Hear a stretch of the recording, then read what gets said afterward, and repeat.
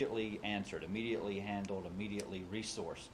We have a database through WebEOC where the counties, as they see an issue arise, they immediately put it in, and it comes to this desk behind us.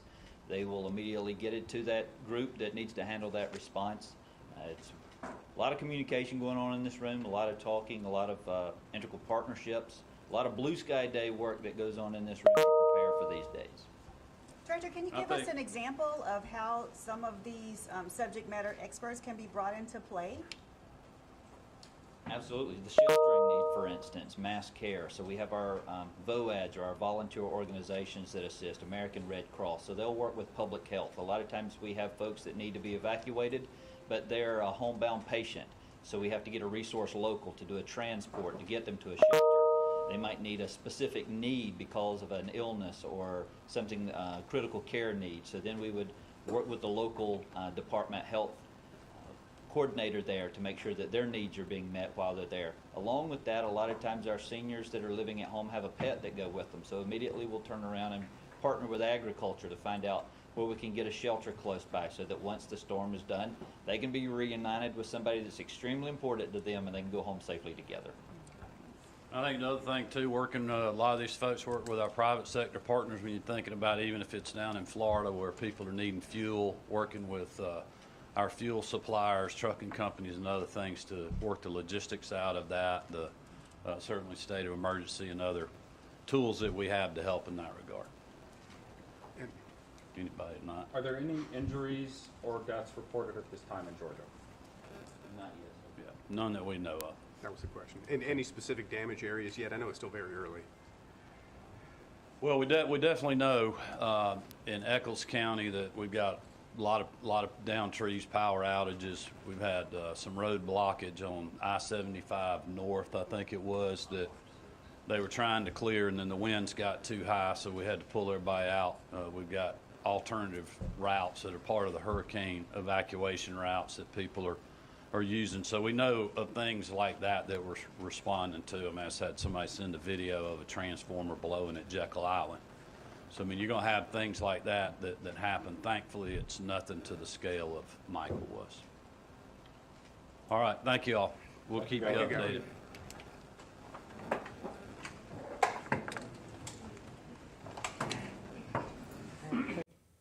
All right, you just heard there Governor Brian Kemp giving us a quick briefing on where we stand right now. I think one big takeaway is that, like he said, this isn't going to be as bad as Hurricane Michael, which was in 2018. So definitely some good news coming out of that conference. Yeah, at the same time, you know, they urged we could still see trees go down on power lines. That can still be a headache, and they've got crews ready to respond, ready to get out there, of course. But as he mentioned, they've got to stay safe too. They got to wait for the storm to lighten up so they can get out, hopefully get everybody's power out and point out those big damage areas. Absolutely. And some of those local counties of ours were ones that were mentioned by the governor today. You're talking Bryan, Chatham, Liberty. Storm surge, definitely a big concern here as well. Yeah, so, you know, I know you're looking at it and you're hearing them say, oh, it's slowing down. Or even checked with Chief Meteorologist Dave Turley, said, yeah, probably a tropical storm by the time it gets to us.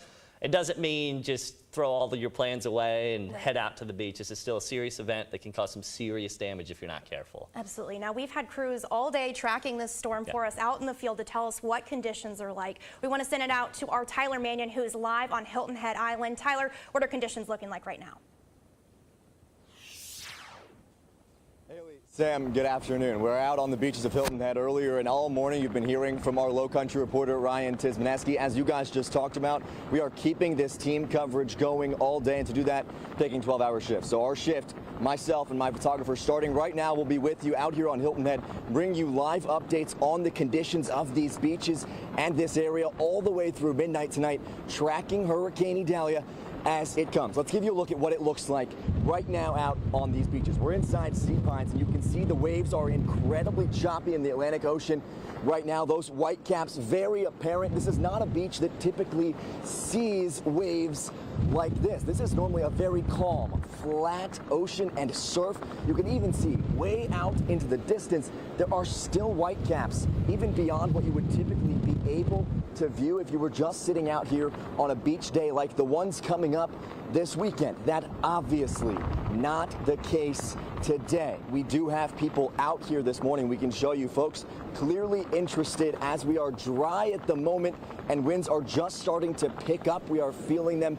Just simply pull my jacket, if you will. You can kind of see that now as it comes through. Those are the winds we're looking at right now. Not incredibly severe just yet, but we are expecting it to only get worse. We are starting to get a little bit of moisture. I have a handy towel here that I'll be using to wipe the lens. Of course, it is humid out here, and we will be keeping you as informed as possible. But these winds, we know, only set to pick up. So the message right now from the town of Hilton Head is, if you can, just stay home.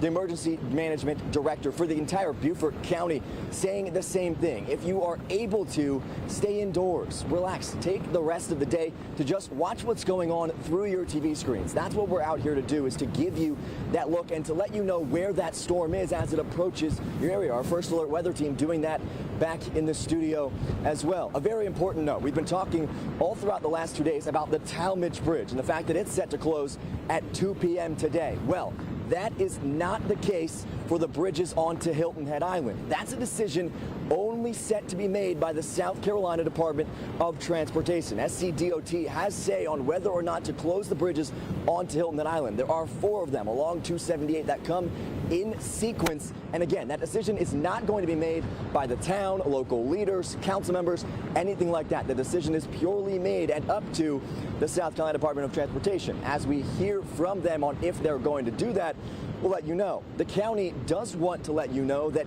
they don't think it could be safe later on today to go across those bridges. So their message, stay off the roads, stay inside. The folks out here right now, probably not in any danger, but as this storm gets closer and over the next few hours, as these winds pick up, you have to make sure you're sticking with us, because our first alert weather team will let you know when it truly is not all right out here. We know in other areas to my south right now, especially across that South Carolina and Georgia state line, those winds are intense, more so than they are here, and that storm making its way up to us in South Carolina over the next few hours. So if you're watching this, if you're on Hilton Head, if you're in the South Carolina area, don't come out. There's no reason to. We're going to keep you informed. We're going to keep you up to date. Let's give you another look at what this ocean looks like, because the message from lifeguards, Shore Beach Service, who takes care of these beaches over the last 48 hours, has been stay out of the water, let alone right now. As these winds pick up, so do the waves. I'm going to wipe the camera again just to make sure that moisture's not getting through to you. One of the things they're concerned about is riptides. This is not a place, like we talked about earlier, that gets many waves. It's also not a place that gets very strong riptides, but that is completely opposite today. I spoke to the man who leads Shore Beach Services yesterday, and he said even at that point that they were warning people to stay out of the water. That was even when they had lifeguards on the beach set up in stands. Let's take you up the beach, show you what it looks like now for comparison, because those big beach towers, those lifeguard towers you're used to seeing out here on the beach of Hilton Head, they're gone. They're nowhere to be seen. They were brought down and brought up the beach as far as they could, and even in some instances brought to a storage place to be taken as far away from these conditions as possible. So again, this is what the beach looks like right now. Typically, that's covered in chairs, it's covered in umbrellas, it's covered in lifeguards. That's not the case right now. All of those things have been tied away in safe, secure locations to keep anything from becoming a possible projectile. Now, as we said at the beginning of this little live hit, we are going to be out here until midnight tonight, giving you all the updates, bringing you these live conditions as they continue to progress. You can stick with us. We'll bring you into the Hilton Head conditions. We'll bring you into the beach. We'll bring you into the ocean. We'll bring you into local businesses, show you what they're doing. For now, send it back to you guys, Sam and Haley in the studio. All right, thank you, Tyler. And as you could tell, the wind was even picking up throughout the time that he was just out there in those quick 2 minutes. So, I mean, the big message there is definitely to stay home. You could see people starting to mill around on the beach. You know, officials say to definitely not do that today. Yeah, that temptation is there, right? You're thinking it's not so bad, but if you don't keep it locked in, you know, here on WTOC or with your First Alert weather app, you could walk out and find yourself caught in a bad situation at any moment in time. And, you know, we saw there on the beach, they're taking precautions, right? They're doing their part. We got to do our part. Absolutely. All right, well, our Flynn Snyder, he is joining us live in Savannah right now. He's going to give us the latest on the current conditions down there on River Street. Yes, Sam, Haley, good afternoon. We are here just outside of the Plant Riverside district here on River Street in Savannah. Wind coming in waves at this point. We're at a little bit of a lull right now, but I can feel that wind picking up a little bit. What we've seen so far is a few handful of people walking around trying to get a lay of the land for themselves before conditions are expected to deteriorate a little bit later this afternoon. I want to give you a look at the water because this is what all eyes will be on as we head into the afternoon and early evening hours. Savannah officials tell us that River Street is one of their main area of concerns because of that potential for flooding. Right now, water levels look good. They look pretty much about normal from what River Street typically looks like. But they said that last night around high tide time was when the water got pretty high close to the railings here on River Street. So certainly will be something that crews will be watching out for, city officials will be watching out for as we approach the afternoon and early evening hours. You can see, though, that the water is a lot choppier than it typically is. I mean, it's usually pretty calm here on the Savannah River at Plant Riverside, but it is a lot choppier than we see. That's causing officials and several businesses. If we walk over here with my photojournalist Ricardo, we can show people how businesses are taking precautions against this expected potential for flooding here on Plant Riverside. We are here at the JW Marriott, right at the base of MLK and River Street. And what they have are these alternative sandbags that they are placing all across buildings, several of the outdoor restaurants that they have here as well. So these will be placed all around the buildings today. Certainly a lot of the shops closer down towards the Hyatt portion of River Street as well. We're also talking about transportation, getting around today. The officials are asking you not to do so. They say if you don't need to be out on the roads, don't be. There's no reason to be today unless absolutely necessary. We heard from city officials a couple hours ago. We heard from city manager Jay Melder, who told us that fire and police will be responding to all calls as long as it is safe to do so. But as we told you yesterday, we spoke to SPD's emergency manager. He says that there becomes a point when the tropical storm force winds become sustained that it's not safe for officers and firefighters to be out on the roads. Right now, we haven't hit that point yet, but they say that is a possibility, so something to just be mindful of. You take a look behind me. We've been talking about the Talmadge Bridge. We learned at 6 o'clock yesterday that that bridge will be closed to vehicular traffic at 2 o'clock today. That's from GDOT, of course. That is the one of the main ways people get into South Carolina from Savannah and vice versa. And then across the river here, as we look over onto Hutchinson Island near the Savannah Convention Center, City Manager Jay Melder this morning said that crews are stationed on Hutchinson Island as well in case they do need to respond to anything Talmadge related or close to River Street here as well. So crews are geared up. They're ready to go. We haven't heard of any serious calls right now as conditions have not really deteriorated yet like we are expecting them to later this afternoon. But City Manager Jay Melder said, look, the threat is very real from this storm. We heard from SEMA Director earlier.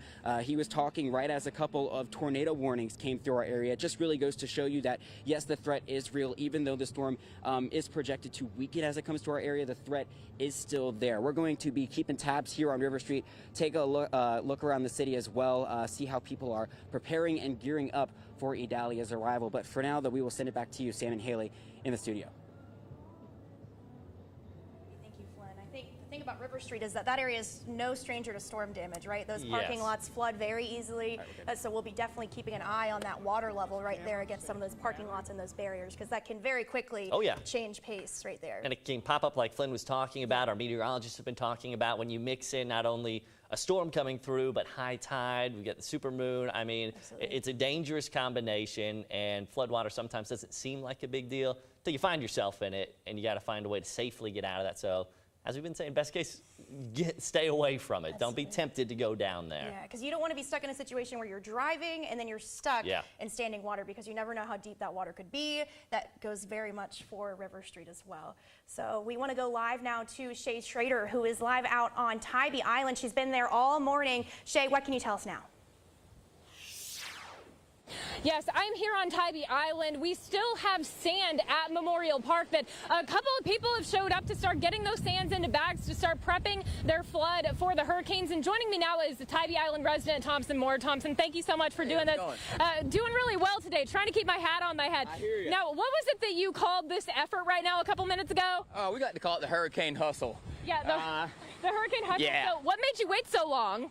Well, that's a good point, you know, things constantly change as these kind of storms approach, and we've had a lot of responsibilities, you know, as mariners. We got a lot of boats in the water. We have friends and family that have these coastal kind of situations, and so we tend to come together all at once to really help one another. And you know, as you see, you got some good resourcefulness here. We got one of these cones flipped upside down and ready to pack it up and go save some houses, and we're almost out of all these bags, and here we are. It looks like you guys are doing it pretty efficiently. I'm going to step out so our photog Eli can get a nice shot of this. But I know that you said that you're a mariner. You know, why? I'm going to step across the frame here. Why is it so important for you guys to get these sandbags loaded up and ready to go? You know, what happens is, you know, the tides kind of rise, water gets held in, and what's happening right now, our moon cycle is rather full, and so we have a lot of water, and the way this storm has kind of moved hasn't really been the best situation, or I guess kind of a compound situation here, where the winds are going to hold the tides in, things are going to kind of come up a lot higher. It's kind of really imitating what one of our more serious storms have done in the past. And so now we're just trying to keep the water out and keep the good vibes in. Yes, absolutely. Very, very good to be prepared. And the city of Tybee Island is offering this sand to residents of the island. And just looking right now, there is still plenty of it left. Definitely not the amount of sand that we saw here yesterday. There were lots and lots of people lined up to get their bags prepared, but there is still a decent amount of sand left. So if you have not made those preparations, if you have not gotten your sandbags, you do still have the opportunity to do so here at Tybee Memorial Park. We are expecting conditions because of Hurricane Idalia to deteriorate here on the island within the next couple of hours. We've seen people making last-minute preparations all morning. We've seen people getting water and non-perishable food at the IGA market. Now we see people getting their sandbags ready. There is still time, but not very much, because again, we are expecting these conditions to be coming in within the next couple of hours. This storm could bring with it flooding, hence the sandbags. There could be power outages. We do know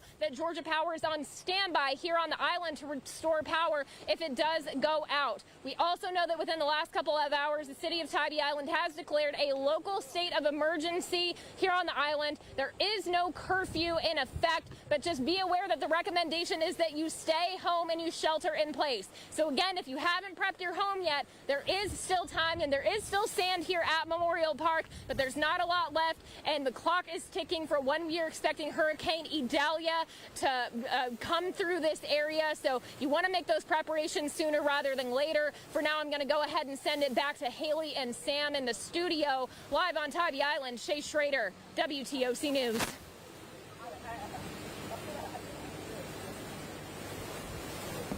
That was a good little tidbit of advice. Keep the water out and the good vibes in. Definitely high morale going on Tybee ahead of this storm. But we want to send it over to meteorologist Andrew Gorton for a look on the latest conditions. Andrew. Yeah, you know, good vibes. Let's hope we keep them going. But this is the center of circulation, and this is going to be moving into some of our southern communities here within the next couple of hours. Now, it is weakening a little bit. That's the good news. Cat 1 strength right now.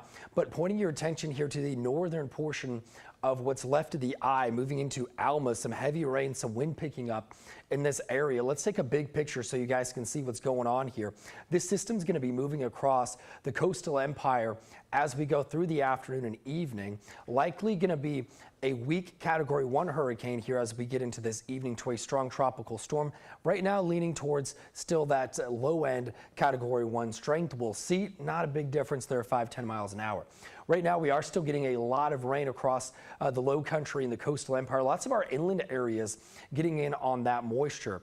Right now the sustained wind 15 to 30 miles an hour. Notice closer to that center of circulation over in Coffee County, closer to 40 miles an hour. We've seen these wind gusts start to creep up, and of course it makes sense right along our southern areas where it's by that center of circulation, wind over 50 already. So that's what's coming our way. As it weakens, though, maybe seeing less of those. That's the good news. Hurricane warning, though, in effect, probably woke a lot of us up this morning. I know that maybe not too thrilled about that hurricane warning. Doesn't happen all that often for our area, though. Let's take a look at that wind field as we go into the evening. It's shrinking, but I still think the potential is there for wind gusts over 60 miles an hour through the afternoon into the evening time frame. Later into the low country, maybe just after sunset, moving out of here thereafter.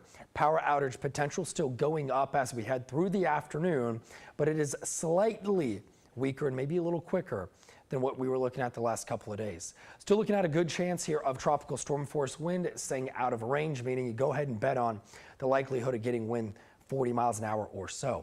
Current view out over Tybee, pretty gross out there right now. The wind for you guys picks up later on here today as that low gets a little closer to us. We're past the morning, so let's get into the afternoon. Tornado risk is going down. That's the good news. I think we'll see some isolated gusts, still 60, 65, not out of the question, especially near that center of circulation and also along the coastline. Maybe bringing those down a tiny bit. We're not really changing the impact, but tweaking this as the system weakens as it pushes inland. We've also been talking about the storm surge, the forecast 2+ feet. Right now, still seeing that latest forecast from the National Weather Service of a 10.3 high tide, about a foot higher than last night for tonight, Tybee Island. That'd be after 8 o'clock. Future radar shows the center circulation over our area here late afternoon into the evening. This is at 5 o'clock. Now this is the low, so you might get in on some strong wind gusts but not have the rain. It's not a thunderstorm. You don't have to have both. Perform a little differently. They form differently. So just keep that in mind. You don't have to have that heavy rain to have the very strong wind that could cause the power outages. Now as we get closer to midnight, this storm, this hurricane, maybe a storm at this point, further up the coast, and we're getting some of those wraparound showers on the back side of it. 7-day forecast, want to end with some good news. It's been kind of gloomy here in the weather department as of late, but let's look at the nice weather that comes back behind this. We've got those 80s, even some mornings in the 60s coming up as we get into our holiday weekend. And make sure you go into that WTOC weather app as well. Get your latest forecast when we're not on air. All right, thanks a lot there, Andrew. The latest on the forecast for us. And we do want to check in our Simone McKinney. She's out in McIntosh County. She's at their emergency communications center. She's got the latest for us down in McIntosh. Simone?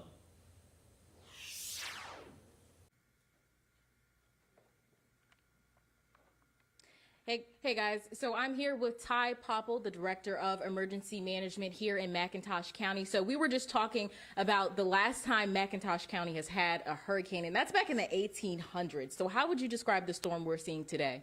Well, if we get what's forecast with a sustained hurricane wind, it'll be the first time in over 100 years that McIntosh County's actually had a hurricane come through or been struck by a hurricane.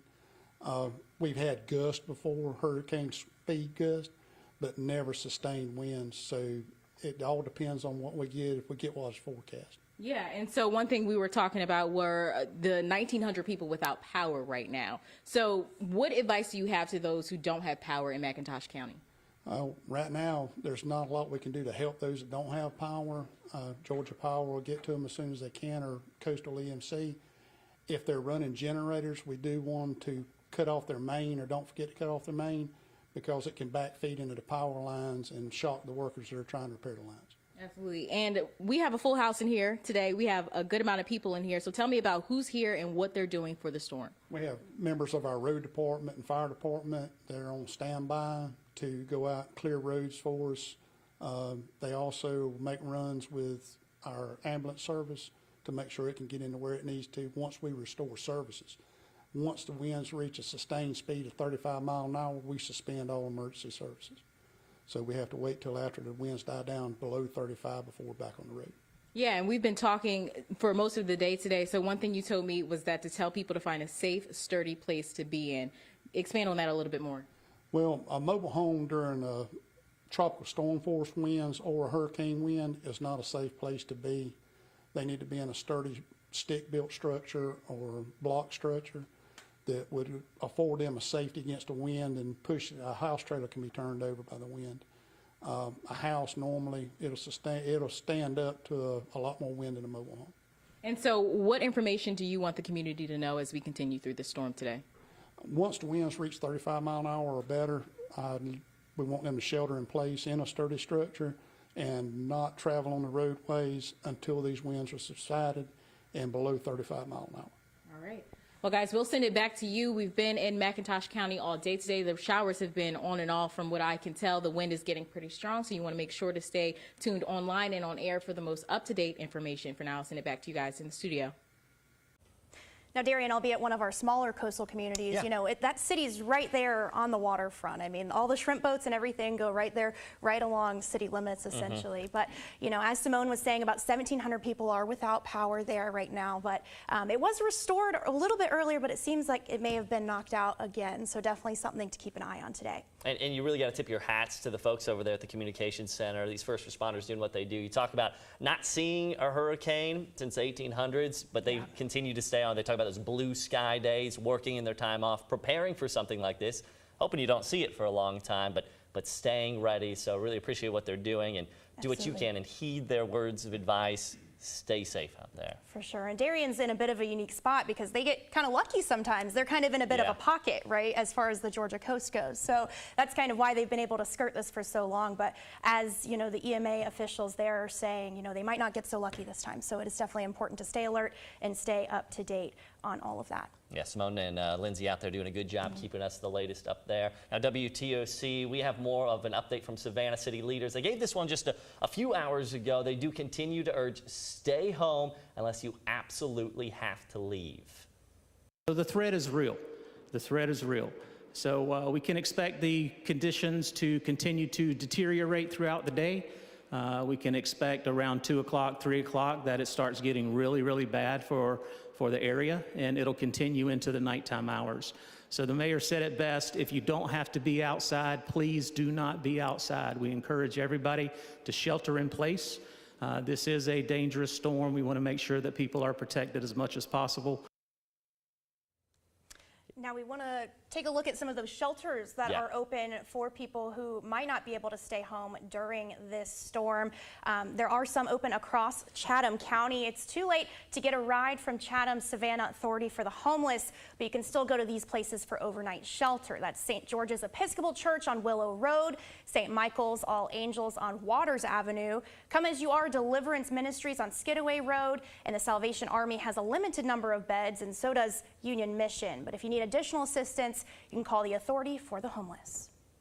We do have some new photos here to show you some of the damage this storm is already bringing out here in Liberty County.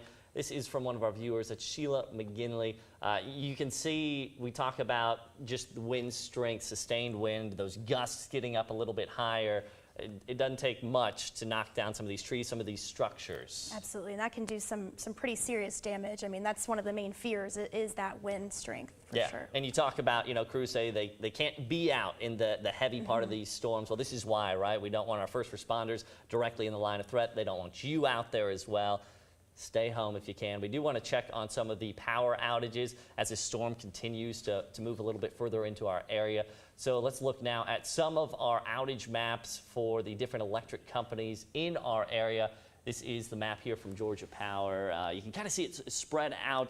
We've got a lot of different areas, and it's hitting in pretty specific spots, right? But you're seeing different outage levels from 100 or so people impacted to 2 or 3 people impacted. I think as we see this storm move further into our area, a lot of folks right now maybe have got that power going to find themselves without it. So yeah, if you've got those devices, get them charged up, make sure you've got water, everything you might need, because you may be safe right now as far as power outages go, but in a matter of hours that could drastically change, so you want to stay ready. Yeah, and Sam, like you said, those outages are pretty sporadic. I mean, I know we're running off of a generator here at the station right now. Earlier, some of those outages were pretty confined to South Side and that area of Vernonburg, but it looks like it's definitely spread out throughout Savannah city limits at this point. So definitely, like you said, charge up, be sure to charge those phones while you can.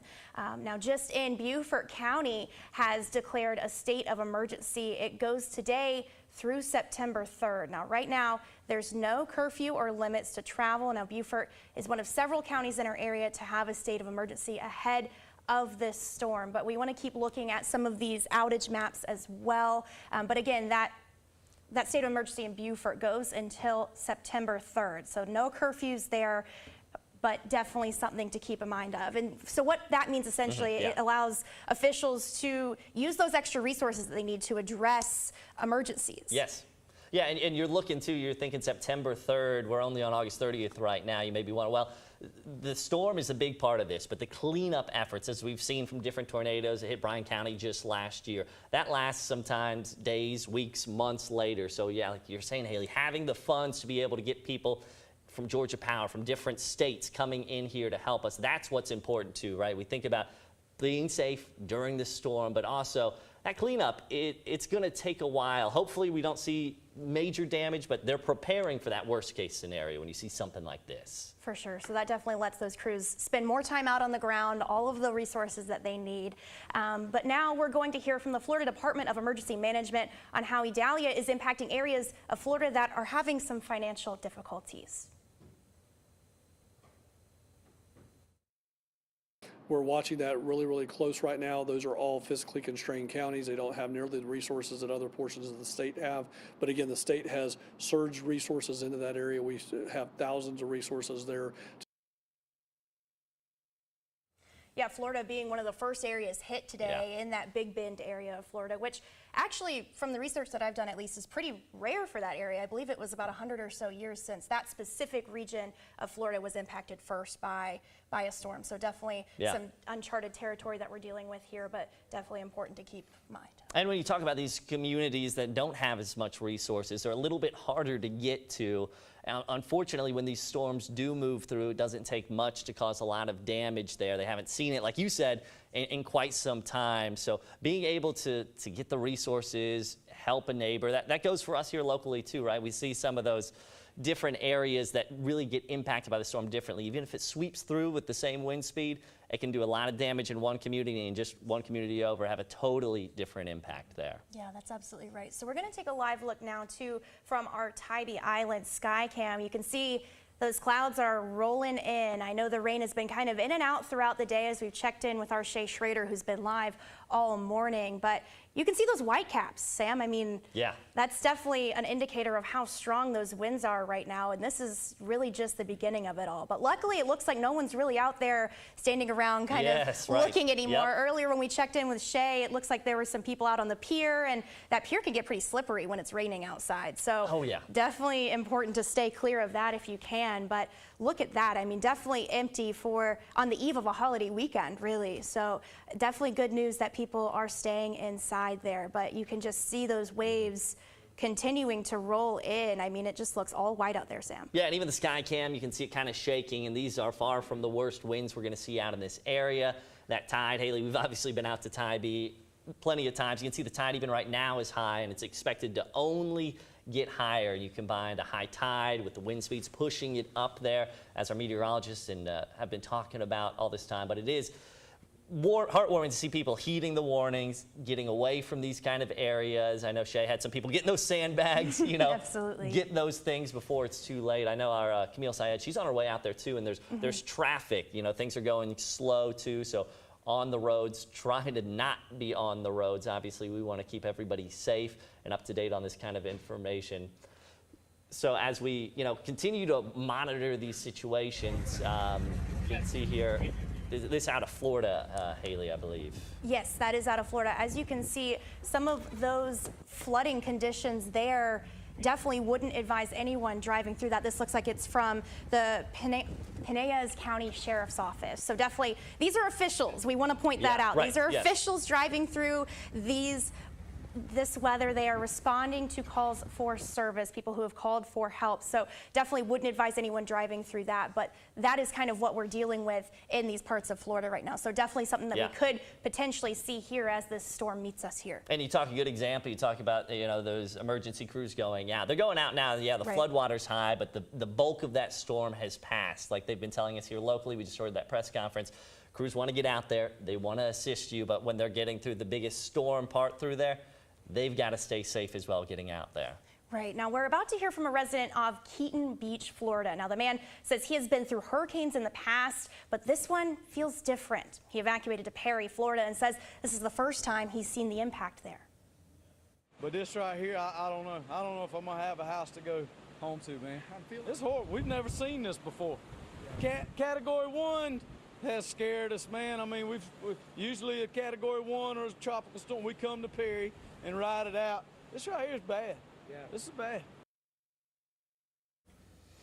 Absolutely, definitely some scary moments there. But, you know, a lot of people who live in these coastal areas, people aren't really strangers to weather like this. But, you know, you want to take each storm seriously, right? I mean, you don't want to get complacent just because you've survived several hurricanes in the past. Each one is definitely different. And just like that resident said there, this one is unlike anything that he said that he's seen. Yeah, they see their own challenges, different impacts to different communities. I think Kyle Jordan said it earlier. Yeah, you may have seen something like a tropical storm before, but it's no reason to let your guard down. We're going to give you a live look now out here from our airport sky cam. You know, a lot of these flights changing plans for today based on the storm system moving into our area. Yes, now there definitely have been some cancellations coming out of the airport. So if you are planning to travel today, we encourage you to check in on the airport's website to check your particular flight. At last check, it looked like most, but not all, were canceled. So definitely that is being taken on a case-by-case basis, and one would imagine that that will change throughout the day. Yeah, and I know it can be frustrating, right? You're hoping to get on your flight and get to a destination, but again, just like many of our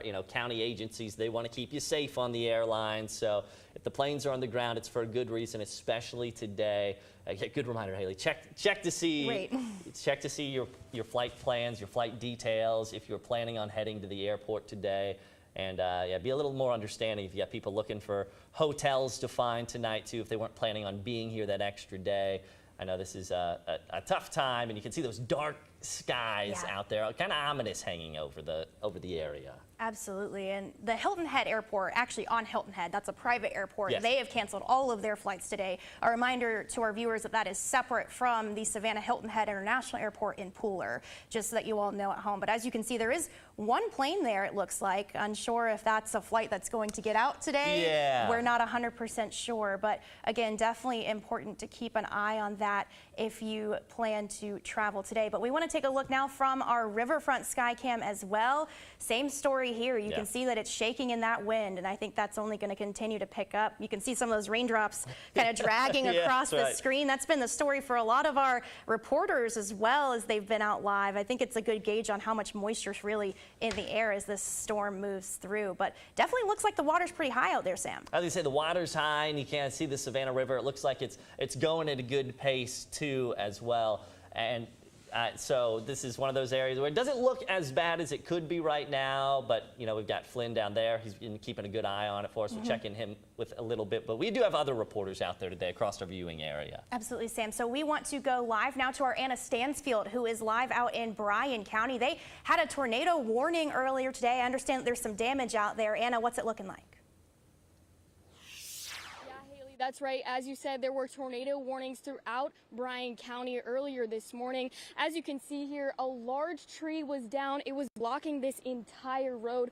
Crews actually just left here. Bryan County Public Works just left, honestly, a couple seconds before we took this shot. They had a large loader pushing debris from that tree back into the woods so that we can get some vehicles back through this road. You can see debris all over this road. Again, this was a massive tree that fell here that was blocking any traffic in both directions on this road. As for conditions right now, as you can see, there is no rain right now. Wind isn't too strong in the location I am in right now. I am, again, in South Bryan County near Richmond Hill.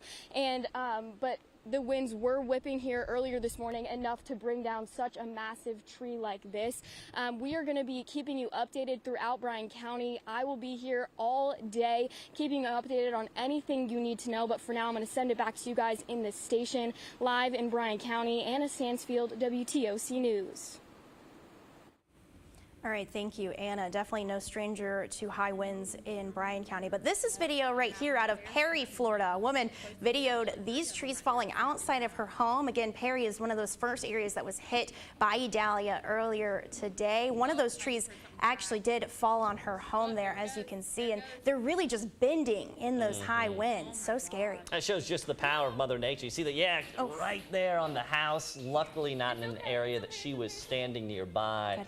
But certainly a worst case scenario situation. And you see the tree going down there in Bryan County. It's a good reminder of just what wind gusts can do. And when you combine that with sustained wind, which we might be seeing a little bit later today, this is why we want people at home, right? You don't want to be on the roads when one of those trees comes down. Right, and like we were touching on earlier, the people in Bryan County have dealt with so much over the past year and a half or so. For those of you who aren't familiar, just last April, Bryan County experienced a pretty serious tornado as well. So those trees falling, I'm sure, is definitely frightening for the people who live out there. But that's why it's so important to make sure that you're paying attention to the weather and staying inside and staying as safe as you can. Yeah, because that temptation is there. You look out your window and you think, oh, it doesn't look too bad. Maybe I can run here. Maybe I can grab this real quick.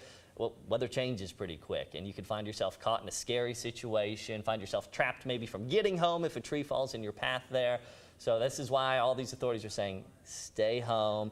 Even the video there, Perry, you know, that temptation, you want to be by the window watching it. Well, you can put yourself in danger even trying to get those videos, those images of the storms as they're rolling through. Absolutely. And while it is helpful for us to see those videos and those photos, it's not worth risking your life, right? So please don't feel like you need to be out there taking videos or pictures for Facebook or anything like that. You know, definitely be sure to stay away from windows as those winds get higher. Yeah, safety first. Now, staying in Florida here, moving over to Key West, the work to clean up, they're already starting their cleanup process from Idalia, has begun there. Right, and here's what one person has to say about that cleanup.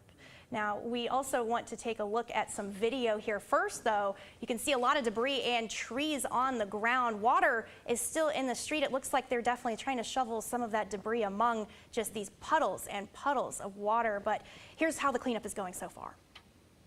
There's a lot of stuff here. The city's got they're spread a little thin right now, so we figured we'd take it upon ourselves and just start getting it cleaned up. Well, a reminder here, we heard from Georgia Governor Brian Kemp just close to an hour ago. We are going to hear from South Carolina's governor on the storm very soon as well. Governor Henry McMaster, he's going to give an update on the storm today right around 2 p.m. And of course, WTOC is going to bring that to you live on air. You can also stream it on WTOC.com. If your powers go out, you got that mobile device, you can be able to stay connected and figure out exactly what's going on. Right, a good reminder to charge those devices now too, because once that power goes out, those cell phones do become your lifeline. So definitely be sure to charge those right now so that you can stay with us for the latest updates. Now, we want to walk through some of our local states of emergency right now as well. Savannah Mayor Van Johnson has declared that local state of emergency, and that gives the city manager the authority to execute emergency management plans and get the necessary resources to respond to any impacts brought by Idalia. Now in Chatham County, the chairman of the Board of Commissioners, Chester Ellis, signed a resolution declaring a local state of emergency due to Idalia as well. Now some other areas, that includes Bryan County, Beaufort County,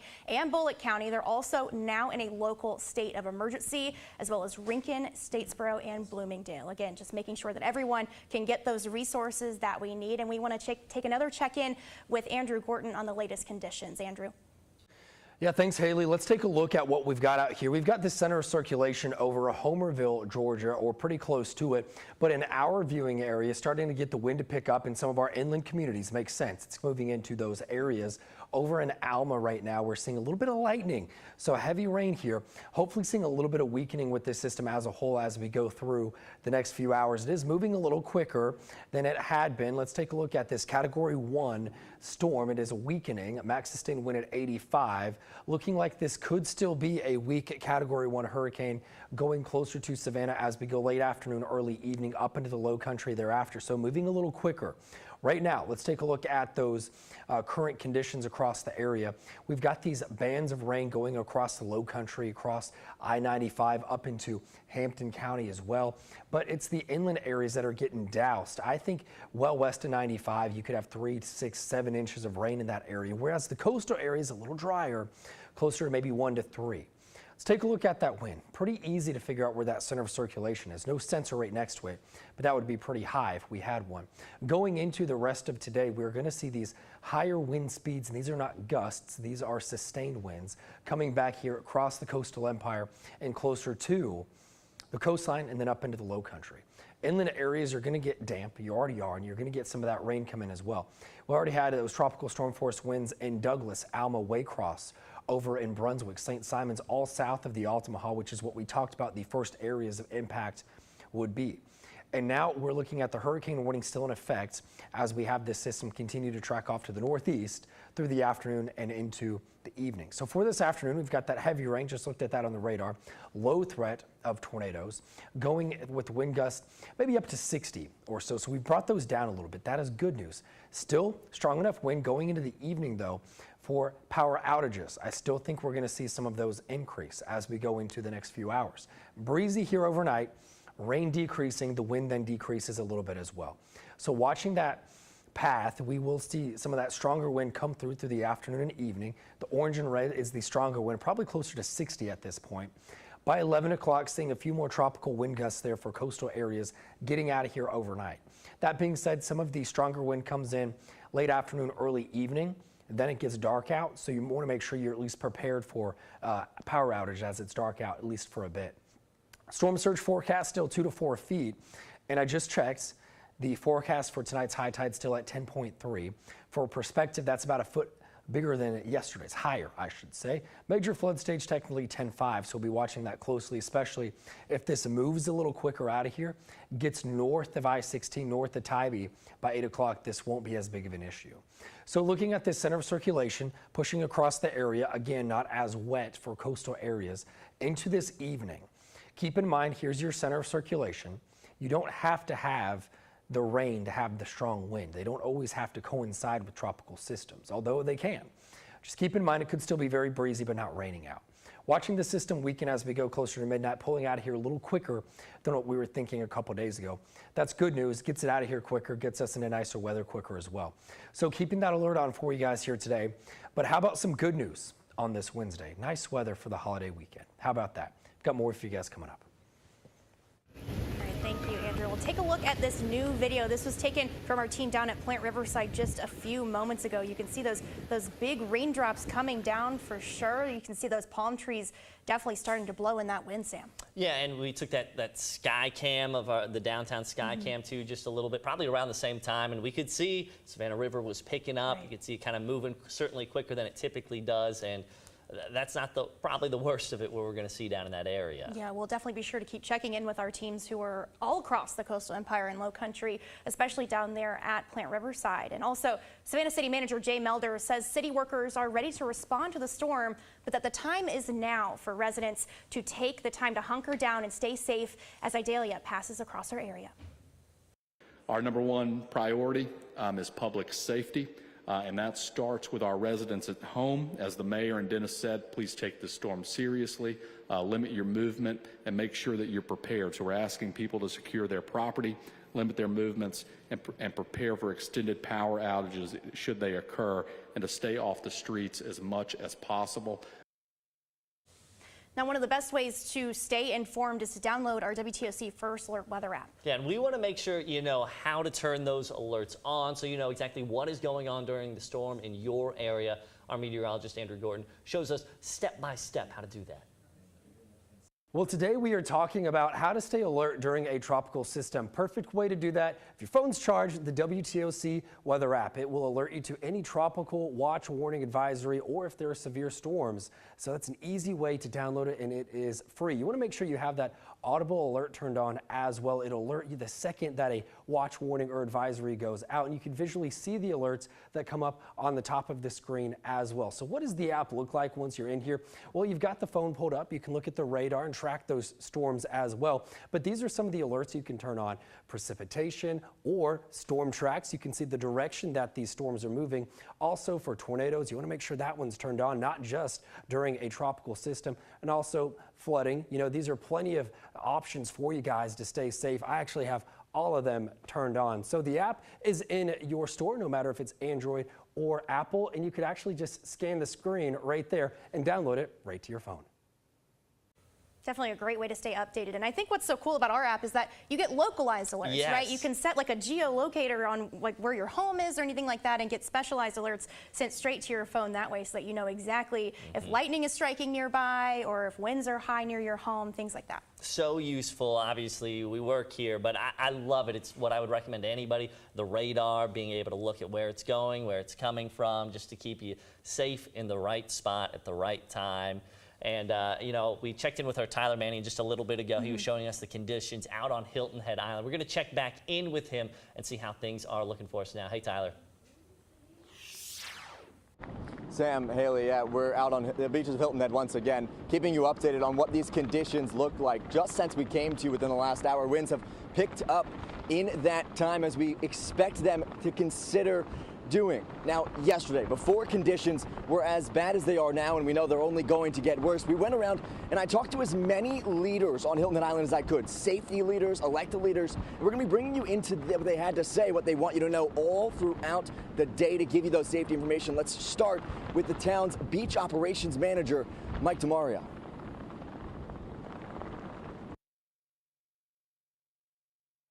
fast. My goodness, you can see his jacket really starting to move with those high winds coming in off the coast. Yeah, you see it, you can hear it, and you know, Tyler did a lot of groundwork yesterday, like you said, talking to all these officials, making sure everybody knew exactly what was going on, how to prepare for this storm, which is really the worst of it still on its way out there. We do want to get back to Tyler. He's got a little bit more for us out on Hilton Head. Tyler? Idalia is going to bring a lot of wind and rain, and when you couple that with, or partner that with the tides, we could have a lot of water coming into the island, kind of in one event. So the concern is just that people stay safe, people stay off the beaches, and people just be very respectful of the water. Again, that's the beach operations manager for the town of Hilton Head Island, Mike Tamari, and he's telling you, stay off the beaches. If there's anyone more qualified to do it, I don't know who that would be. That's the advice from the town of Hilton Head, which has declared a state of emergency on the island. They tell me in the last half hour that this has happened. Essentially what this does is allow nobody to have to worry about funding. Everything should be able to get paid for through this. That's talking about overtime for staff who's working. That's talking about preparations, and that's talking about damages and what gets done afterward. You heard Mike DeMario, the beach operations manager of Hilton Head there, say just don't come out here. You can see the wind right now whipping through the jacket, the windbreaker that we have on. The beach is pretty much empty. You can look right up this way. There's not a single person out here. That's what we like to see. There were just a few young people out at the top of the beach here, and they asked as we walked down, they said, excuse me, what's going on? What's going on? They were in bathing suits. I had to tell them, look, the rip currents out here in the water. Mike DeMario said, respect the water, right? The rip currents out there, you can see the waves coming through. The rip currents, you can't. We know that when rip currents get as high as they are right now, not even an Olympic swimmer can get through that safely. This is not a time, this is not a day to be coming out here. And this empty beach up to my left, this is what officials and security leaders on Hilton Head are hoping for the rest of the day. Just up the beach beyond here, you can see the sand dunes. Right now, you heard Mike DeMario talk about the tides. The tide, there's a lot of beach out here right now. We know that's not going to be the case throughout the rest of the day. That much sand leading up, and then the dunes themselves, those dunes, talking to DeMario yesterday, he says they're to protect the property. You can see beach houses right there, just off the shoreline. The dunes, they're hoping will protect property like that, like this restaurant behind me. We'll bring you up there a little bit later to show you what they have done to prepare, tying down chairs and things of that nature. But you can see just how much beach and the wind blowing me as we try to walk down this beach. You can see that probably in my jacket here, how much beach there truly is. We know that's not going to be the case throughout the rest of the day here on Hilton Head Island. Of course, as it continues, as it deteriorates, we'll be back with you as much as we can to give you these live look at conditions. Thankfully, right now, no rain is the story, which is good. These winds still calm as well. For now, Sam Haley, sending it back to you all in the studio. All right, thank you, Tyler. Thankfully, it looks like all the people who were milling around earlier when we checked in with him about 30 minutes ago have since gone inside, and thank goodness for that. Yeah, exactly right. And, you know, Tyler doing his part, too, making sure folks, maybe you are visiting from out of town. You know, obviously, a lot of tourists out on Hilton Head thinking, I got to get in my beach time. Today's not the day to be heading out to the beach. Heed the warnings out there. Stay inside. Keep the TV on. Absolutely, Sam. Now, state leaders in Georgia gave an update shortly after noon today. We took that live on air here at WTOC, and that's on how the state is responding to Idalia. Now, GEMA Director James Stallings said help is in place and ready to go. We are prepared. We've got pre-positioned assets all over the state. That includes State Patrol, DNR, Forestry Commission, Georgia Guard. We're ready. Air assets, drones, search and rescue teams. We have tarps, MREs, waters, all the things that you would think that would be needed in a time like this. We have those pre-positioned and downrange. Now, again, we're also going to hear from South Carolina's Governor Henry McMaster on the storm as well. The governor giving that update right around 2 o'clock today. And of course, we're going to bring that to you live on air, or as always, you can stream it on WTOC.com as well.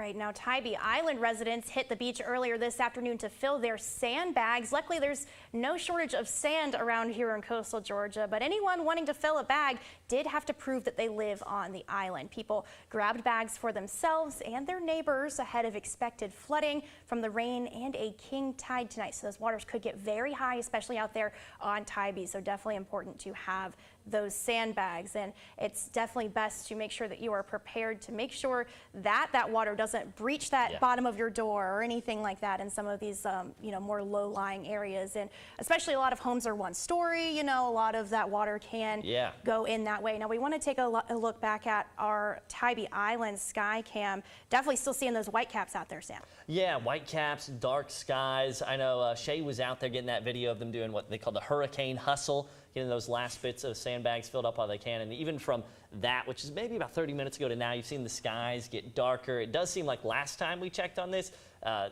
ocean kicking up even just a little bit more. And it sounds like it's going to continue to do that throughout the next few hours as well. Yeah, absolutely. And we played some sound earlier from the press conference from Governor Brian Kemp as well. I think something that was really good to point out from that is that no injuries so far, right? The storm has started to make its way to our state. They don't have any reported injuries or deaths at this point in the storm, which is certainly good news there. But, what's really important, these crews are ready to go, but these winds need to die down first, too. I mean, for them to be able to fix any of these power lines, they can't be up in bucket trucks in these high winds. So definitely keep that in mind and use your patience as you're waiting for power to be restored if you've already lost it, or if you do throughout the day. Yeah, and even if you're not seeing rain, they were talking, I know Andrew was talking about this as well, maybe not as much rain on the coastline, but we're still going to see those winds, and I think we're still going to see that tide moving in. I know we had Cutter Martin join us earlier in the day, and he was talking about, over the past few years, Tybee has worked to get a lot of those homes up on stilts. They haven't got all of them yet, but there's a reason for that, because when that water moves in, it doesn't take a lot to get it into homes, to cause some serious damage. So that's why they're coming to you and getting those sandbags. And, like Shay said, got to be a Tybee resident, but it's not too late to get out and get those as well. Yeah, absolutely. And so now we do have a story coming to us out of Florida as far as what that aftermath looks like there in Bradenton. Let's take a look. Out here along the Bradenton Riverwalk, we've been dealing with the wind all morning. Now we're combining that with the rain. High tide about 12:30 this afternoon. Folks out here at this beautiful pier area, they're checking out the damage, taking a lot of pictures, and seeing a lot of rain out here. The force of the rain has really brought the water up here and a lot stronger onto the actual Riverwalk area.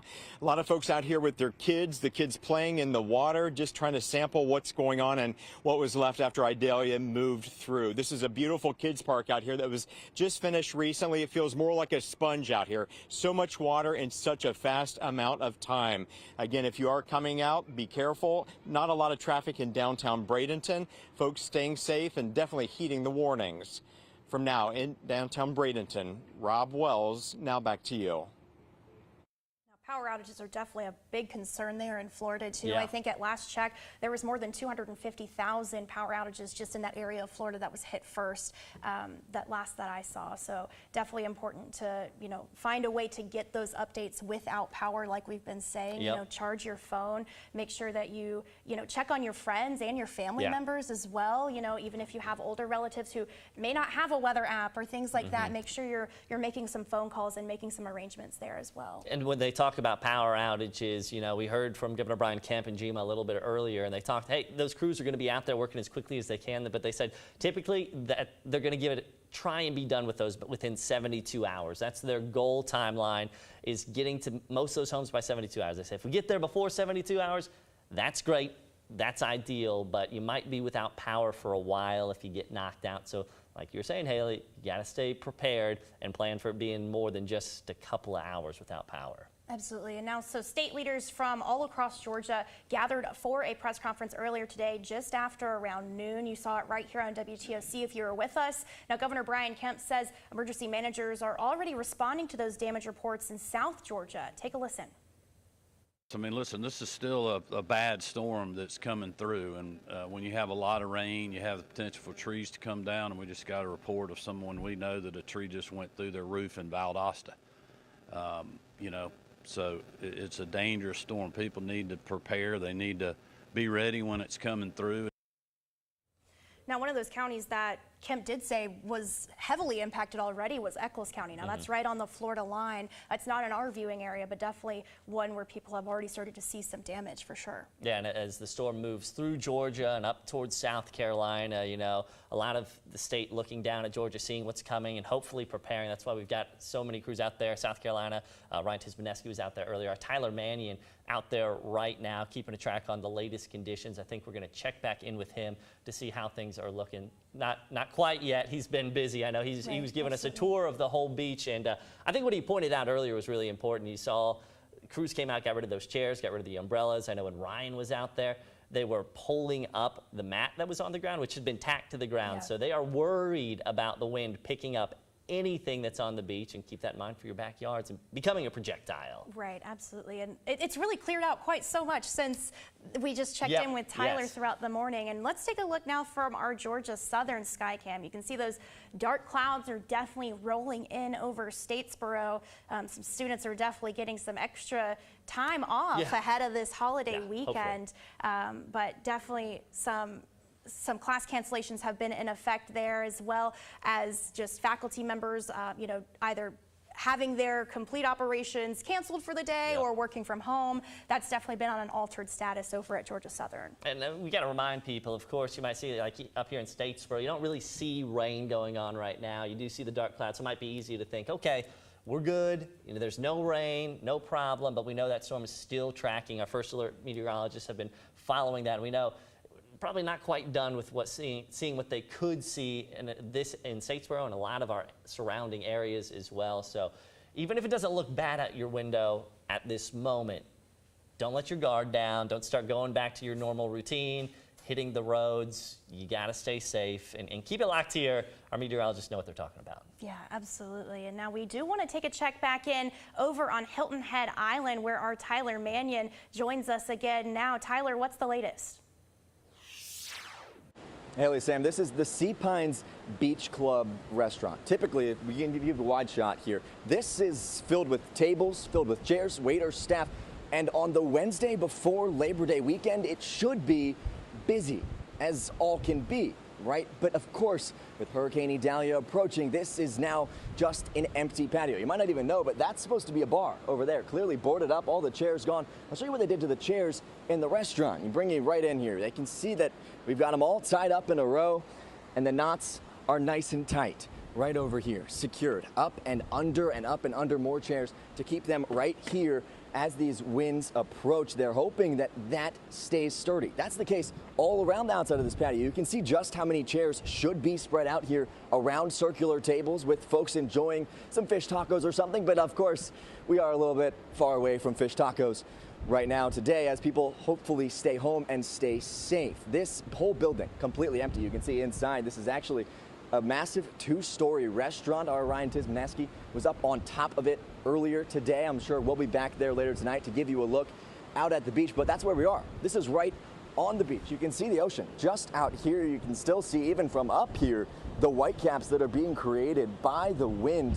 It's incredibly visible. It's obvious. And you know what else we don't see right now? Thankfully, we don't see folks in the water. That's what the town of Hilton Head and emergency personnel are focusing on at this point in time. I'm told that their main concern is storm surge today. The winds that cause that, they say, could be more than they were even expecting yesterday, believing that the storm is moving even stronger and faster than they were expecting yesterday. Of course, our first alert weather team has been tracking this throughout. But again, this is supposed to be a bustling restaurant. It's the middle of summer. Labor Day weekend is one of the biggest Hilton Head Island sees all year round. And instead, just 3 days away from it, we're empty. We have a cleared out patio and restaurant. Haley, Sam, I'm sure the studio is not looking quite as empty right now. I know you guys have a lot going on back there, but out here on Hilton Head, thankfully the restaurant, the beaches, the ocean, all pretty much clear right now. That's what we like to see. Send it back to you guys as we hope that continues. Thank you, Tyler. Definitely a bit of an eerie feeling seeing all those tourist spots completely empty ahead of Labor Day weekend. Yeah, it certainly is, and I know it's not easy for businesses, right? They're counting on that money leading into a big week like this, but that just shows you how important it is to play it safe, do the little things that are going to make a big impact for you. So, yeah, we appreciate all our restaurants, all our businesses sacrificing today look good for the long run there. Absolutely, safety first. Now, we do want to send it out to our team who is in downtown Savannah. That's our Flynn Snyder. Flynn, how are things looking down there? Yeah, Haley, at this hour from like the last time we talked to you about an hour ago around lunchtime, it's gotten pretty empty around here. I want to give you a sense of kind of how some of the businesses along River Street, I mean, one of Savannah's most iconic parts of the city, are reacting to Idalia's expected impacts. We are outside of Riverfront here on River Street. You can see they have their sandbags inside ready to go. They are closed for the day. And if you take a walk with me down River Street here, to my right here, you can see all along the street, the city has put in what appears to be a pump to alleviate any potential flooding. We've been talking all morning about how that's a possibility down here on River Street with the high tide coming in off the Savannah River. We've also seen Chatham EMS, police kind of just circulating, monitoring, making sure everyone is staying safe. We do have some people out and about today kind of just trying to get a lay of the land, to look around before those conditions are expected to deteriorate soon. We just talked to one woman. She comes up to us. She says, nothing's open. There's nothing to do. Well, there's a hurricane expected to come, so that's why everything's closed today. There are some restaurants that are still open here on River Street. We are here outside of Huey's. It's the green building right across from the pavilion, directly across from the Savannah Convention Center. We walked up to the restaurant, and on their door over here, if you come over here, Ricardo, we can show people the sign that greets customers. According to this sign, Huey's is open right now, but they will be closing at 9 o'clock tonight and reopen tomorrow morning at 8 a.m. They say be safe and see you soon. That's the message we've been hearing from across the city. As you know, we head into the early evening overnight hours is when those conditions are expected to deteriorate. You talk about tourists that we just saw walking by, the woman who said there's nothing to do. Well, to insult to injury, the city also canceled all tour activities at noon today. So those have been stopped because of the weather. For anyone that is needing a place to stay tonight to get out of the conditions or are experiencing homelessness, the city opened a safety center at the Savannah Cultural Arts Center. That's at 201 Montgomery Street. It's open right now and will close tomorrow morning at 8 a.m. So if you need somewhere to go, that is an option. The Savannah Cultural Arts Center, there's also several others, shelters for people that need to get out of the conditions. I believe we have those posted on our website, WTOC.com. And kind of what's happening right now, I mean, you can see the rain kind of picking up here. That's kind of what's been happening all day today. The rain comes down, the wind picks up, goes away for 15 minutes, and then it comes back up again. As you've been hearing our meteorologists talk all morning, that's kind of what we're expecting as we head into the evening hours, afternoon hours as well. I want, if we can, to safely cross the street here and give you a sense of what the river looks like right now. Again, what we heard from city officials this morning during their press conference was that there is a potential for a higher than average high tide here on River Street. They say last night so the Savannah River got pretty high, close to the railings here, and that's why all these businesses you see are putting up those sandbags. They're preparing, they're trying to get ready for any potential flooding that might come. You could see right now the water levels are still pretty much where they were, where we talked to you about an hour ago. But the waters are pretty choppy right now. We haven't seen any vessels go by. People appear to be playing it safe, not getting out on the water today. And that's the main message that we've been hearing from officials, is that, look, if you don't have to go out, don't. The city of Savannah has a local state of emergency in effect right now. Started at 6 a.m. This morning. And then I just checked in with officials over at Chatham County's Emergency Operations Center. They said that because the storm's track has moved up, they've actually had to call staff in earlier to help arrive at that Emergency Operations Center and monitor conditions as those conditions are expected to deteriorate into the afternoon, early evening hours. And right now you can see the wind is starting to pick up here on River Street. We're also starting to get what appears to be a downpour right now. We're going to try to get under some shelter to make sure our camera doesn't get wet here. But even as conditions tend to come and go, as far as, you know, rain, no rain, wind, no rain, people are still out and about. They're still trying to, you know, look at, you know, what's the scene right now. Of course, city officials say not to do that. That's why we're out here, so you don't have to be. But we will continue to check in with officials. We're going to be driving around the city a little bit and to just get a sense of what it's like out here as Idalia keeps approaching our area. For now, though, that's the latest from River Street. We'll send it back to you, Sam Haley. Well, just into the WTOC newsroom here. No more flights will be arriving or departing from Savannah Hilton Head International Airport today. We were just mentioning some of that earlier, but a spokesperson with the airport says that all remaining flights have been canceled. Now, service is expected to resume tomorrow, but the airport says you should check with your airline for any specific updates. Now, we want to take a live look from the airport right there. You know, like we said earlier, there were some flights that were still able to leave earlier this morning, but that's now no longer the case, is what we're hearing. It was one of those things where it felt like a matter of time, right? I know you were hoping if you had one of those flights out a little bit later today that this wouldn't be the case, but safety first. We got a big storm moving through our area. I think the airlines, they're making the right decision to ground those for today. I know it's not something you ever want to hear if you had a flight planned, but they want to make sure you get to your destination safely. Right. Now, luckily, something that we've heard from the airport, too, is that no one really had to stay the night at the airport or anything because they knew about this storm in enough of an advance. So thank goodness no one really has to sleep at the airport. But we do want to check in with our team who is live out on Tybee Island. Our Camille Syed is live from the Tybee Island Fire Department. Camille, what are they saying? Hey, Haley, I just spoke to the island's fire chief. Now, he tells me that they're just waiting for Idalia to arrive. He says they expect some winds and rain to come in about an hour, but right now it's clearly dry, a little bit of wind, nothing too crazy at all. There is like some puddles around town. Some streets have some puddles. You can see right here at the fire department splashing around a little bit here, but no flooding at all on the streets right now, just some puddles. As far as the streets go, Public Works is around checking drains. I saw them earlier driving around the pier. Of course, we're a little further uptown at the fire department, but they've been checking the drains, make sure everything's okay there, checking the streets. There is a little bit of debris along the streets, nothing bad at all right now. As far as the high tide, they're expecting that around 7. They are flying some red flags on the beach, meaning it's hazardous. You might not need to be out there right now. I have seen a few people wandering around, not too many people at all, as people are encouraged to stay home. Now, Tybee has declared a state of emergency, as we've been bringing you early this morning, talking with Mayor Shirley Sessions about why they decided to do that. Now, there aren't any curfews or anything, no mandatory evacuations. We're continuing to track. We're checking in with local officials, and we'll have more from you as we're going to be out here all day. I'm going to send it back to you, Haley, reporting live on Tybee Island. Camille Syed, WTOC News.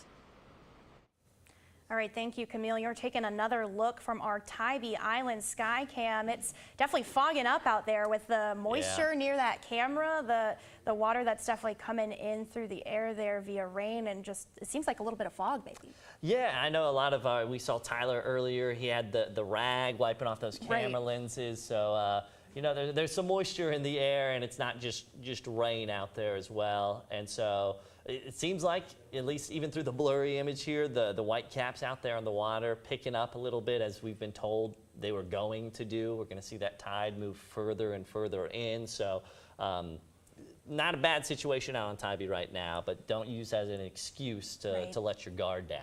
Yeah, as Camille pointed out, a lot of those trees are very, very close to some of those power lines, so it wouldn't take a whole lot for that to go south, right? I mean, for a tree to fall on a power line, and that could knock a whole neighborhood out of power, really. So definitely things could change momentarily here, which is why it's so important for us to, you know, keep you updated on this throughout the day. But we do have an update from Effingham County Schools. They hope to have an update on school tomorrow around 3 in the afternoon. Now, school leaders say they're meeting with emergency management at 2 p.m. Now, WTOC will be with you with what they decide, and we'll keep updating our closures online and throughout the day on our WTOC website and the app. So now that's just one of many school districts who have closed for especially today, but I think the real question is what's going to happen through the rest of the week, right? I think it's kind of a wait and see game for a lot of these school districts right now. Yeah, because as we've been talking about, the storm, when it moves through, it's going to impact different communities, whether they're neighboring or not, in different ways. And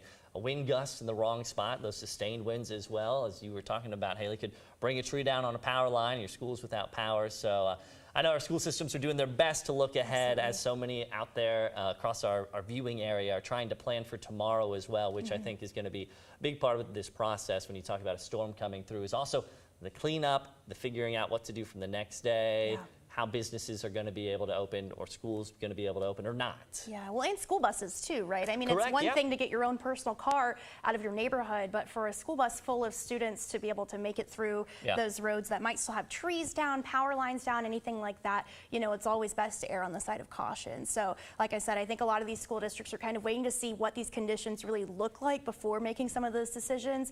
That update right there from Effingham County coming in sometime this afternoon. We'll be sure to update you as we learn more about what these schools are going to decide to do throughout the week. But we want to show you some new video that we just got into our newsroom here out of Bryan County. Now, there has been a downed tree in that area, and we'll pull that image up here. As you can see, definitely a large tree right there. That takes some force to bring that down, Sam. Yeah, I think this is where, I believe this is where our Anna Stansfield, she joined us live a little bit ago, showing us just what that looked like. And yeah, when you talk about winds and a road like this that's kind of lined with those tall, long, you know, somewhat thin trees, you know, wind gusts, it's going to push you down over the road. And we talked about finding yourself stranded away from home or being where you need to be, or even just on the roads in general when you're driving in a situation like that. You gotta start looking around, thinking about worst case scenario, hoping for the best and planning for the worst of what could happen. Absolutely, because I mean, obviously they're reacting very quickly to this tree here. I mean, it looks like they're cleaning that road up as we speak right now, but you know, as that becomes more and more trees potentially, that might not be able to be as quick of a response, right? So you want to make sure that you're also keeping an eye out. If you do have to be on the road, to be sure to keep an eye on that, to make sure that you're not going to hit anything, especially as it starts to get darker throughout the evening. Now, we want to take a look at some video from NOAA out of Idalia. This is what the storm looks like from satellites above the state of Georgia. As you can see, it really is just enveloping the entire Peach State, Sam. It certainly is, and obviously we know close to the middle, that's where you're going to get our meteorologists. They make us look smart. They're talking about those sustained winds are going to be the most damaging right there towards the middle, but you see how it stretches out. It's going to be impacting a lot of different people, from rain to those wind gusts, from sustained winds, and it is I guess, I don't know if humbling is the right word, but when you see something this massive and realize that's what's impacting your state, that's what's coming your way, it adds a little gravity to the situation. Yeah, I mean, it looks like it's covered from Florida all the way up to South Carolina just from that satellite photo. So if that's any gauge on how large this storm is for you guys, it's basically the whole state of Georgia. Yeah. So we're a small part under a really big storm, so you got to treat it with that respect. We do have some new video, I believe, that's coming out of Cedar Keys in Florida, showing us some of the damage to business and homes in the neighborhood there. And of course, we know Florida got the worst of it, right? As Idalia made its way onto landfall there earlier today, and you see the tide combined with the winds. A dangerous situation this morning. Yeah, definitely starting to swallow up some of those one-story homes, as you can see. I mean, it looks like it's reaching maybe to the windows of some of these homes there. Now, a lot of those homes, especially as you get towards the coast, are one-story, like this one you see right here, a business or a home right there. But it's definitely coming in through the door, through the windows.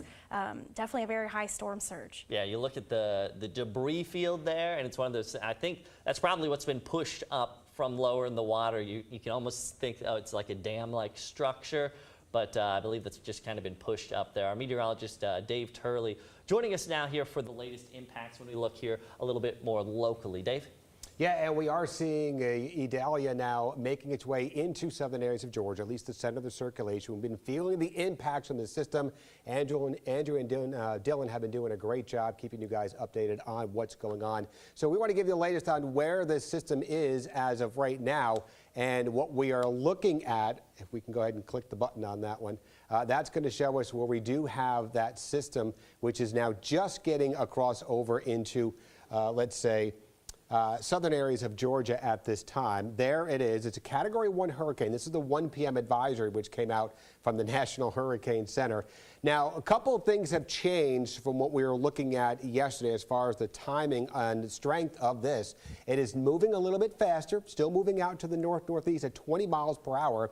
And notice we have a little drier weather building here along the coastal areas. And that was a trend we were seeing late last night in some of the computer model runs, suggesting that it'll be more of a heavier rain event across central areas of Georgia, closer to the center of that circulation.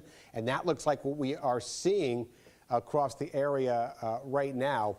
We are going to continue to see that. So that is a look at the impacts from Idalia. There is the current track. And I'm going to go over to the chroma wall, if that's okay with you guys. I'm just telling you what I'm doing over here in the back. So if that is hopefully fixed, we are looking at the path from Idalia, still bringing a weakening Category 1 hurricane over our area as we go on into this evening. It says at about 8 o'clock, we're going to try to get that system over into the area here and then quickly moving away from our region. So what does that mean for us? Well, again, that weakening storm over our area is going to bring some very strong winds, especially closer to the center of that circulation. So that's a lot of the inland areas could see some of the stronger wind gusts with this, but it's going to be moving quicker. So I think we're going to be seeing the impacts on the system getting out of our area much quicker. So we still expect to see that storm surge 2 to 4 feet, that evening high tide coming up about that 8 o'clock hour. We are looking at close to about a 10.3-foot storm surge. That'll produce some minor flooding and have that water putting over parts of Highway 80, it looks like. Now, gusts to 60 miles per hour or higher inland, closer to the center and possibly along the coast if we get any of those rain bands moving in. And with that moisture still coming in from the Atlantic and some of those rain bands, less friction over the water, they could have some higher gusts closer there. Now, our tornado threat is going to be weakening, decreasing here over the next couple of hours as a main batch of some of those outer rain bands, which we are seeing this morning, have moved off to the north of our area.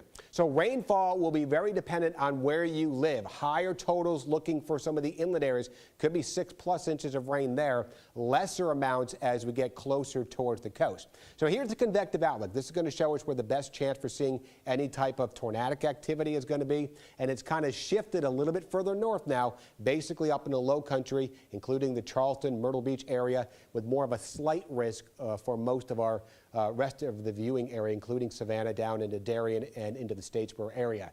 Now, as far as the winds go, again, 40 to 60+ miles per hour could be anywhere, especially for some of the inland areas, especially where we have some of those heavier rain bands. That'll be the main threat, and that'll be mostly for the inland areas, including Baxley, Vidalia, Statesboro, Sylvania, Estill, into the Hampton area. You have a greater chance for seeing some of the heavier, steadier rain, while it's more scattered showers expected along the coast. But any of those rain bands can certainly produce some very locally heavy rainfall, but it should total lower amounts of rain along the coast. There's your tides, 10.3 feet still expected at the evening high tide. Minor flooding begins at 9.5. Major flooding is 10.5 feet. That's where we'll see Highway 80 closing, but I do think we'll have at least water over parts of Highway 80, at least the way it looks like. So here's what we have, what we expect if you're watching for the rest of the evening hours. Rain could be locally heavy, or will be locally heavy, I should say, especially inland. Low threat for some tornadoes the next couple of hours. Winds could still start to gust to 60. Again, the center of the storm is still just southwest of our viewing area and will be moving over our region throughout the afternoon into the evening hours. So it's still going to be windy for the evening, but the rain should be winding down a little bit quicker than we originally thought. So we're thinking maybe closer to that midnight, maybe 2 a.m. time frame. I think a lot of the rain moving out. Still can get some of the winds, though, even though that low pressure, the center of the low, will be moving away from the region. We're still going to have some windy conditions, gusting maybe 50 to 55+ later this evening, and then finally getting better for pretty much most locations as we head through the overnight. Still breezy, though, especially up into our low country area. So the updates are always available on the WTOC First Alert Weather app, and if you do have any watches or warnings, you can get that right there at your fingertips on the weather app. Now, we do have that hurricane warning still in effect here for a lot of the coastal areas, including back into Tattnall County and Wayne County as well. Tropical storm warnings, we don't have that hurricane warning, and their tornado watch still goes through 3 o'clock north of the Altamaha River. It goes through 10 o'clock for our low country counties, because again, that'll be the last place to see the center of the circulation moving closer to that area. Here's what we have as far as the winds, and the center of the storm again is closer to the Douglas area. We're looking at sustained winds at 32 miles per hour over in Douglas and Hazlehurst. We're looking at 21 mile per hour wind over at Hunter. Those are sustained winds, but we're getting gusts now. 44 in Baxley, Hazlehurst 43. Same story over in Waycross. St. Simons Island has a 49 mile per hour wind gust, and we've seen peak wind gusts over 50 already in Douglas, also at Waycross And again, that is the peak wind we've seen so far over on St. Simon's at 49, with a lot of 30+ mile-per-hour wind gusts, Savannah, Hunter, and into Beaufort. So what do we expect? Let's put this hour by hour for you as we continue to show you this model predicting the center of the circulation moving very quickly out to the north-northeast. There we are at 1 o'clock. And then as we head on through that 4 o'clock hour, notice lower amounts of rain along the coast east of Interstate 95. Now, we can still get some of these onshore rain bands. We'll have to see how they're setting up to our south that are going to try to rotate into the area. But the steadier rain will be across our inland areas, Statesboro, Vidalia, into the Swainsboro area, over towards Metter and into Hampton, I think are the better potential for seeing the steadier rain. Now, this computer model gets a lot of that heavier rain out of here 8, 9 o'clock this evening, and then we start to dry things out. But it's still going to be very windy out there as that low continues to push away from the region. It looks like we're going to start to improve things after that midnight time frame, according to this computer model, if this trend continues. Again, this storm is moving very quickly to the north-northeast at about 20 miles per hour, and we'll have much better conditions in here heading into our Thursday. Now, we've kept the first alert weather day in here, looking at that 7-day forecast for tomorrow, and that's more for the potential for a lot of downed trees, which will be occurring late in the morning, late in the evening hours. So if you're trying to get out on the roads, we could still have some damage on the roads. Some trees down, some debris on the road. So that's why we have the first alert. As far as impacts from the storm, I think a lot of that is going to be gone, especially as we go through the afternoon. We have much better weather, lots of sunshine, and nicer conditions as we move on into our holiday weekend with some 60s in the morning hours. A lot of people will be enjoying that. But next couple of hours, even though it might not be raining as significant along the coast, those winds are going to be increasing, and this is going to be a major concern for power outages. So if you're watching right now and you still have power, make sure all your electronics are charged. If you have those charging devices, make sure they are charged. If your power goes out, you can charge your phone and your tablet and what have you, and you can keep updated on the weather. We'll be here throughout the daytime. Meteorologist Jamie Ernle and myself, and we'll have more updates on all our social media platforms.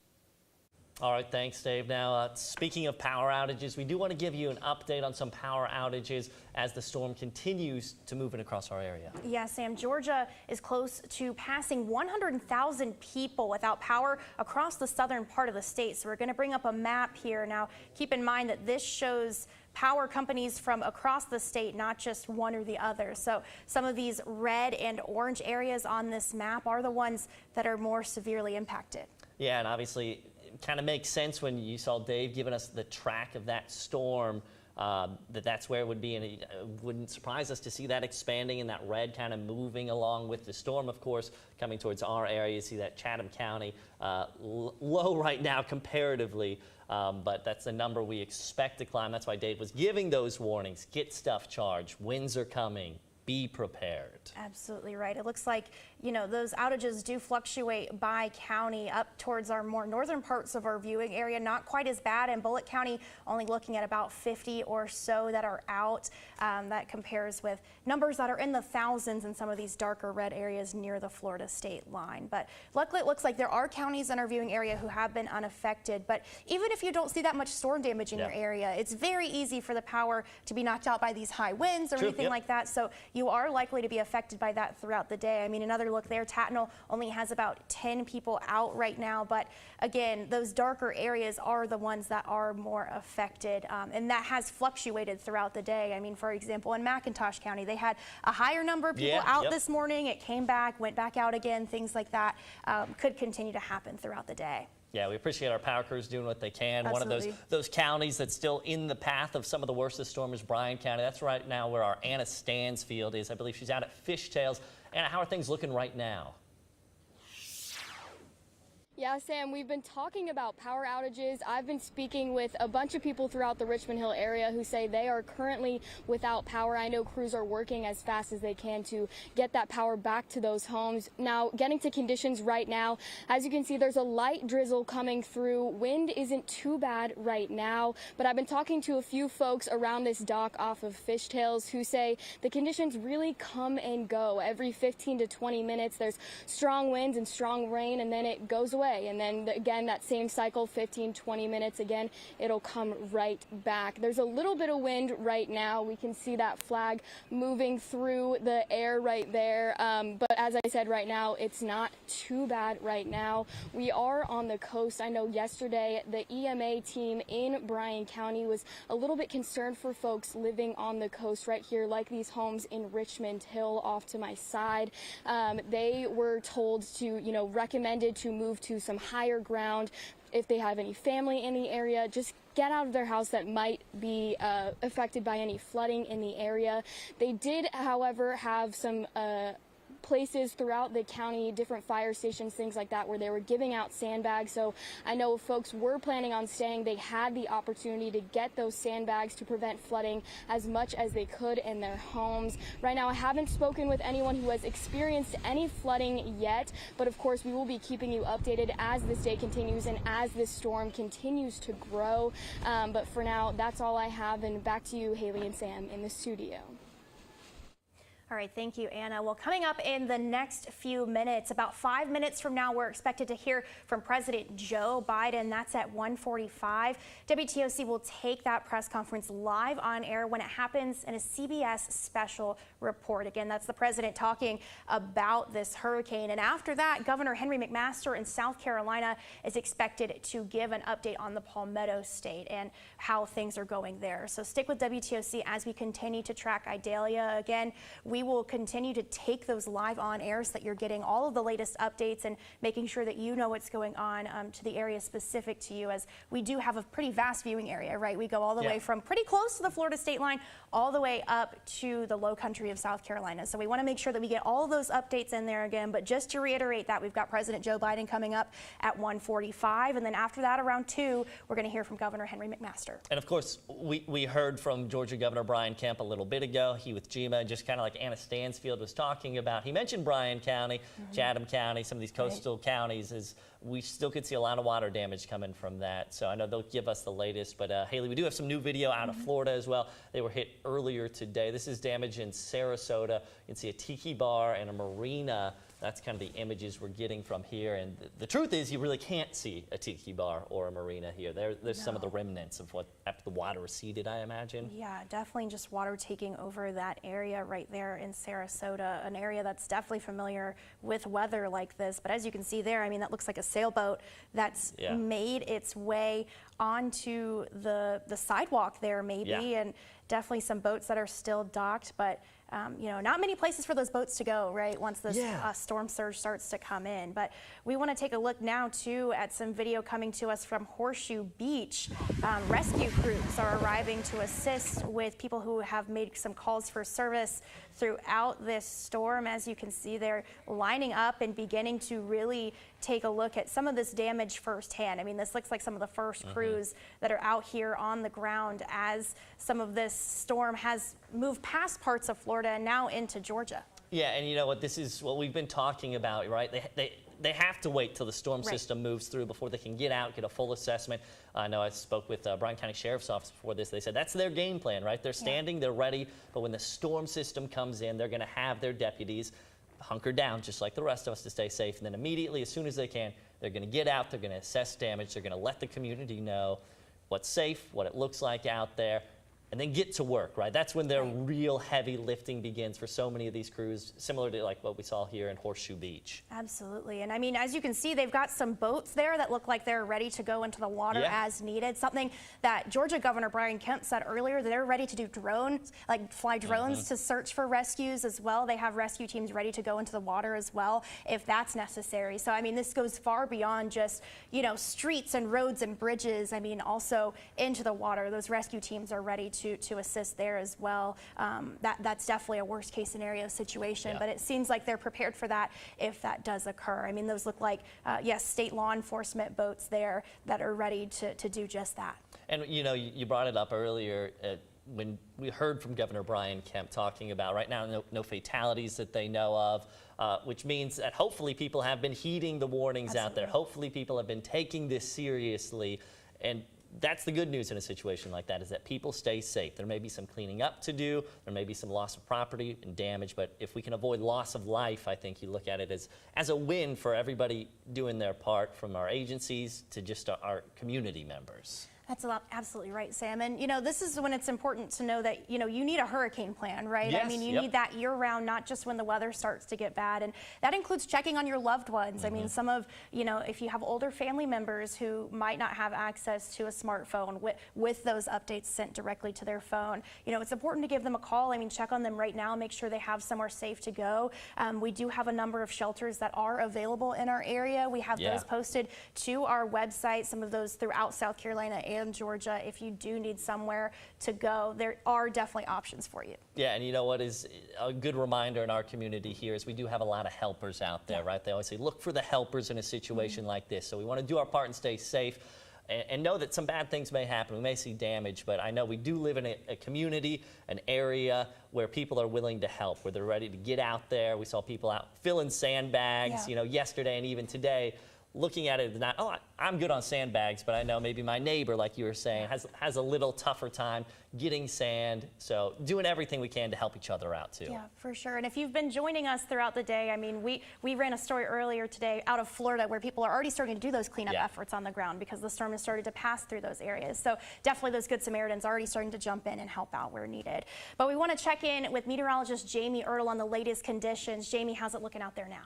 Well, right now we're tracking Hurricane Idalia, but I wanted to show you the actual peak wind gusts out there. And we're really focusing in south of the Altamaha, well south, just outside our viewing area. But a lot of you do comment on our Facebook posts from Brantley County. You know what Brantley County is going to be like. Well, we do have some bad news from Brantley County, not coming in with any of our wind gusts here because our reporting stations don't include Brantley County, but I just got word from the EMA director down there that Hoboken Elementary School roof was ripped off, and those were from hurricane force winds.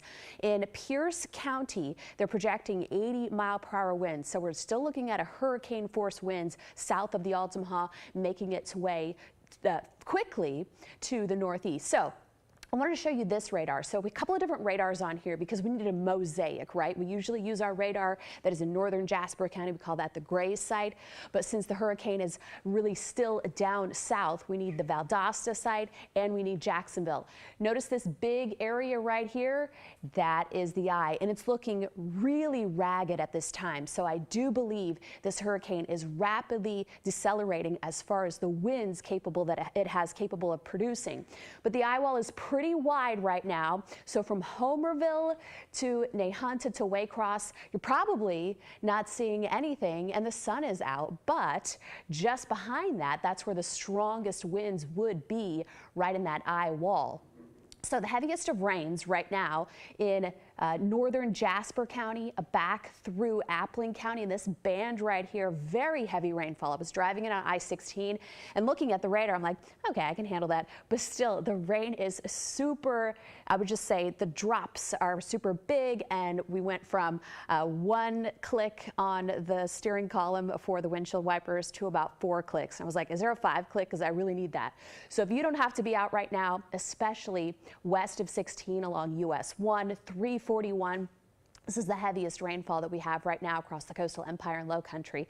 And still, it gets heavier as you're making its way toward Vidalia. So this is going to wrap around this way. So this heavy band of rain, this isn't going to Hinesville. This is going through Baxley. This is going to clip through Montgomery and Southern Toombs and then wrap around and then continue to move off to the northeast. Statesboro, you're getting a couple of lighter moments, but the west side of the county and in Candler County, the heaviest rainfall still. And a band right here in Hinesville. Don't want to count that out right there. But right now, we're not seeing any rotation. So you know, I was thinking like, wow, that must have been a tornado that came through and ripped those winds off at Hoboken Elementary. But no, those were hurricane force winds, and you could actually see the beams. I'm going to share that pretty soon, but I just got word from the EMA director before I went on air. So let's go ahead and go hour by hour. See this dry slot right here? That's going to be the trend. I got a text from my friend who lives in Thunderbolt, and she says, is it over? And I said, no. The rain comes first, and then we'll get those winds. So let's go hour by hour for you, and notice that the eye wall becomes continuously broken as it's making its way to the northeast. And the heaviest of rainfall is still continuously this afternoon going to be on the left side of the storm. But good thing is that the threat for tornadoes is actually going down. It's not none, but it's going down after a very active morning. So watch as how this continues to move through the low country about midnight. We've actually taken the first alert off the table for our Thursday because this storm is moving so much faster. Normally when storms hit land, they kind of slow down and they sit, but the steering currents with this, it is just moving and grooving. So we're going to get another update from the EMA, and we're waiting for the president to come and talk to us. But for now, I'm going to send it back to the desk. Waiting on President Joe Biden. He's expected to have a press briefing any moment now, really sometime before 2 p.m. I believe, about Idalia and its impacts, and I'm sure that'll be some sort of federal update as well, potentially FEMA, anything like that, what those efforts look like from the national level. And you know, I think it's important, Jamie touched on this, Dave touched on this, some areas not seeing a lot right now. You've got power right now, you're thinking life's good. Well, this is the time, as we've been saying, get your devices charged up. Start downloading apps you might need. Even saving phone numbers that you might not have or be able to access so you can call your loved ones, you know, emergency personnel to be able to help you out. So this is the time to do that. This isn't the time just to sit back and relax. This is where you prepare and get ready for what's still on the way. No, that's a great point, because I think people forget that you might not have as many phone numbers memorized as you used to, right? And that may be a generational thing, but it is good to know to have those printed out if you do need to know that, you know, to call anyone in a time of need. But we do have a crew on the ground in McIntosh County near Darien. That is our Lindsay Stinger. It looks like she is right near the Darien Bridge and joins us now. Lindsay, how's it going out there? You're up. Sam, Haley, we are out here at the waterfront of the Darien River Park, and we were out here earlier around 8 o'clock, and I'll tell you what, it is a complete difference. Not so much rain, but man, there is one heck of a windstorm coming through here. And actually someone who has seen this river over the years, Mr. Blake Stevens, he's lived here for a while. He says about 5 years he's lived here, but he's been in and around this area for most of his life. So is this the worst that you have seen, you know, this river and just the winds that are coming through here? Yeah, this is the worst I've seen in a long time. The winds are pretty strong. Main thing right now is just concerning of how high this water is really going to get. And the trees around here with just the wind, because it's pretty strong right now. Yeah, and but what's funny is he's not fazed by it. You're out here with your family. You guys are walking around. You guys are seeing it. So, is there any fear that you have with this wind coming in, or is it just hunker down and let's figure this out? Yeah, I don't have any fear of it. I live more up on this bluff, so I don't really have to worry about the water going up to me. In the city of Darien, we have a lot of old oak trees. So the more water we get and the stronger winds we get, that's a fear. I have a really old tree in my yard. I got a fear of that. But other than that, no, I'm not feared. I worry about the water and to see how, you know, what damage it can cause down here. I mean, we got a local restaurant right here. We got other restaurants along the path. And more so, that's the only thing that I worry about, is just how high the water is going to get. So I do ride down here and check it periodically. Yeah, and I know that we spoke to the emergency service manager just recently, and he was saying that you guys haven't had a hurricane in a very, very long time, almost a century. Is this shocking that, you know, you are coming out, you are seeing all of this wind kind of ripping through the area? Yeah, it's pretty rough right now. I think maybe Matthew, or maybe back in 2013, there might have been some, but this is pretty rough. And I'm sure it's going to get a little worse before it gets better. Yeah. All right, well, in McIntosh County, it's Lindsay Stanger, WTOC News. I'm going to send it back to you guys in the studio. You can definitely see the wind whipping that water right under the Darien Bridge there, right where they're standing. I mean, again, that town is right on the riverfront right there, and she was in the Riverfront Park, which, you know, has that water go up right next to it, almost similar to like a Plant Riverside situation in Savannah. Yeah, and you know, she pointed it out. it may not look worse rain-wise, but that wind, we saw them out there earlier, has picked up. So a good reminder, it's going to come at us in different ways at different times. We do have our Dow Kennedy joining us now live. He's out in Statesboro, and looks like a little rain out there, Dow. Sam, I am down here on Highway 80, right on the south side, like you're going toward Brooklet. You can see Highway 80 back behind me, and you can see wind has picked up just while Lindsay was talking. The wind has picked up. This rain is starting to come down a little harder. We have seen bands throughout the morning as it would rain sideways, as one of those bands would pass through, and then it would let back up. And so we're going to expect that to intensify through the afternoon. Talking with Bullitt County's public safety folks, they expect these conditions to deteriorate through the afternoon. The rain will remain a constant, the winds will pick up, and then they will just stay sustained throughout the rest of the storm as it comes through the heaviest point through this area. Inland counties are expecting 4 to 8 inches of rain. Talking with the road folks here, Dink Butler and others from the transportation department, they expect several dirt roads will be impassable. They will deteriorate through the afternoon as that rain comes in, not just the standing water, but if that water passes through a culvert or from a branch under the road and those culverts get overwhelmed, the rain will be passing over the dirt road and it will start washouts through that area. So they're asking people stay off the dirt roads unless you just absolutely have to. If you live there and you've got to get home, take that route and stay put. And that goes for a lot of folks in the county. They're asking people, if you don't have to be out, if it's not an emergency, stay where you are and ride this out. Getting out for, a whole lot of reasons just doesn't make sense at this point. It's getting to the time where the heaviest part of this storm is going to start passing through this afternoon. They're asking folks, get in place, get home, or get to a sturdy structure where you can ride this out safely, because things will get worse. They've got deputies that are out on the road monitoring situations. They've got a few isolated trees down that may be causing a power outage. They are working through those right now, trying to get them done before the worst of this storm comes through. But you can see a little bit behind me, you can see the rain starting to come down diagonal. Not a lot of traffic on the road. Folks are heeding that warning and trying to get in place and get where they're going to go. A lot of businesses have closed for the day, or they announced yesterday they weren't even going to be open, but a lot of them have closed midday or late morning, closed to let those employees get home. East Georgia Regional Hospital closing a lot of their offices for non-emergency care, getting those closed down so folks don't have a reason to be out and they can get home and stay home. Schools have been canceled for today. They did that yesterday. So lots of people are heeding the warning. They are waiting to see what this thing does. And we see the conditions, winds as they pick up. This rain starts coming down diagonal and then it'll start coming sideways. So they are anticipating that. They're just asking people, get in place, stay in place. Don't create an emergency that they've got to deal with during the brunt of this storm. They said they will be out immediately after this storm is over to start dealing with the aftermath, but they cannot be out while it's going on. Ambulances will be parked and waiting. They'll be on standby, but they will be parked. They can't get those emergency vehicles out in the midst of the storm. But they're just urging people, be safe, take precautions, make sure you've got everything that you need, and now stay in place. Now, the interesting thing, the rain, as we were talking about, this wind has let down just a little bit, so we may be between a band or something, but then it could start coming in a little bit more. But as you see, not a lot of traffic on Highway 80. Folks seem to be in place, and usually that road would be very, very busy. So folks are listening to that. They're heeding the warnings and starting to stay in place, and that's what they're urging folks to do.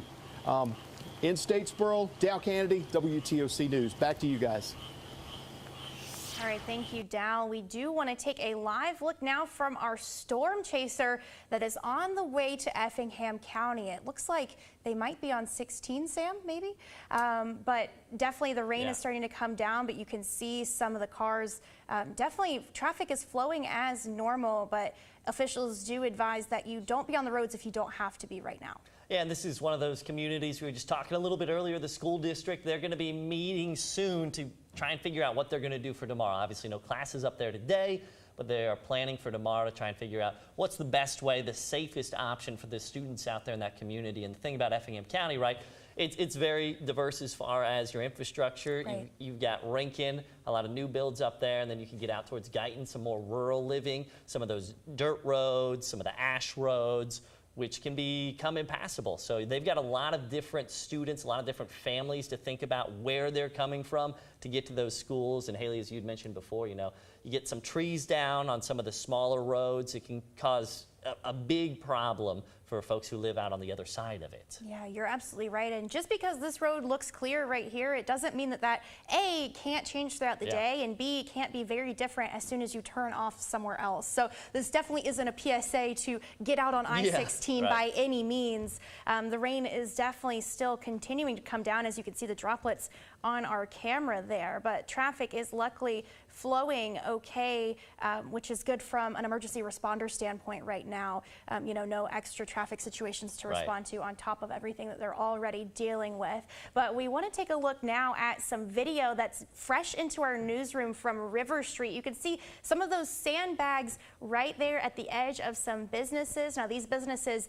are pushed up almost right against the river basically. So this is really their first line of defense against that, Sam. Yeah, and that's right. And we were talking, Flynn was out there earlier. We got some video of kind of the wind. Yeah, you can see it bouncing that sign around there. And this is just kind of the beginning, I think, of what we're going to see from a wind standpoint down on River Street there through Savannah. And keep in mind, we had Flynn Snyder there earlier, and he was talking about most places are closed. He did mention one restaurant, Huey's, I believe, was open, but that's the exception. That's not the rule. Right. And that's not a good reason, I think, to be going out, to be venturing out, even if you do feel safe right now. Of course. I mean, these are private businesses, so that is going to be on a case-by-case basis. But for the most part, the word from officials and what we've been saying all day since we came on the air this morning is that you need to stay home if you do not have to be outside. I mean, that goes for River Street. That goes for areas like Hilton Head, where we've been checking in with our reporters all day. Luckily, it looks like those crowds have dwindled as we have moved forward. But this is a live look from our Plant Riverside District Skycam. And, not many people walking around on River Street, thankfully. I mean, when our Flynn Snyder was down there earlier, you couldn't really see too many people walking behind him anymore either, which is good news because on top of everything else, that brick and that stone on River Street could get very slick and very dangerous, even in just regular rain conditions. But something that we'll definitely be keeping an eye on are those parking lots on River Street. I mean, those tend to flood very easily and have in the past with past hurricanes. I believe it may have been Matthew in 2018. You may need to correct me on that, Sam, but one of the prior hurricanes did completely flood one of those parking lots down there on River Street. So that is always a fear and something that's on people's minds who frequent downtown when we see it was actually Hurricane Irma when that parking lot did flood. Thank you to our First Alert weather team she here. stays on it, yeah, they stay on it over there. Absolutely. So not a stranger to those flooding conditions there on River Street for sure, Sam. Yeah, and you can see kind of through the sky cam how what wind is out there already is kind of, you see the clouds coming towards us, and you see equally down there on the Savannah River, the way the water, it almost looks like it's getting pushed up against the side there on River Street as well. And when you bring, tides into effect and even stronger winds, it wouldn't take much to see that come up and over the edge. So yeah, it's tempting to want to go down there to see that for yourself, but the messaging always stay inside. It's not getting better from here. It's going to be increasing. It's going to get a little worse as it moves closer to us. So we're going to move over to our south side over at Carrie Hilliard's Skycam. And you see, oh glory there, a good representation of a pretty consistent wind. Right, absolutely. And I mean, this is a busy street, right, in Savannah, and look how empty it is. So definitely good to see from an emergency responder standpoint, right? I mean, you want to make sure that you're staying home if you don't have to be out on the roads. Luckily, a lot of businesses have closed for the day. A lot of places of business or places of employment really are closed. I mean, if that's not the case, obviously that is a different situation for you, and that necessitates your travel for sure. But again, we're used to seeing a lot more cars on this road, in my opinion, and we're just not really seeing that right now, which is a good thing. But that wind does continue to just whip through the area if you look at the flag right there from our south side Savannah Skycam.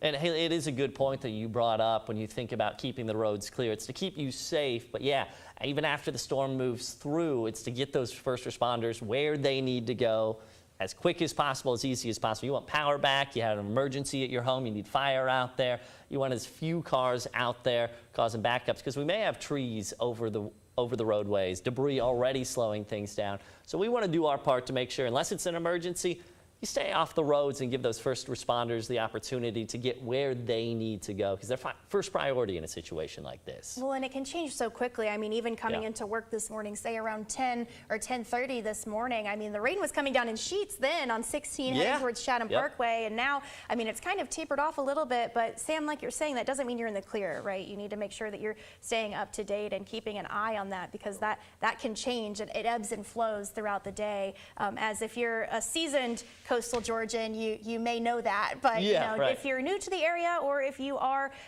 perhaps just visiting, you know, definitely important things to keep in mind. But we do want to send it over to Chief Meteorologist Dave Turley for a look at current conditions. Dave, what can you tell us? Yeah, we're still continuing to, of course, to track what's going on with still Hurricane Idalia, with 2 p.m. advisory is now just in.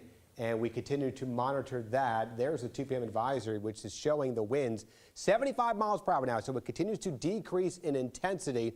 The movement is still quick out to the northeast at about 20 miles per hour. The center of the storm right now is about 10 miles just to the north-northwest of Waycross, or about 100 miles southwest of the Savannah area.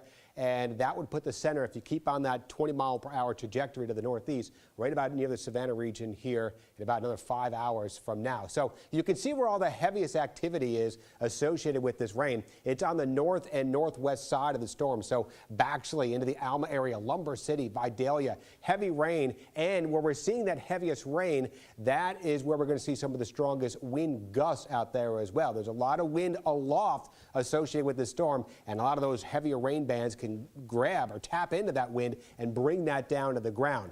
Lesser amounts of rain here along the coast areas, but still you're going to get some on and off rain showers. It looks like this certainly the most amount of rain is expected to be for a lot of the inland areas. Now, this was the 11 a.m. advisory, and they still had a Category 1 hurricane in here right over the Savannah region by about that 8 o'clock hour. But again, it's already weakening a little bit more than that. So we'll see what that next 5 o'clock advisory, when we get that new track and intensity coming out there to see what happens with that. It's probably going to be decreased a little bit down to a tropical storm. So impacts really haven't changed all that much. We're still looking at a very low-end tornado threat, especially up in the low country areas. That's with the moisture coming in off the Atlantic. There's your winds gusting 60 miles per hour or higher, especially in our southern and western regions where we have that heavier rain. That's going to be able to tap into that upper level wind and transport that down to the ground. Still looking at that 2 to 4 foot storm surge. The evening high tide is going to be around that 8:30 time frame this evening. So we're heading in the low tide now. The waters will be a little lower. Then as we get into that high tide, that's when those waters are really going to start to rise even more. And we could see that tide possibly getting up to about 10.3 feet over at Fort Pulaski. So we are looking at some minor flooding going on along the coastal regions. Heaviest amounts of rain, as we just saw, still expected for the inland areas where we could see the greatest risk of some flash flooding going on in those areas. Because we did get some pretty good rains yesterday, saturating the grounds, and now we're getting that heavier rain moving over those same areas. So we just saw that severe threat, the greatest potential for the convective outlook here, mostly up into our low country areas. Again, as any of the outer rain bands start to work their way in from the Atlantic, that'll start to transport some of those twisties in there, as we say, or some type of rotation in any of those thunderstorms or heavier rain bands trying to work in from the Atlantic. As far as the winds gusting, again, widespread 40 to 60 plus miles per hour. We can get some higher gusts than that, especially in some of those heavier rain bands. Again, it's still a hurricane as it's just south of the Alma area, so we could get some stronger winds in there. And we just heard meteorologist Jamie Ertl talking about the damage we had over in the Hoboken area, the elementary school, with the winds knocking off the roof of that school. So a lot of wind associated with this, and that'll be the main concern in the evening hours for power outages. Trees coming down, unfortunately, will be a big concern later on today. Highest amounts of rain will be for the inland areas, lesser amounts along the coast. And again, there's the tide right now expected to get up to about 10.3 feet. We're going to keep that rain and wind threat going through the evening hours. The low pressure should be moving out of the area. The low pressure we're talking about, which is Idalia, getting out of here this evening. So for the overnight, improving conditions. I think a lot of the rain will be over. It's still breezy, but we are going to be seeing at least a chance for some scattered showers as we head on through mainly our northern areas. But still looking at better conditions overnight, and especially as we head on into our Thursday. Once we get after sunrise, we'll see what kind of damage we have out there, any type of debris on the roads. That's something we'll be keeping our eyes on as we head on through the start of our Thursday. So there's a look at the 24-hour estimated rainfall, and you can see certainly the higher amounts there. Douglas into the Alma, Baxley, Glenville area over towards Statesboro. Some Doppler radar estimates there, 5 to 7+ inches of rain. And even here along the coast, across coastal areas of Beaufort County, Doppler radar estimates there approaching 6 inches. And we're still going to be seeing more of that rain. So hurricane warning still in effect. Beaufort, Savannah, into Glenville, down to Jessup. Tropical storm warnings. We don't have the hurricane warnings. And we still keep that tornado watch going for a lot of our Georgia areas here through 3 o'clock. But it goes through 10 o'clock for those South Carolina areas, as we're still going to see the last of the rain move out of that area later on tonight. So there's the center of the circulation. Moving just to the north. That's going to be increasing throughout the afternoon. We're going to send it over to the press conference with Governor McMasters now.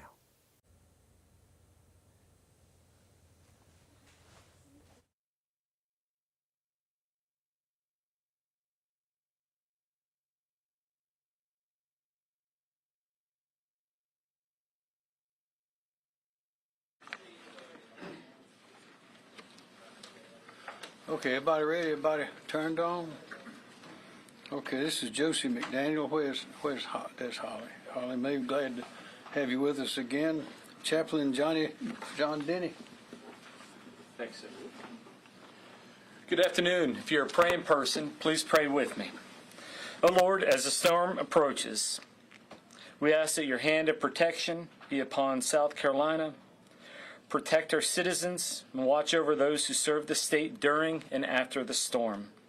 Help people use sound and wise judgment in response to this storm. Help us to not be complacent. We praise you in this storm and ask for your mercy. May our citizens look after each other and keep one another safe. In your name I pray these things. Amen. Amen. Thank you, Chaplain. Well, we have a lot of information for you, and I'll start just briefly. The storm is weakening, as we know. It came into Florida. It was about 125 miles an hour. At noon, it was down to 90. Now, right now, as 2 o'clock, it's down to about 80 miles an hour. That's still hurricane strength, but it's not here in South Carolina yet. We don't know exactly when it's going to get here, and of course the winds will get here before the center of the storm gets here, but any time from about 6 o'clock on, everybody needs to really be on their guard, and they need to go ahead and prepare right now. This is not as bad as some that we've seen. We don't think it's going to be as destructive as some, but it is going to be destructive. It's going to cause, there'll be high winds, be a lot of water, particularly, of course, in the low country. Estimates are that up around Myrtle Beach, from say maybe above Georgetown to Myrtle Beach, it might be 1, 2, maybe a few more feet, but down in Beaufort it might be higher than that, maybe up to 3 or more feet. And John Quirello will give us more details on that. Of course, it's changing. It may go up to 5 feet in Beaufort. We just don't know. But we're hoping that it'll weaken as it goes across ground, which is what they usually do. There's going to be a lot of rain. There'll even be rain in the upstate. We're going to have flash flooding. And we again ask everybody to realize that these storms are dangerous.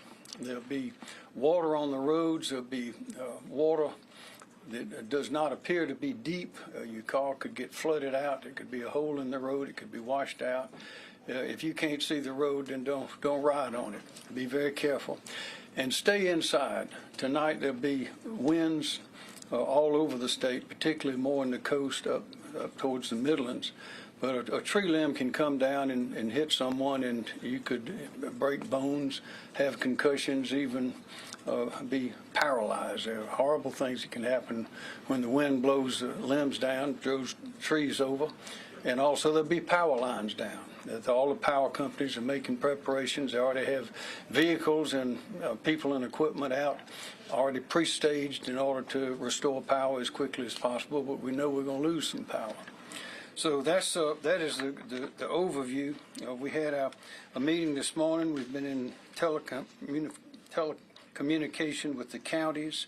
Everybody's ready. Everybody's prepared. And of course, we're operating under an executive order, which I issued yesterday that allows us to move people and equipment much more quickly. We are not going to have any evacuations. We're not going to have any closing of state agencies. I repeat again, this does not appear to be one that requires any evacuation orders or closing of state agencies, but the schools, some of the schools are closed, some of them are, and we urge them to try to get back, open back up as quickly as possible. The longer the schools are closed and the children can't go to school, then we know those are consequences for that as far as learning.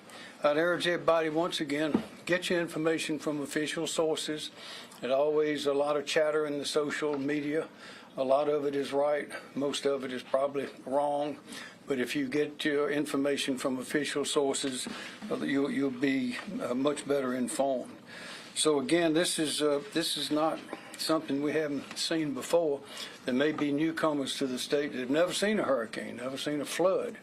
But those of us who've been here for a number of years have. And again, we've seen some bad ones. One of the worst was Hurricane Hazel back in the 50s. Another was, of course, was Hugo in 1980-89. And that really hit us. This does not appear to be in that category at all, but it is still dangerous, and we are prepared.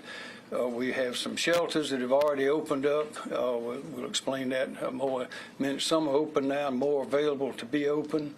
And I'd advise everybody again to, and we all ought to do this all the time. This gives us another opportunity to do it. Get all your papers, important papers together that you have to leave the house and can't come back. Get your pills, your prescriptions, your pets. Have a plan for all of that, and understand that you may be trying to get those things together when the power's out and you need to get out of the house. But until you have to get out, stay home. Stay home tonight. Don't go sightseeing to see what's happening. Don't go driving around. There's nothing good going to come from that. So we've been through this before. We've been through a lot worse than this one appears to be. So we are ready. Your team all across the state is ready, and we want everybody to be as ready and prepared. Don't panic, but be prepared and get your information from official sources. Director Stinson, Emergency Management Division. Thank you, sir. Team South Carolina has had a lot of experience with preparing for, responding to, and recovering from hurricanes and tropical storms over the last few years, and that's probably our greatest strength that we have as a team. As the governor mentioned, he issued a state of emergency yesterday, which included activation of the State Emergency Operations Plan. Activation of that plan allows us to coordinate state resources more efficiently and operate under the emergency management framework that has worked well during many disasters, again, in the last several years.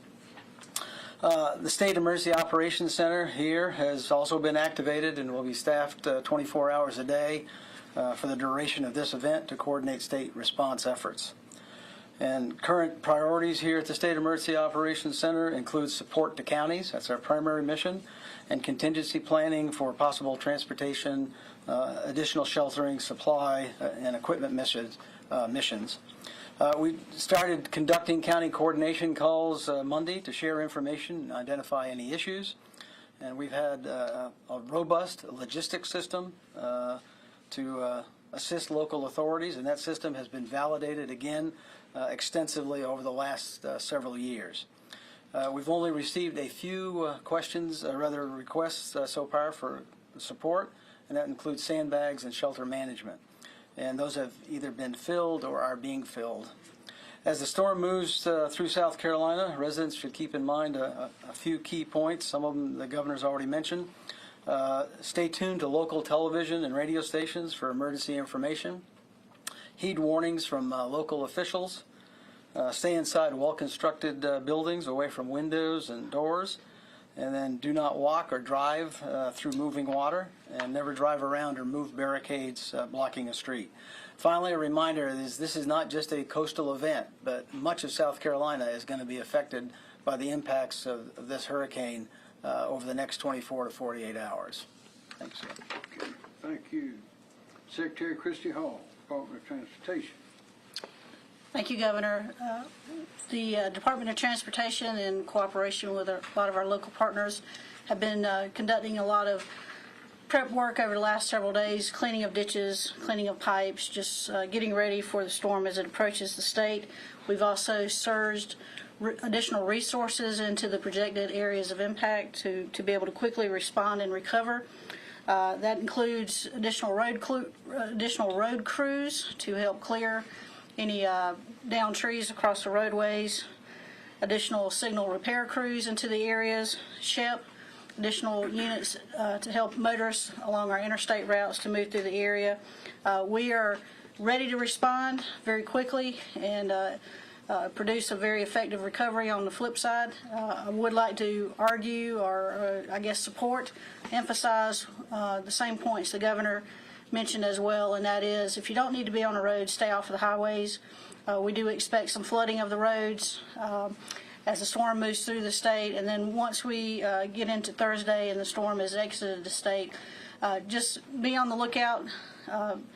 Be safe as you travel throughout the state and watch out for not only the road crews that are working on the recovery, but all the other first responders. Governor, thank you. Thank you, ma'am. Director Edwards. Thank you, Governor. As has been shared by the Governor and Secretary Hall, we are expecting power outages due to the storm. Statewide, we anticipate that number could be around 200,000. Restoration efforts cannot begin until the winds have died down. So restoration efforts would begin once winds are consistently below 35 miles per hour. I would also point, just because of the timing of the storm, obviously the utility crews will be out there in daylight, but they cannot operate at night.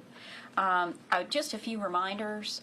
As has been mentioned, you could encounter down power lines. If you do encounter a down power line, please report it to your utility, but stay away from any down power lines. And also, do as well, if you have an outage, don't just assume that your outage, the utility knows of it. Do report any outages, and if you have the ability to use, our utilities have apps. So if you have the ability to use an app, do report that outage. If you are a consumer that has medical needs and need consistent power, do locate to an area outside of the storm so that you can have consistent power service. And that concludes my comments. Thank you, ma'am. Director Leach. Thank you, Governor. Good afternoon. Our mass care team and county partners have been working closely with counties being affected. We are working to anticipate the needs for shelters for our populations displaced by this event. Currently, South Carolina has 1 open shelter in Charleston County, 2 in Williamsburg County, and 1 in Jasper County. Likely, there will be additional shelters opening over the next 24 hours, so please check. I want to interrupt that press conference because we have a new tornado warning now, which is in effect here for Bullock County, and we can go ahead and put the warnings on here. As it's right over the Brooklyn area, and that's going to be this little storm over here. It's going to be a very fast-moving storm like the ones we were watching earlier this morning. There's a new tornado warning. It includes Brooklyn right over, at least the north side of Statesboro, goes through 245. Time right now is 221. So let's go ahead and put the velocity on here. I want to show you inside the storm where we're looking at the winds, and we can go ahead and track out where the storm. It's moving out pretty quickly out to the northeast, and I think at least 20 miles per hour as it continues to work its way through that area.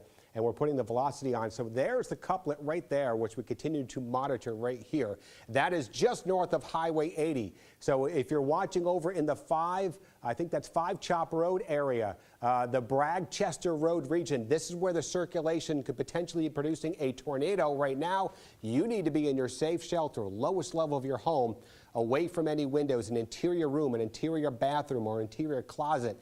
Not a bad idea to go ahead and bring a pillow or some type of helmet to protect your head from any type of flying debris, because we are definitely seeing some rotation associated with this. This is right over into the Brooklyn area. Here's Highway 80, just south of Georgia 204. There's the circulation, and the scans which we're watching are generally minute or two behind. So with these things moving, that circulation is probably up right over the Zetwell Road region, heading up towards Franklin Road. So if you're watching over in this area, this is where the storm is going. Jamie, is it still going? I think it was 20 miles per hour as we took a quick look at that.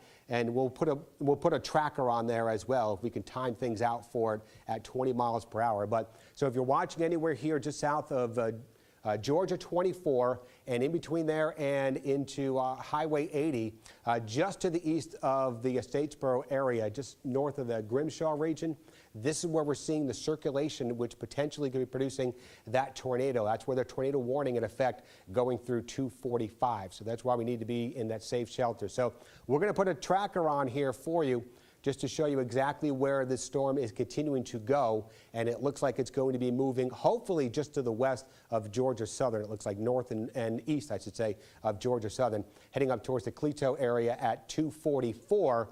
That's the only town that's coming into it, but it's going to be crossing over 24. So if you're watching over in the Zetwell Road area, the Marvin Reed Road, this is heading into your direction with that center of circulation. And you can see out ahead of it, Airport Boulevard, Mill Creek Road, Billy McKell Road. This is where you need to be in your safe shelter as that rotation is making its way through the Brooklet area and then going to be moving up into that region, getting close to, it looks like, US 301 if it holds together. Normally this type of rotations are fairly quick, and any type of tornadic activity are usually on the weaker side, EF0s, EF1s.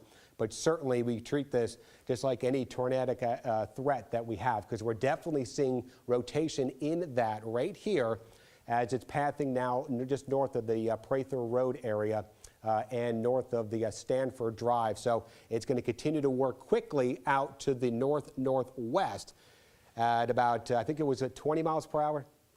Yes, and heading over towards Franklin Road along Georgia 24. So this is where you need to be in your safe shelter right now. We are tracking that tornado warning in effect for parts of Bullock County. So Jamie's zooming out right now, and that it's now kind of north of the Brooklet area, it looks like. So I think Brooklet and Leafield, you are in the clear right now, but it's just north of the Grimshaw area. In between 80 and 24 is where we're seeing that circulation. So anywhere to the north and west of that, this is where we need to be concerned. It looks like it's going to pass to the north of Georgia Southern. So if you're on the campus of Georgia Southern, you're going to be okay. But if you're on the bypass on the east side of that, over here, on the east side of Statesboro, heading over towards 24 or 80, this circulation could potentially be getting close to your area. So we're looking at the velocities right now. We got the warnings on there. And we're showing you where we are following this tornado warning. And this is the circulation which has prompted the warning. And that's a pretty good circulation right there. So we are definitely seeing some winds aloft. Whether this is making its way down to the ground or not remains to be seen. But we are looking at the radar, which is definitely picking up on that circulation signature. So that potentially could be producing a tornado at any time. So we want to make sure you are prepared and aware of that, where the storm is and ahead. So if you're watching anywhere here along Georgia 24, this is where you need to be in your safe shelter here in between 80 and 24. So again, when you talked about the names of the towns and the streets here, we're looking at the Five Chop Road area, Zitwell Road area, Bragg, Chester Road, anywhere along here. Those roads, this is where you need to be in your safe shelter. If you know anybody who lives out in that area, maybe they're not paying attention to what's going on, might want to give them a quick call, give them a quick text, let them know that they're going to be under that tornado warning here going through 245, as we're definitely watching rotation trying to make its way through that region. So right now it's not quite yet up to 24. It was a little bit further down to the south.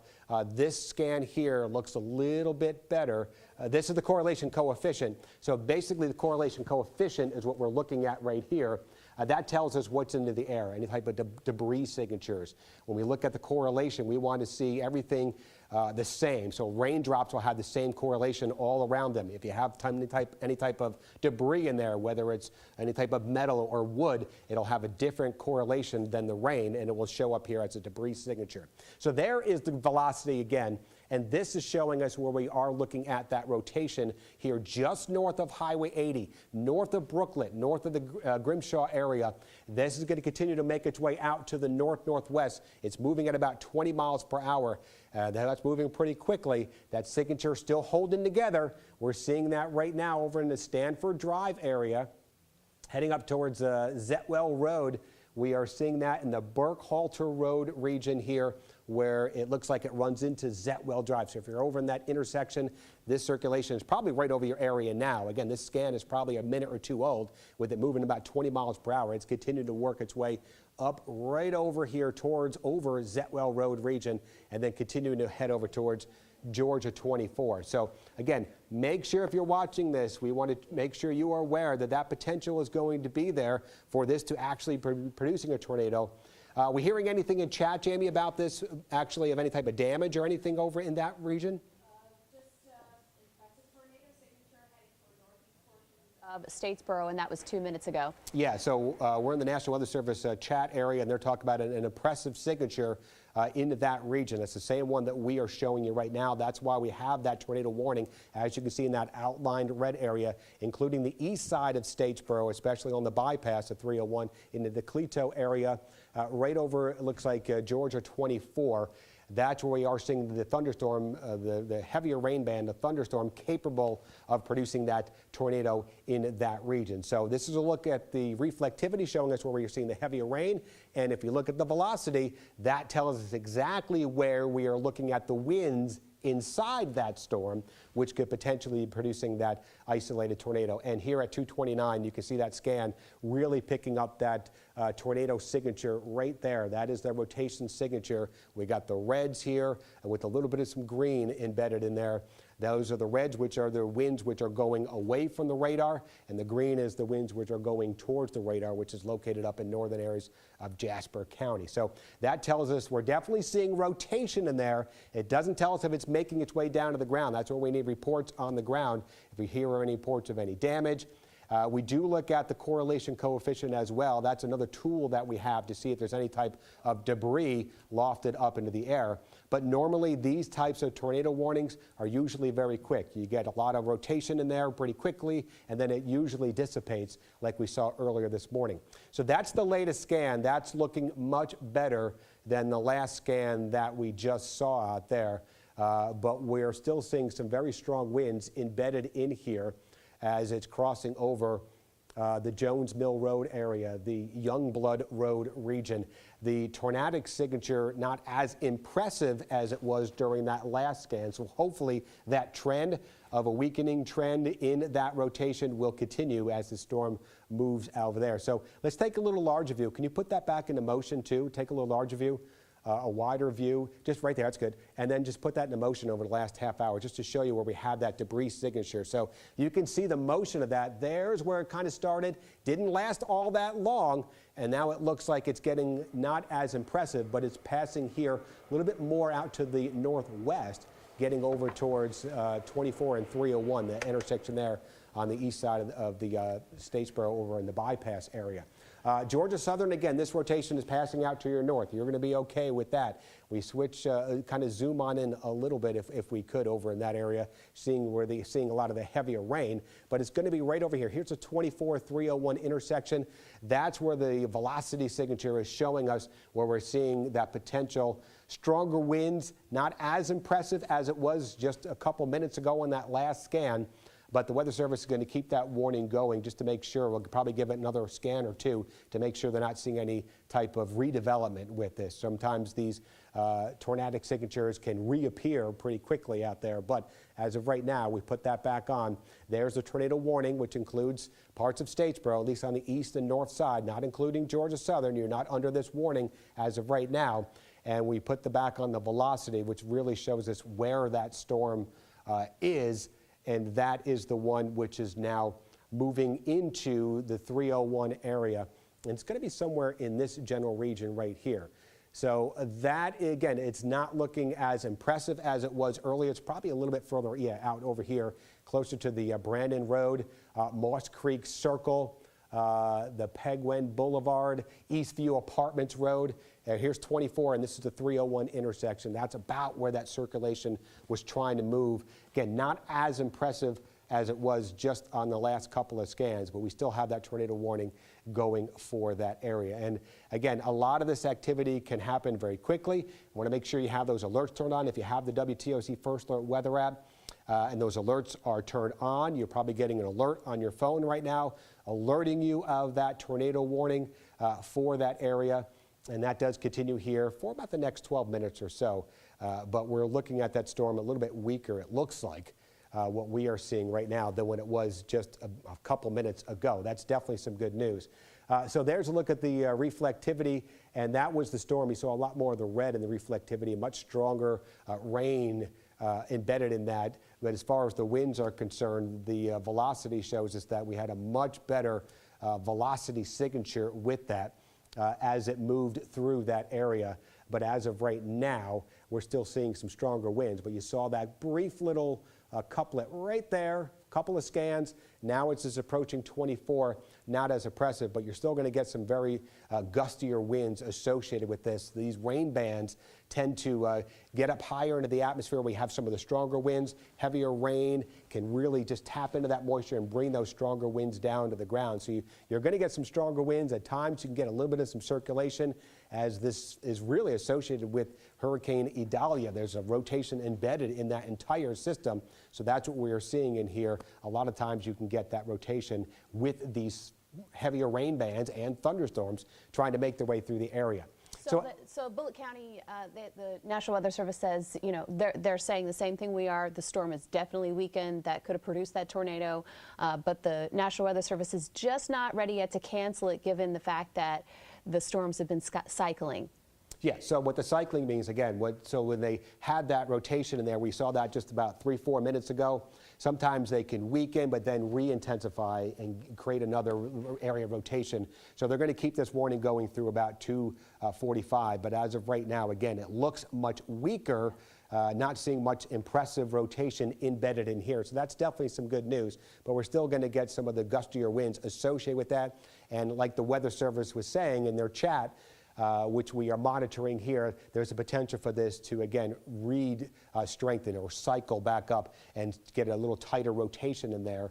But as of right now, we're not seeing that, it looks like, moving through the Statesboro area. But still getting some heavier rain. You can see that right now moving through the bypass, especially where we have some of the oranges and reds just east of the Statesboro area over 301, it looks like, and continue to make its way pretty quickly out to the northwest. And that's what we continue to monitor. So if you're just joining us, we still have that tornado warning, which is in effect for parts of Bullitt County, and that does go through the 2:45 time frame. And that is for the area which started kind of just north and west of the Brooklet area, and that is going to continue to produce the potential for, again, a little bit of some cycling going on, a re-intensification of that storm. We also have some very intense rainfall you see down in the Glenville area with some lightning there, but the warning was for the one over there in Bullitt County. So we put the warnings back on just to show you a larger view. That's the only warning which we have out there as of right now, and that is that tornado warning for Bullitt County. Now, we do have other tropical storm and hurricane warnings, but as far as tornadic activity, that's the one that we've been watching here. So you can see they kind of trimmed it back a little bit. So Brooklet, you're no longer under that. Into the Grimshaw area, you're out of it as well. It's into the Cleto area, Aikens Mill, and Statesboro, again, out ahead of where we could potentially see this rotation cycle up again. But as of right now, we'll put the velocity back on here. That's a look at the warning, zooming on in, putting the velocity, see if we see any type of that trying to develop again. We'll move it down just a little bit because I think the center was probably somewhere, yeah, right in this general area here. And you can see that along 205, or 25, I should say, heading right through Statesboro, and where it meets Highway 80 here. We're seeing some of the stronger, gustier winds where you have that darker red, but we're not seeing much in the way of any rotation the way it looks like right now. So that's definitely some good news. But this is the potential we've been talking about. When you have these tropical systems, you can easily get a very fast spin up, which can produce an isolated tornado. So we have to just be prepared for that potential. That's going to keep continuing as we go throughout the rest of the evening hours. Let's go back and take a larger view of what we have going on across the area just to show us of what we could potentially see across the region. To put the radar back on and put that back and zoom out just a little bit. We put this in motion. We can see that there's a lot of rotation. Zoom out just a little bit more. I want to show a little bit more of a larger view just to show us what we have. The center of the storm, the circulation of the storm, is going to be now moving here just kind of close to the Alma area, almost getting into southern areas of Appling County. So that's that counterclockwise circulation, which is bringing in some of this moisture here from the Atlantic, kind of wrapping it around in that counterclockwise motion. And anytime you have that twisting motion, as you go in with height, you can get a little bit of rotation embedded in there. So that's why we do keep that tornado threat going. We have some very heavy winds here, along with some very heavy rainfall as well, heading right over Glenville. A little bit of lightning associated with that area, but we don't have any warnings associated with that. But that's producing some very gusty winds associated with that rainfall. The tornado warning was for the Statesboro area. We'll put a larger view just to show you that that is still in effect. The National Weather Service out of Charleston, again, they're going to hold on to that warning, it looks like, going through that 2:45 time frame. The circulation embedded in there has weakened, so right now we're not seeing any type of tornadic signature, but in the chat with the National Weather Service, they are holding on because they are thinking there's a potential for that circulation, which prompted the warning earlier, to potentially redevelop back into something. So we're putting the velocity back on in here, and we're not seeing much in the way of any type of circulation, which is good news, but we are getting some of the gustier winds moving through that area. So this is looking still a little bit better across the region.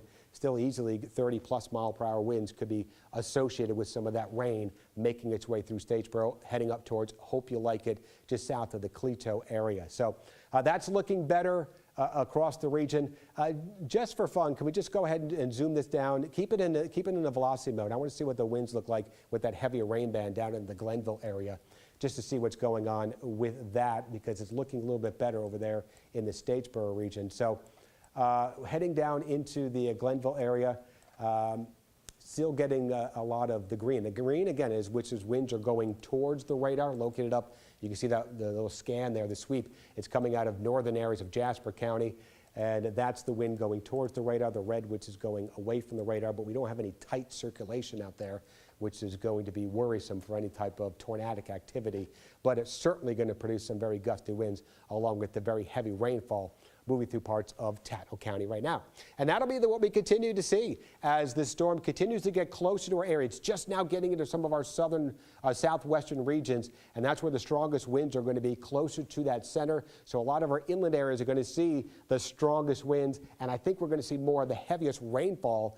If you put that back on the reflectivity, that'll show us where the heaviest rainfall has been occurring. It's basically been for a lot of the inland areas. That's the steadiest rain, where we have the yellows, oranges, and reds. It's more scattered in nature here along the coastal regions, and definitely going to see a lot more of the heavier rain making its way through a lot of the inland areas. So they got a new warning out there, Jamie? What's scrolling on there? So we got saying a tornado warning. It's not new. It's not new? Okay. It expired it. They are expiring the tornado warning. Again, we were watching that. We had that rotation in there about 5 to 8 minutes ago. It looked much better.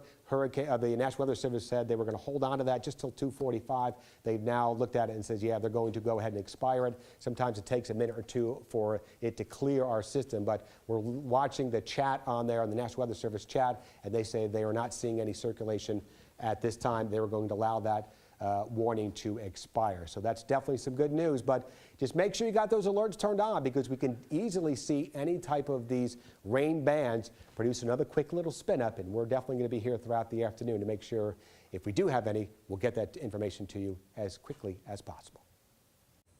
All right, thank you, Dave. I think that really shows how quickly things can change and how important it is to make sure that you're staying updated and paying attention to weather locally for your specific city, even your specific street right there. Yeah, having those alerts turned on. We talk about the WTOC First Alert weather app and being able to put it in your specific location. Right. It can save a life. You know, our meteorologists are working tirelessly. They're going to get up there anytime those warning chances increase, like we just saw there. So nice to see things wind down, but a good reminder, like you said, Haley, these things, they can pop up, and they may continue to pop up, so you have to be prepared. Absolutely. Now, our First Alert Weather team stays with you throughout the duration of a warning, just like you just saw, but we do want to take a live look now from our Georgia Southern Statesboro Skycam. As you can see, it's looking pretty dark out there. That's quite a change from what we've seen even just earlier, Sam, when you and I got behind the desk around noon. You could still see a little bit of sunshine peeking through there, but now that is not the case. You can see that rain starting to really litter the lens there a little bit. It's definitely some consistent rainfall happening in Statesboro right now. Yeah, you know, and where Dave was pointing out, he said that on the campus there, looked to be fine, is where they were watching for that tornadic event, was just off of campus, kind of on the other side there of the road. And so, and that's the difference when you're talking about these pop-up tornadoes, right? As our meteorologists say, they can just pop up in a neighborhood, in a spot, and they can come up real quick and get out real quick. So that's why it's so important to stay locked in. Even when you say we started out and it was clear, didn't look too bad in Statesboro, and in just a matter of hours, and we checked in with Dal, right along 80, not too far from here, and you can see how quickly things can change and develop, and will probably continue. Yeah, for sure. And so students are definitely, having an altered sort of schedule today, whether that's online or cancellations in total. That goes for university staff too, much like many other businesses and areas that we've seen here just across our viewing area. But earlier today, before we got into that tornado warning, you also heard from Governor Henry McMaster in South Carolina.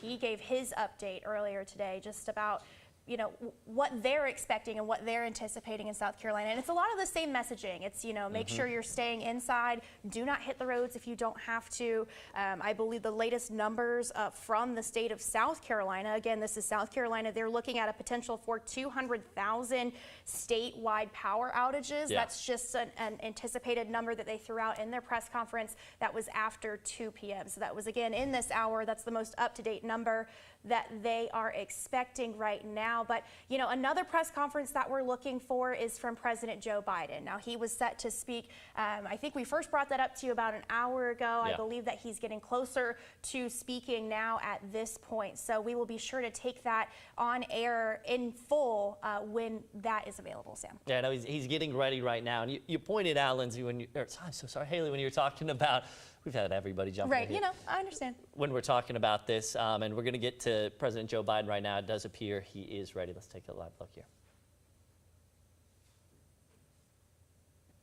Office where I met with the FEMA administrator, who's standing to my left here, and our federal response folks.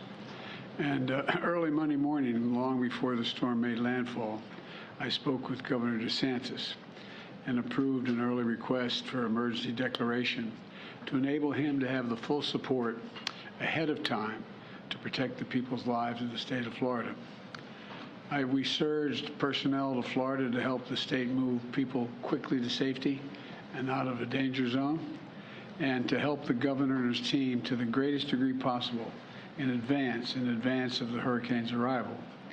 And I directed the FEMA to redeploy resources, including up to 1,500 personnel and 900 Coast Guard personnel throughout the Southeast. I directed Administrator Criswell to stay in close touch with the governor. She was with me when I was speaking to him as well. And I guess he's maybe tired of hearing both of us, but he seemed like he welcomed it. As a matter of fact, I've asked that she get on the plane and leave for Florida this afternoon. She'll meet with Governor DeSantis tomorrow and begin conducting the federal assessment at my direction. Federal teams on the ground are going to continue to work with the first responders in Florida, Georgia, South Carolina, North Carolina to get people to safety. You've all been reporting this. You've seen it on television. There are a number of rescues already taking place as I walked out of my office a moment ago to begin to recover from the impacts of this storm. I let each governor I spoke with know if there's anything the states need right now, I'm ready to mobilize that support or what they need. I don't think anybody can deny the impact of the climate crisis anymore. Just look around. Historic floods, more intense droughts, extreme heat, significant wildfires have caused significant damage like we've never seen before, not only throughout the Hawaiian Islands in the United States, but in Canada and other parts of the world. We've never seen this much fire. And while we're dealing with this latest extreme weather event, I remain laser focused on recovering and rebuilding efforts in Maui. We were out there, and many of you were there as well. It's devastating what happened there. When I took office, I directed my team to raise our game in how we lead and coordinate our responses to natural disasters.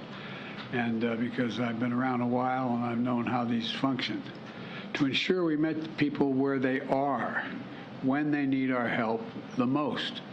Because of the devastation of wildfires from California, New Mexico, Oregon, Washington State, Idaho, Louisiana, we've learned a heck of a lot. A lot of damage in the meantime, but we've learned a heck of a lot. And we're putting the lessons we've learned to work. In a few moments, I'm going to be with my entire cabinet in the next room over, who are leading the federal recovery and rebuilding efforts and report on their progress, providing urgently needed support to the people of Maui.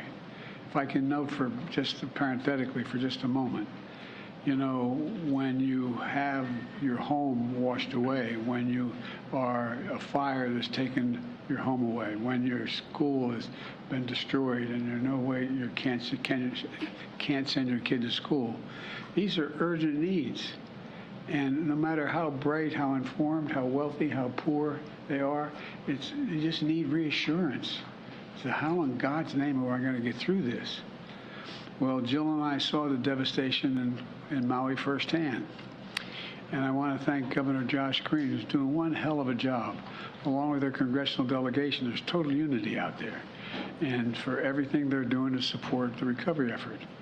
I directed my team to do everything we can for as long as it takes to help Maui recover, rebuild in a way that respects and honors Hawaiian traditions and cultures and the needs of the local community. We're not going to turn this into a new land grab. We're not trying to see multi-million-dollar homes on the beach. We want to restore that part of the island like it was before, only better.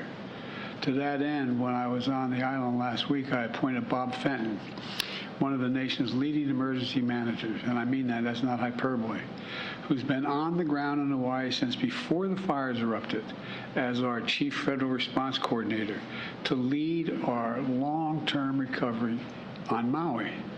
I've charged him with making sure the community has everything the federal government can offer to heal and build back better as fast as possible. You know, he'll be giving me a report virtually on Maui when I walk out of this room and go to the cabinet room where I'm meeting in just a few minutes.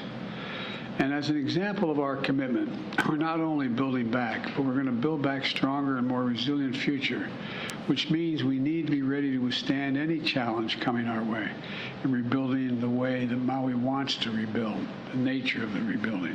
Today, I'm announcing that $95 million from the bipartisan infrastructure law is on the way to Hawaii to harden the ground power, harden the grid we talk about. I know when we start talking about the grid, the average American out there thinks, what are we talking about? Well, the ability to transmit electricity. Well, let me tell you what it means. It means investments to make sure electricity can continue to reach homes, hospitals, water stations, even during intense storms and extreme weather. Funding will be used for stronger and better poles holding up the wires that transmit the electricity. It'll mean stronger material. It'll mean burying these lines that transmit the electricity underground. It's more expensive to do that, but where possible, we should put them underground. They're safest. It means clearing trees and brush around these wires. It's like the kindling is that exists out there. That's what it ends up being when one of those wires come down. And this funding is going to pay for installing technology like smart meters that can tell you where the problem actually is when the line goes down. That's part of the problem. A lot of these in other, not Hawaii's, Maui's not that big, but in parts of California, Oregon, and all these places where these fires were, where did the wire go down? We're going to be installing meters to let the person sitting back in the headquarters know, whoa, it went down at such and such a coordinates, such and such a pole. To enable emergency responders to more quickly identify which lines are damaged or down so repairs can happen as quickly as possible and get the power back on and prevent damage from occurring. anything else at our disposal. The Department of Energy, Secretary, we're going to be talking about this in a minute, accelerated the announcement of this funding to meet the moment. All this is going to help Maui and the entire state of Hawaii better withstand future disasters, because this is not going away. It's not like, well, these are the last disasters. We know this works, and I've watched some of you folks standing in front of me on television in dangerous circumstances reporting on this stuff. You know it. It's one thing to look at it on television and hear someone else report, but you're standing there and you're wondering, whoa, what's that behind me? It makes a difference, because we've done it before. Look, under the Obama-Biden administration, we invested hundreds of millions of dollars in the state of Florida, replacing wooden power poles and steel poles, and we buried these electric lines. Well, I wonder what would happen now if we hadn't done that. I'm not sure what, but the point is we did it. It helped them withstand and recover from disasters more quickly than they otherwise would have. So it works. It costs a lot of money, but it works. But it saves a lot of money long term. When Jill and I visited Maui last week, we saw firsthand the magnitude of the loss. Your lives have been dramatically changed if anybody in Maui is listening. You've lost everything. I mean, they lost everything. And we're doing everything we can to move heaven and earth to help you recover, rebuild, and return to your lives. We've already dedicated $24 million to removal of hazardous material left behind in the fire's wake. There's pollution that is in that material. A lot of that you just can't go in and take bulldozers and clear it all out. You got to take the bad stuff out. You got to take out the polluted, dangerous stuff. And once we've done that, we'll be able to remove all the debris. But it's going to be frustrating as the devil for people. They say, why can't I go back? Storm's over. Why can't I go back and look and see if I can find that wedding ring, or why I can find that album? Can't find that thing that I've lost in the house. It's really tough. Really, really tough. I didn't anything like that, but lightning struck my house. We had to be out of that house for about 7 months while it was repaired, because so much damage was done to the house and half the house almost collapsed. And you wonder what's going to happen. We've already dedicated $400 million to pay for the debris removal. Once we get the toxic stuff out, to take all the removal, and the federal government's going to pay for that. The state is not paying for that. And we're going to dedicate more if necessary. But I want to be clear with the people of Maui about what to expect. The work we're doing is going to take time, in some cases a long time. We're going to do it in a way to make sure we're respectful to the wishes and the traditions of the people of Hawaii as well. The process of removing hazardous material and cleaning the environmental damage means folks can't get back in the area right away. The start of school has been disrupted. It's painful. I get it. But what can I tell you? The one thing I can tell you is that we're going to be with you every step of the way. We're not walking away. When Jill and I visited, we were struck by the absolute courage of the people there. People who lost loved ones, lost everything. People are just trying to find out whether the ones they lost. Are they gone? Are they dead? Are they missing? Or are they just not accountable? Where are they? They've lost everything. Everywhere we turned, we saw and felt the aloha spirit. Neighbors helping neighbors. I mean, I know this sounds kind of corny, but it's true. It's true. Everybody's reaching out, trying to help the other guy. Turning pain into purpose and keeping the faith.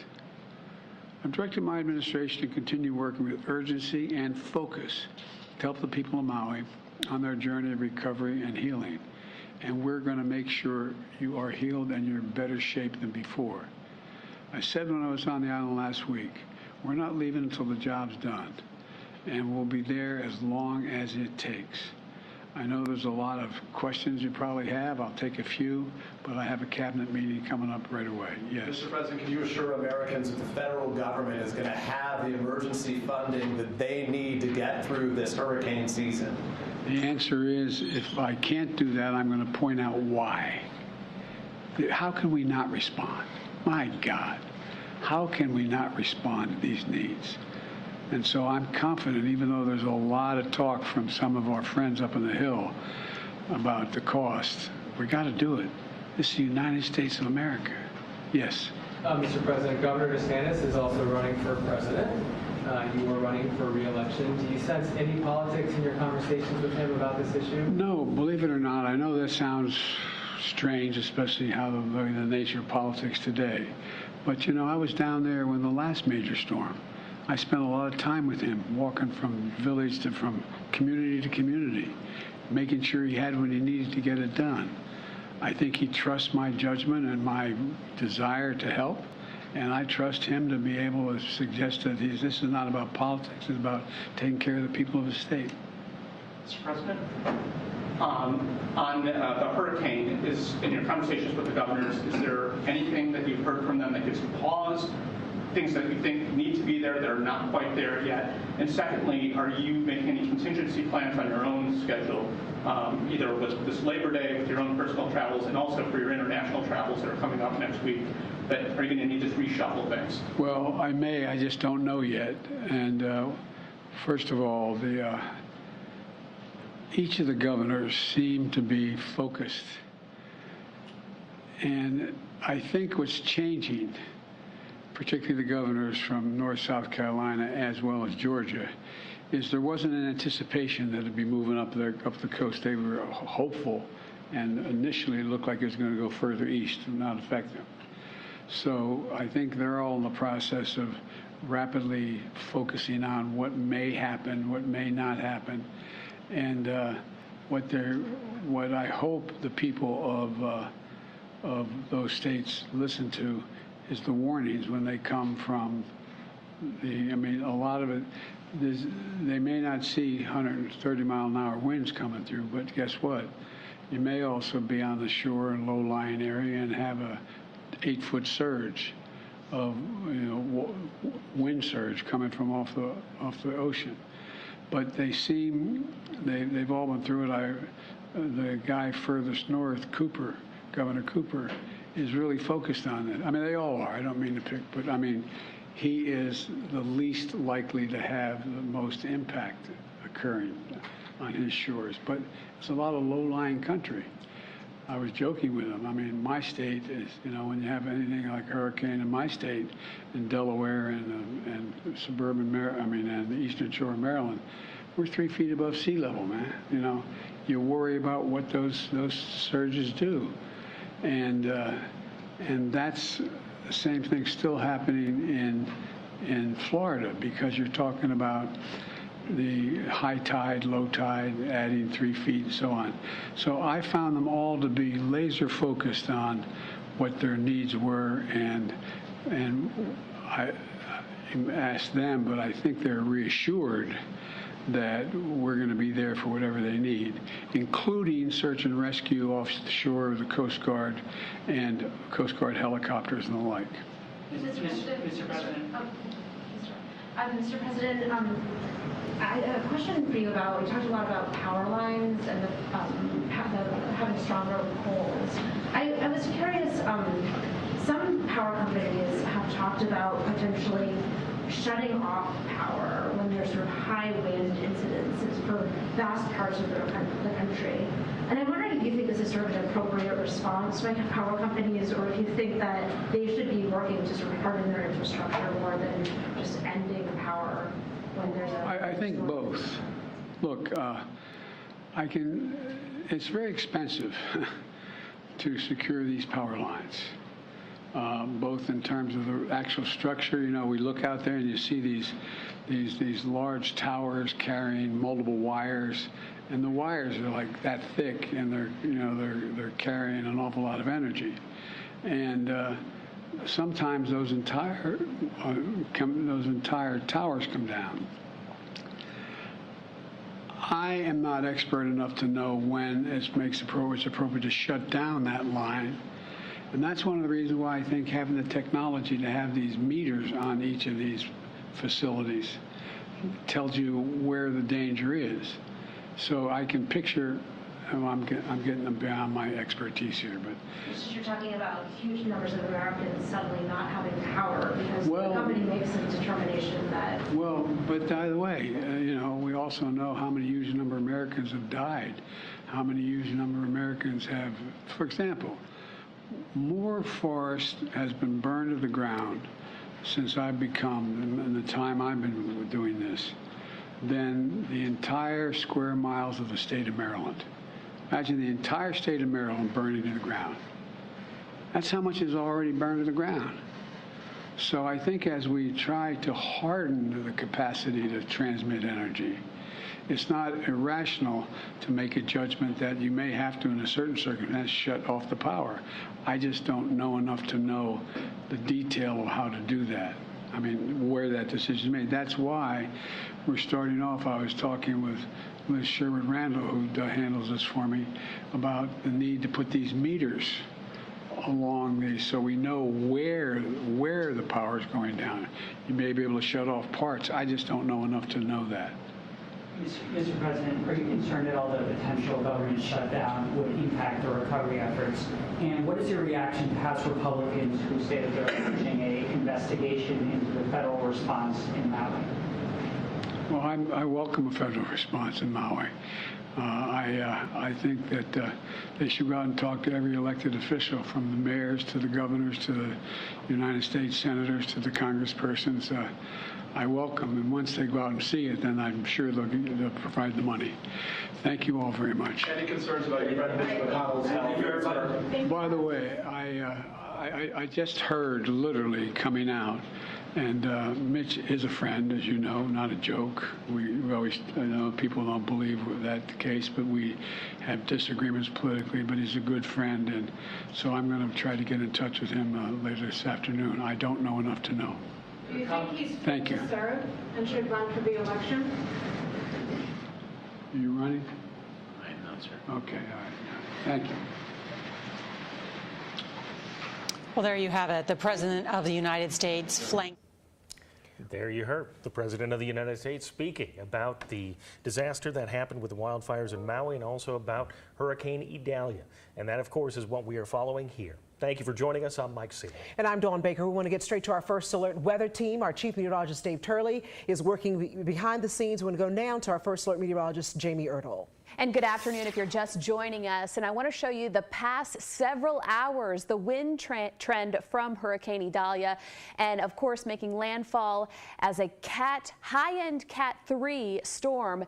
And notice that the trend is going down, now categorized as a Category 1 storm with 75-mile-per-hour winds, but it decelerating quickly. And some of those winds making their way through southeast Georgia. We don't necessarily have a lot of viewers in Brantley County, but those who do reach out to us for questions and whatnot. This is what happened at Hoboken Elementary School earlier as the eye of the storm made its way through Brantley County. You can see this is not tornadic winds. These are probably 80 to 90 mile-per-hour winds as the eye of the storm moved toward Brantley County, and the roof is just ripped off of the elementary school, and you can see the beams there, and they're going to have to do some major renovations to that elementary school. And that's the only major incident that we've heard of. Now, we did have tornado warnings earlier today. However, we have not had National Weather Service confirm them, but a lot of people have shown us some snapped trees, etc., across the coastal empire and low country. Let's look at those peak wind gusts so far. And we did have a 36-mile-per-hour wind gust recorded at the airport. Look at Hunter, almost a tropical storm force wind gust, and St. Simon's coming in at 66 mile per hour. So that is approaching hurricane force wind gust. That would be 74. And that's what we're projecting, especially along the coast. And a lot of you wonder, well, if the eye of the storm is pretty much making its way through Appling County, Bacon, and Wayne, why wouldn't the highest gusts be there? Well, because there's no friction from the water. So on the immediate coast, you're going to see those higher end rain gusts continuing through the afternoon, because we're not done yet. We have a very big dry slot across the coastal empire and low country on our Farron Farrah First Alert live radar. And honestly, we've been tracking this as far as the eye being very tight and closed and very concentric. This is a very raggedy eye right now, and you can see from Baxley down through Waycross. The eye was pretty much making its way through Pierce County and the Nahunta area and somewhere in this vicinity, but this is completely open now. So at 3 o'clock or into the 4 o'clock hour, we will probably see a much more downgraded system as it continues to make its way through the coastal empire and low country. So dry I-95 south toward the Golden Isles. But notice that I just showed you that tropical storm force wind gust of 66. We started saying yesterday that the rain would come first, then the gusty winds. So we're not out of the woods just yet, just because this storm is decelerating. Now it's continuing to have a forward motion of about 20 miles an hour, and that's great over land, especially when hurricanes make landfall. Usually kind of slow down and kind of make their way up the coast or up through the land area, but it looks like it's continuing to move and groove, and I believe that's the help from the cold front that we've been tracking. So that steering current is really helping the storm get out of here a lot faster than anticipated. So let's zoom in here and show you. I mean, you could see the reds on our radar. The heaviest of rainfall in northern Bryan County. So from Pembroke to Claxton to Glenville, Claxton, you're probably hearing some thunder and lightning, and this is going to continue to move through Evans County and toward A-Line and toward Vidalia, and the Glenville heavier downfall pours will make their way up through the Vidalia area. So this is actually moving to the northwest, and we're actually going to get a crew out in the Statesboro area pretty soon so we can see any damage. We did have that tornado warning about a half an hour ago. We saw rotation on the radar. And we're going to see if there's any damage, because that was just in the Stilson area and kind of made its way parallel through the northeast side of the borough. So a couple of lightning strikes through here. And we're seeing the heaviest of rain. So let's get the rain rate here, because we just changed our rainfall projections across the coastal empire and low country. And obviously seeing that big dry slot, Savannah south through the low country. But we're still expecting potentially another 2 to 4 inches of rain well west of I-95. So if you're joining us from the islands, we've got a light band making its way onto just crossing over Tybee. And this is going to head over into Calabogie Sound. And they did have a tropical storm force wind gust recorded at Calabogie Sound as well, about 40 miles an hour. That's going to pick up again. This heavier rain band moving out of our area, but this one looks tame. I don't see any rotation associated with this. We're always looking for, little bits of rotation within these bands that we've been tracking pretty much all morning. Let's go ahead and take a look at the wind forecast. Try to pick a city near you: Beaufort, Hilton Head, Tybee, Savannah, Statesboro, Jessup, anywhere in between. So let's go through the afternoon. We'll pause it hour by hour. Notice we're going to start to see those 60-mile-per-hour wind gusts along the immediate coast, with 40s and 50s. Tybee, we saw this kind of waver back and forth, but that is a hurricane force wind gust right there off the coast of Tybee. Now, if you live on Tybee, you're probably going to feel that. If you live on Wilmington, you won't feel that. So basically, if you can see or touch sand, that's where you're going to see those hurricane force wind gusts. Hilton Head 65, Beaufort 53, Statesboro 50, Jessup 36. Still seeing those 50 to 60 mile-per-hour wind gusts along the immediate coastline. But Wednesday at 8 o'clock, look south of the Altamaha, below tropical storm force winds. Heading into the latter part of the evening, still going to be pretty gusty. Savannah, Tybee, Hilton Head, Beaufort, even Statesboro. Then by 1 o'clock, those winds are really going to start to subside. So as far as a first alert for weather, we do believe that we're going to be in the clear for Thursday, but there could still be some pretty gusty winds that may take down weak trees and whatnot. So we're probably going to keep that first alert through the morning hours. Here's hour by hour radar. We're watching this system, and you can see just the degradation of this eye wall here. So if you're thinking, wow, I can see on the maps that it says a hurricane is going to pass over Savannah, it's a weak tropical, well, it's going to be a strong tropical storm as it passes over the city itself. So it's going to continue to move out. We're going to be pretty much dry as we head into Thursday. Your complete 7-day forecast. We'll keep that first alert for tomorrow morning, but look at the rain chances, 10%, and look at the rain chances through the rest of the 7-day. Nice and quiet, cooler temperatures as we head into Labor Day. All right, thank you, Jamie. We want to let you know that the Talmadge Bridge is closed as Idalia comes through the area. The Georgia Department of Transportation making that decision ahead of the storm. The department closed the bridge at 2 o'clock this afternoon. They'll have to inspect it after the storm passes before reopening. That could mean more bridges also will close as well, so try to avoid those areas. I want to go now to our Bureau Chief Dow Kennedy, who is live at the Bullock County Emergency Management, where we can see some rain is coming down there, and we could also see the wind there. Dow, how's it going?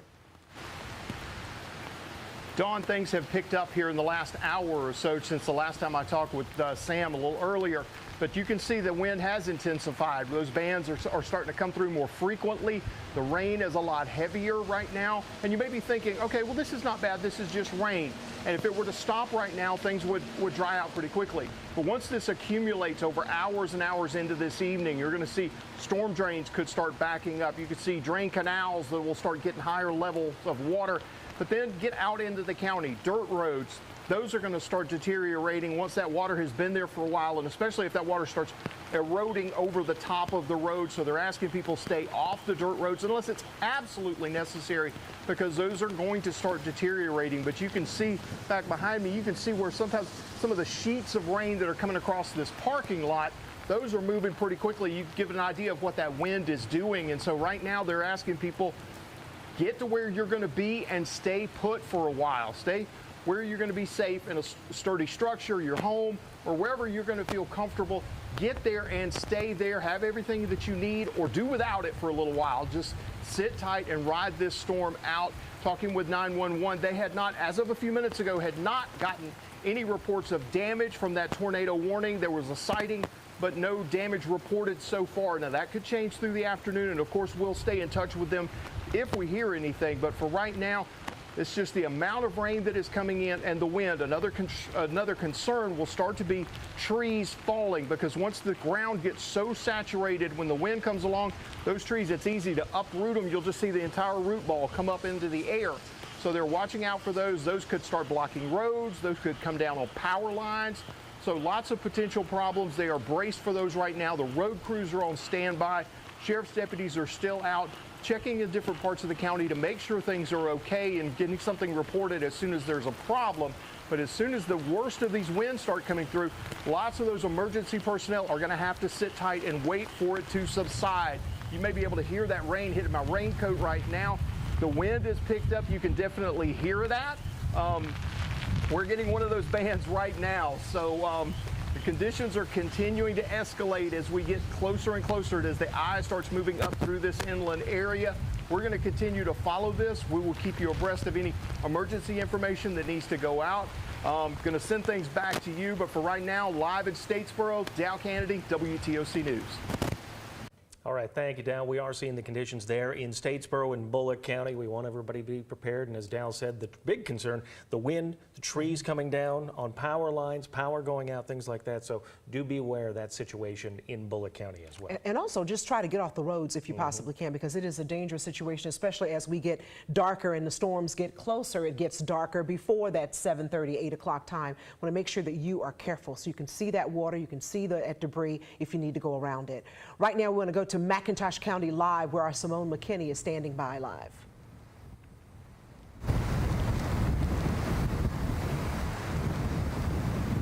Yes, Dawn, and just like Dal said, the wind is a big story today, especially here in McIntosh County as well. So earlier today, on 11, we noticed the wind picking up, and now there's been on and off showers throughout the day. So when the wind picks up and you're standing outside and those showers come in, it just all happens to you at once. And at some points, if you don't have anything to hold on to, you feel like you're about to fall over. When you're driving, we've been driving through McIntosh County all day. You can feel it in the car. You can feel the car being pushed forward or rocking back and forth depending on where you're going. So it's definitely very important for people to be in a safe and sturdy place today as the storm moves through. That's exactly what Ty Popple with the Emergency Management Communication Center let us know today, that you want to be in a safe, sturdy place. There are no local shelters open here in McIntosh County, so you want to make sure that you're somewhere safe today. We've been here since 7 a.m. and just to give you an overlook of how the storm has impacted this area, when we first got here, it was very quiet. It was cloudy just as it is now, but there wasn't much rain. By 8 a.m.,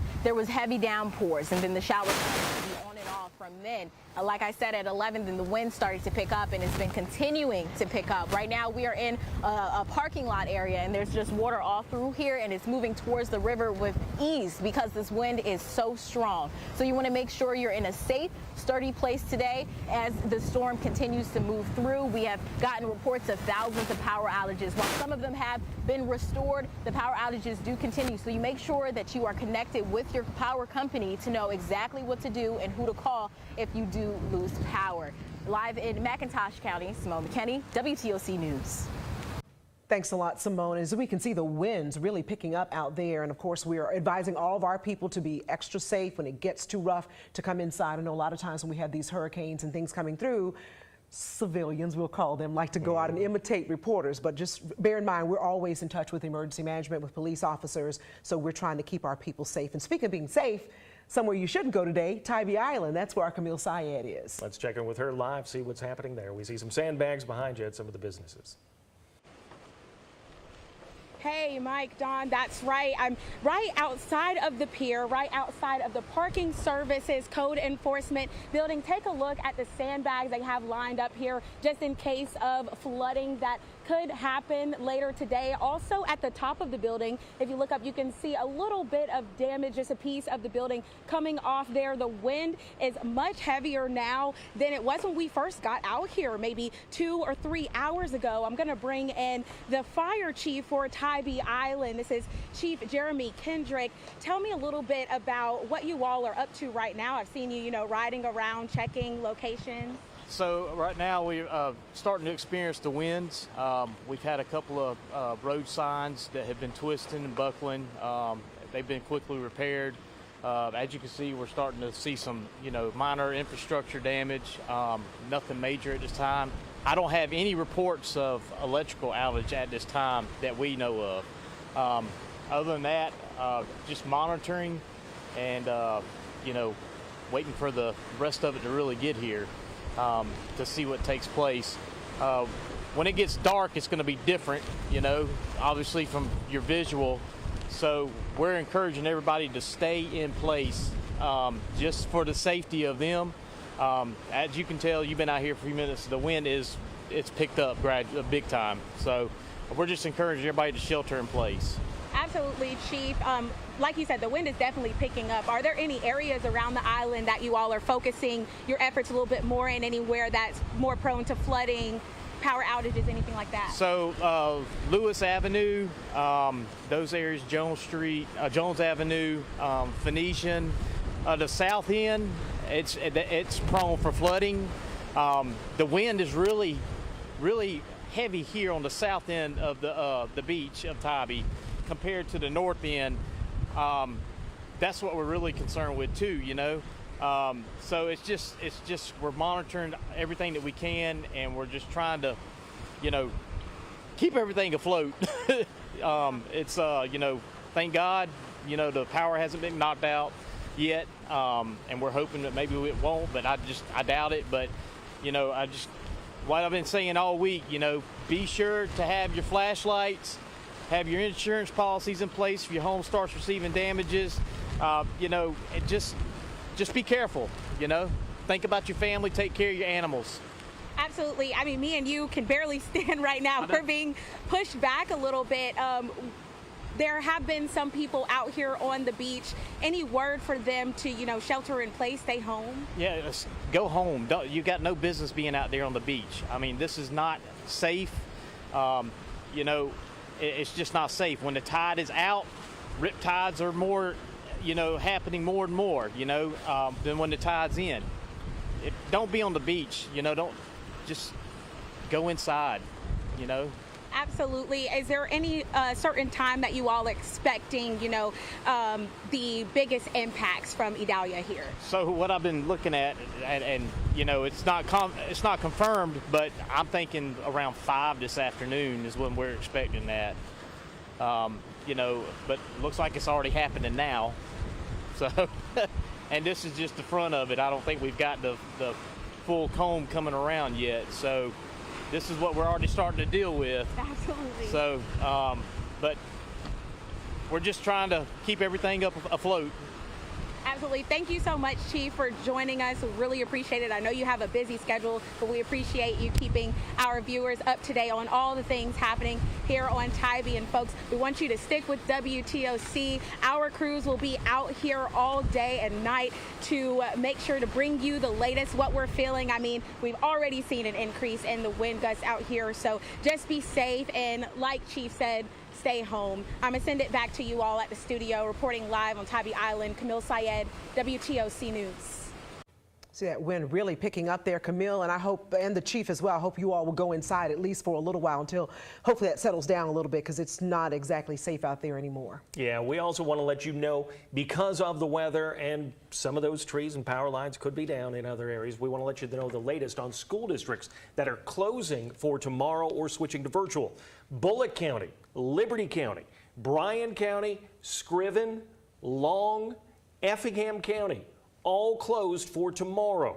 Of course, we are updating that list as more districts make a decision. Also want to let you know, too, that Pinewood Christian Academy is closed today, of course, and they will be closed tomorrow as well. And just minutes ago, the city of Rincon announced a state of emergency. Let's take a look at what that actually means for them. They're also putting in a curfew starting at 7 p.m. this evening until 7 a.m. in the morning. And there's also a shelter if you need it, open at the Pinora Baptist Church. So I want to make sure that you have that information. If you're not going to go anywhere to the shelter, please stay at home. Now, all flights to and from the Savannah Hilton Head International Airport today have been canceled. Now, service is expected to resume tomorrow. The airport says you should check with your airline for any updates, but as for the rest of today, all flights in and out of Savannah canceled. And of course, we're going to tell you a little bit more about public transportation. Those are not running today, at least in Chatham County, Chatham Area Transit. The buses were not running, and they're monitoring the conditions still for tomorrow. They will make an announcement as soon as they know. We will let you know, because we know a lot of people depend on the public transportation to get back and forth to work. And that is the same for most public transportation in the Low Country. That includes the Palmetto Breeze commuter services and the Breeze trolley. Closed today. We'll wait for word to see what they're going to do about tomorrow. Well, we do want to see how conditions are in Beaufort County, and I know our Tyler Mannion, he has been out there on Hilton Head Island checking things out for us, and there we are seeing those gusts and wind like we're seeing on Tybee Island. Let's check in with Tyler for the latest. Mike, those gusty winds are what we're feeling right now. We've been out here for about 3 hours so far this afternoon, and at this point, the wind's stronger than at any other, and I want to show you a really good example of exactly what it's doing to this area. We're right by the sand dunes, and you can see the sand just getting blown right off into the upwards part of this area, right into this restaurant. If we even pan more to the right, we can show you the true strength of this all the way around us. These dunes just getting blown up and past. If I were to even turn to face the ocean right now, I wouldn't be able to see, because the sand would be in my eyes that quickly. We're going to walk, because we do want to show you more things that this impact of these winds and what it is doing. You can just tell if I hold this up. That's what this is doing. As the sand does come, we're going to walk you up into this restaurant, because this restaurant, this is the Sea Pines Beach restaurant, right on the water, as we just showed you.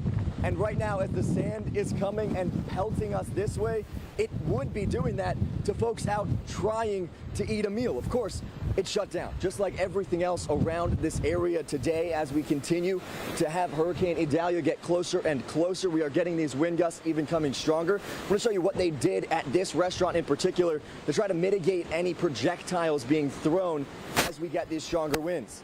Typically, this area is filled with chairs out around the patio. Now, here they are, all tied up, stacked, 4, 5, 6 chairs at a time, all around this patio. We were talking yesterday, when it was a little more safe, to the director of Hilton Head Island's airport. We know we just talked about the Savannah airport and the Hilton Head Island airport. Well, all flights out of the Hilton Head Island airport today have been canceled. That happened a few hours ago, but the airport itself is still open. That gives us a good gauge on what the winds out here look like. They will close that airport down when sustained gusts get to 35 miles an hour. Listen to what the airport director had to say about that.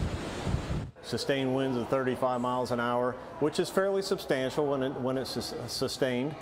So at that point, you know, that could have an impact on hangar doors that are open. They could be stuck open with the wind. It could impact airplanes that are tied down on the private side, so everything has to be double checked and double secured. So that's when we get into kind of safety issues. You could have debris flying around at that point.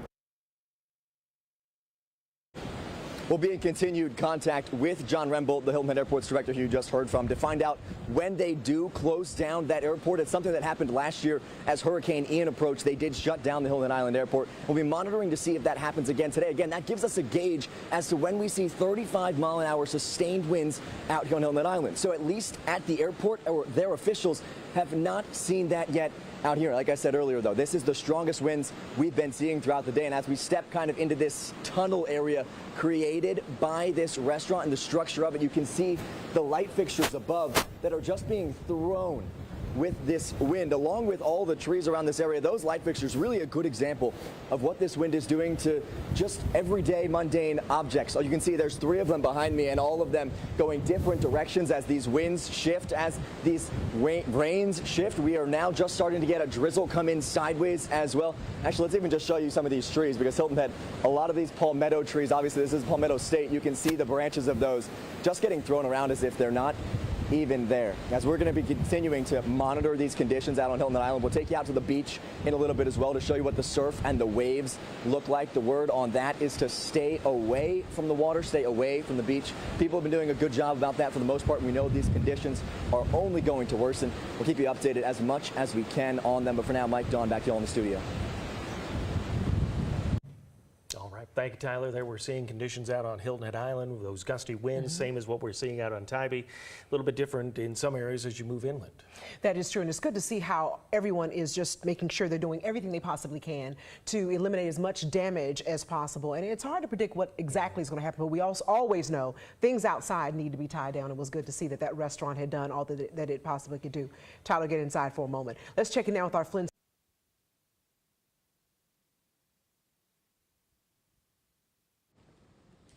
Yeah, Mike, Dawn, we are out here. We are on Bull Street, right outside of the old Chatham County Courthouse Administrative Complex here. This is where the county's Emergency Operations Center is located, in the basement of this building. Take a look. We were just allowed inside within the last hour, and in the basement of these buildings are department heads and agencies from across Chatham County that are coming together, meeting around the clock, really, to monitor Idalia's movement and any subsequent impacts the storm may have on Chatham County and really the greater area as well. We have port officials, we have EMS officials, as well as county emergency management officials right now. I did speak with the spokesperson from the county who told me earlier today that because of the storm's movement, because it sped up, they had to call staff in a little bit early to make sure that everyone was off the roads and safely here at the Emergency Operations Center before these winds started to pick up. They said that they're going to be monitoring Idalia's movement and any impacts that happen as a result until the threat is over, which for what we're hearing from our weather team, it could be for the next several hours. And really, as we come back out here to Bull Street in Savannah, we are right across from the Talmadge Federal Courthouse, and we're not really seeing so much rain impacts anymore. We saw those heavy bands of rain come through during the morning hours and early afternoon, but now that we're in kind of the mid-afternoon, gearing up for that 4 or 5 o'clock hour, the main storyline right now that we're seeing here in Savannah are the winds. Those are what are really beginning to get picked up here. It's throwing some of the water on the leaves in our faces here, making things come a little sideways here, but that has really picked up over the last couple hours, minutes rather, or so. As far as any announcements about closures or anything, we've been talking all afternoon about the Talmadge Bridge. That is now officially closed according to GDOT. Chatham County also announcing within the last hour that their offices are going to be closed tomorrow. Their government offices are going to be closed except for essential personnel only. And that's also going to be the case for the city of Savannah as well. Their offices are going to be closed too tomorrow. However, they said that trash collection will resume on a modified schedule tomorrow, and that any vegetative debris that you have on your yard or sidewalk should be, placed out according to city rules. We are seeing a couple of branches starting to come down, not big branches, smaller branches in the city squares and everything. So certainly Public Works will have their work cut out for them tomorrow once this storm passes. And then, of course, the main thing that officials are looking out for in the city in particular is down on River Street, just north of here. right along the Savannah River when that high tide is expected later this evening. They worry that, with the storm surge, projected storm surge, and also with that higher than normal high tide coming in, that some of those businesses down on River Street could be impacted. We've been showing you today how they've been sandbagging up, getting ready. There's a lot of the businesses down there are already either closed or are planning to close. I know yesterday we were talking somewhat about a potential curfew in the city of Savannah. I did just check in with the spokesperson. He says he hasn't heard any plans to implement a curfew in the city of Savannah tonight. So right now there is no curfew announced in the city of Savannah, and their offices, both county and the city, will be shut down tomorrow except for those essential services. So we're going to continue to kind of drive around the city. We'll probably head back to River Street here, see how the situation is there now that these winds are picking back up. But for now, though, we're live in Savannah. Flint Snyder, WTOC News. All right. Thank you, Flynn. Thanks for giving us an update on how Chatham County is responding in the city of Savannah as we move through this storm. And it's interesting, too, to see from South Carolina to Georgia just the impact and what's going on there. I mean, Dave, it was almost like a different storm we're talking about when we saw what was happening with Flynn here in Chatham County. And then Tyler there, of course, now he was on the beach on Hilton Head. Yeah, Tybee and Hilton Head seeing some of those rain bands, and embedded in those rain bands is where we can see some of those gustier winds. Looks like it was easily gusting over 50 miles per hour along some of the beach areas. So this is what we're seeing out here right now. This is the 2 p.m. advisory on Hurricane Idalia, which was at that time about 10 miles to the northwest of the Waycross region, but it's moving to the northeast at 20 miles per hour. So it looks like it's probably somewhere here moving into parts of at least Appling County as it continues to make its way out to the north very quickly. This is what we have as far as the heaviest rains, and we put this into motion, and we can see it's now north of the Altamaha River where we're seeing a lot of the heaviest rain. Claxton, Statesboro, heading up into the Sylvania region, back into Swainsboro, Vidalia, Mount Vernon, seeing some of the heavier rain. It's scattered activity along the coast, but in any of these rain bands, as we saw over at Tybee and Hilton Head, doesn't take a lot of heavy rainfall to get a lot of the gustier winds associated with that system. Now, the storm is going to continue to weaken. This was the 11 a.m. advisory. They were thinking that there would still be a Category 1 hurricane over Savannah at the 8 o'clock hour. Well, the storm has weakened a little bit quicker than what they were thinking earlier. So we'll wait for that 5 o'clock advisory to come out to see if that's actually true. It's probably going to be more tropical storm strength, it looks like, moving through the area later tonight and then out of the region overnight and into our Thursday. So with that, we still have that hurricane warning in effect. Again, that's based on the 11 a.m. advisory. That will change coming up as of that 5 p.m. advisory. We do have those flash flood warnings. Bullock County, western areas of Liberty, Long into Tattnall County, southern areas there of Candler County, seeing that flash flood warning going through 7 p.m. We've seen 2 to 5 inches of rain already fallen so far today, and more of that heavier rain is falling out there right now. Tornado watch does continue here. I think that has been extended since we're after that 3 o'clock hour. So the new one is extended till 6 p.m. now. So that's that new tornado watch. And we still have that going through 10 o'clock into our low country area. So flash flood watch in effect for pretty much the entire inland region right now. So our Fair and Fair First Alert Live radar, again, not showing much in the way of any rain. And I think the steadier rain is gone. If you're watching in Jessup into the Brunswick area over towards Darien, steadier rain should be over. That's moving now north as the center of the storm, again, is getting into Appling County, getting very close to the Altamaha River. We're still going to get a chance for some showers and some of that wraparound moisture. So we're not done yet officially with the rain, but the steadier rain will be continuing to move on inland. And a lot of the wind associated with this is still going to be continuing as well. So this is a look at the current winds, and this is sustained winds right now. 26 in Alma, 25 Waycross. We're at 28 Savannah right now. Hunter's at 29. 37 mile per hour sustained wind over in Brunswick, but we are getting some higher gusts. 66 current wind gusts on St. Simon's Island, 55 in Brunswick, 47 mile per hour wind gusts over in Alma. Even at the airport now in Savannah, 40 mile per hour wind gusts across the region. And we had some of those peak winds again, which we're seeing now. Again, this is the storm which is just moving over the area. We talked about that over the past 24 hours or so, thinking afternoon, evening, as that center of the storm gets over the region, that's when we'll see the highest wind gusts across the area. So we're still looking at the potential for some winds gusting 50 to 60 miles per hour in here throughout the rest of the afternoon into the evening hours. 2 to 4 foot storm surge, and I can tell you the value has come down a little bit, what they're thinking over at Fort Pulaski, down from 10.3 feet that they were thinking earlier, now down to about 10.1 feet. Still a low-end tornado threat. Can't rule that out. We'll be watching some of those showers as they move their way through the area. And again, higher rain totals for some inland areas. We're looking at the winds gusting there 40 to 60. Could be seeing higher gusts, which we're seeing 66 along the coast. So that's what we'll see for those winds gusting. Additional rainfall we're looking now. 2 to 4 again, and it's mainly north of the Altamaha River where we're seeing the steadiest rain. Could see another inch, maybe 2, where we're seeing more of the scattered rain showers, but I think the heaviest rain is done for a lot of areas south of the Altamaha River. Again, there's the tide, has dropped now down to about 10.1 foot, but we still expect to see a lot of minor flooding going on along the coastal regions, and we'll see what happens with that, especially as the system maybe a little bit weaker than they were originally thinking moving through the region. That would hopefully bring a little bit lower tide in here, but that high tide will be occurring into that 8 to 9 o'clock hour, so that's when we'll see the peak of the tide. So for the rest of the afternoon, still heavy rain inland, low-end tornado threat. Winds could still gust to 60. By the evening hours, as that low pressure is moving near the Savannah region, passing probably just west, it looks like, around that 7 o'clock to 8 o'clock hour, and then moving out of the area overnight. Conditions will start to improve overnight. I think a lot of the rain will move out of the region.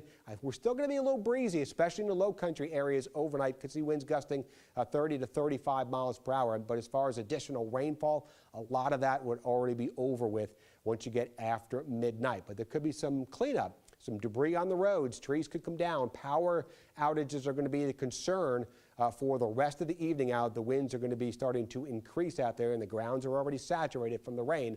So if you have power now, make sure you charge all your electronic devices, so in case your power does go out, you can go ahead and still get that information. And of course, we'll have the updates here on the WTOC First Alert Weather app. That 5 p.m. advisory will be coming out shortly. And Jamie and I have been updating our Facebook pages to make sure that we give you the latest information as well. I'm going to show you one of our computer models. This is our IBM in-house computer model. It's been doing a decent job here at predicting where they think the heaviest rain is going to be. It's been inland here, and this has been pretty consistent. We've been starting to see that shift last night when we're looking at some of the computer models, saying it doesn't look like it'll be more of a widespread rain. It looked like more of an inland heavy rain event.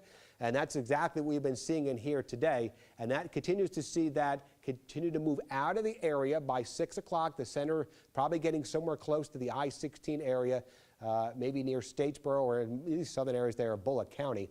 And still some scattered showers on the backside of that, but the steady rain moving out through the evening hours. And then after midnight, I think a lot of us will be winding down with some of those rain chances in here. So once we get this out of here, we're keeping the first alert right now through at least daybreak tomorrow. But not so much for the weather out there, but for the possibility of a lot of debris on the roads.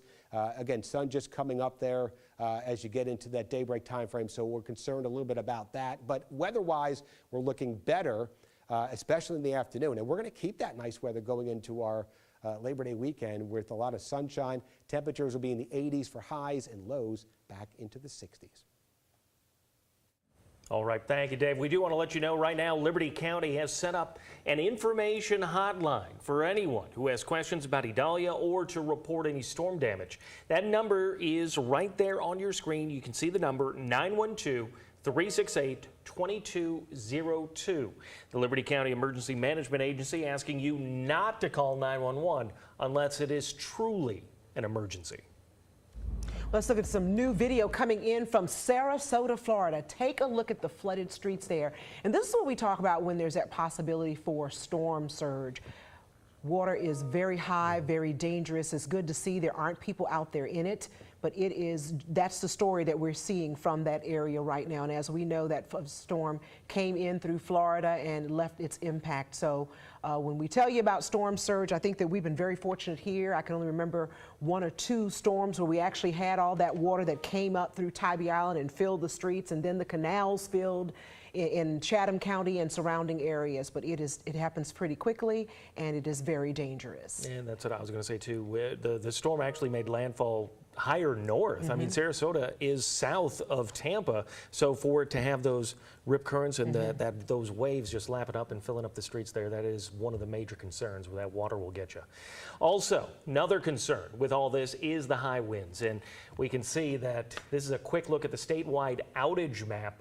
Almost 145,000 people in Georgia without power right now, mostly in South Georgia, and Valdosta has been hit hard by that. That's about 3 hours away from here, about an hour from Waycross, but Valdosta has been hit hard. In fact, the city is asking people in that area to shelter in place because of significant damage caused by the storm. They say many roads are simply impassable because of flooding, debris, or power lines down in the road. The recovery efforts, they say, are underway, but the damage is vast, and that's out of Valdosta. I want to let you know, too, that with that Georgia Power outage map, they just refreshed that page, and now they're up to more than 165,000 Georgians who are without power tonight.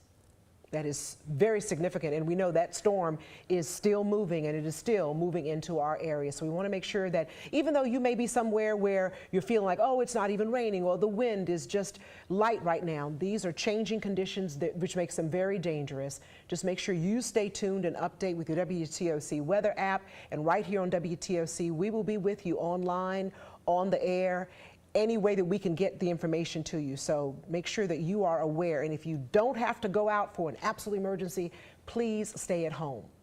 We do want to let you know Georgia state leaders giving an update shortly after noon today about how the state is responding to the storm. GMA Director James Stalling said help is in place and ready to go. We are prepared. We've got pre-positioned assets all over the state. That includes State Patrol, DNR, Forestry Commission, Georgia Guard. We're ready. Air assets, drones, search and rescue teams. We have tarps, MREs, waters, all the things that you would think that would be needed in a time like this. We have those pre-positioned and downrange. Also, we want to hear from South Carolina. The governor, Henry McMaster, provided an update on Idalia this afternoon. He warned residents just how dangerous the storm could be. Take a listen. And we again ask everybody to realize that these storms are dangerous. There'll be water on the roads. There'll be water that does not appear to be deep. Your car could get flooded out. There could be a hole in the road. It could be washed out. If you can't see the road, then don't ride on it. Be very careful. And stay inside. Tonight there'll be winds all over the state, particularly more in the coast. Well, Savannah Mayor Van Johnson also declaring a local state of emergency. A state of local emergency gives the city manager the authority to execute emergency management plans and also to get the necessary resources to respond if we feel any impacts brought by Idalia. In Chatham County, the chairman of the Chatham County Board, Chester Ellis, signing a resolution declaring a local emergency as well. Bryan County, Beaufort County, and Bullock County are now also in local state of emergencies, as well as Rankin, Statesboro, and the city of Bloomingdale. Well, right now we want to check in with our Anna Stansfield, who I believe Anna is out in Bryan County right now with the very latest information. Yeah, Mike, Dawn, I'm out here in Bryan County in the Richmond Hill area. We are in Piercefield neighborhood, which is right near Richmond Hill High School. We were speaking with some homeowners here who said they lost power at about 8:30 this morning. It came back around 2 o'clock this afternoon, but then was lost again 30 minutes later, and the neighborhood here is still without power. Again, this is right near Richmond Hill High School. The winds have really started to pick up within the last 15 to 20 minutes here, so if you are in this area, make sure that you are staying inside, staying in your home. I spoke with one homeowner earlier who said he tried to take all the proper precautions before this storm hit. Got everything prepared pretty much earlier. My backyard tends to be a swamp, so I ended up cutting the lawn before I usually did. That's a couple days ago, just so that it wouldn't be so bad. And other than that, I've got tons of food in the fridge and in the freezer, so. And some of those preparations are exactly what EMA teams here in the county were recommending yesterday that people do to start getting ahead and prepared for this storm. If you have to do anything, people are really recommending that you stay in your house at this time due to this high winds. Driving a vehicle at this time is definitely dangerous. There's the potential for down trees, down power lines. So right now, officials in the county are recommending that you stay safe and stay inside. For now, that is all we have in Bryan County. I will be here throughout the rest of the day updating you on anything you may need to know. But back to you, Mike and Dawn in the studio. All right, thank you, Anna. Right now, we do want to bring you some more video from Florida near where Idalia made landfall earlier today. If we can show that to you, this is a place called Crystal River, Florida. That is north of Tampa near Cedar Key. And as you can see, coming ashore very near there, and we can see the water just inundating the entire city. Streets flooded, neighborhoods flooded as well. So you can see the damage that has already been done. And that was taken a little bit earlier today. This is drone footage of that event. Just such a sad situation there. We just hope everyone got out safely. And of course, if they're in that area, of course, they have no choice but to stay in place at this point. We also want to look at some more video coming in. I believe this one from Tampa area. Yes, from the Tampa area. You could see how much water is, the choppy water there, flooding and debris in the streets. Oh, it just looks like we're out in the middle of the ocean right there, and we are not with that scene. I was going to say that looks like picnic tables that were sitting out there, or where people would eat. It looks like right there, it's probably a pool right over there where people enjoy the afternoon, but not today. Of course, they were well notified, and we're hearing good reports that lots of people got out of the way and are still in shelter where they should be. We want to also show you too, because no matter where you are, if you have the WTOC First Alert weather app, you can get the forecast, you can get the radar, you can get any kind of alerts that you need to know about. But before we go to that, this is video coming in. Is this from Valdosta or Florida still? This is Valdosta. And that's, you know, of course, Valdosta is right there by that Florida line. This is how those heavy rains slammed into Georgia earlier today. Yeah, they were showing in some areas, I had seen some pictures of water rescues, actual water rescues being done on the streets of Valdosta. So they do have a hunker down in place situation happening there, as well as a widespread power outage in Valdosta. They are definitely feeling the effects from Idalia.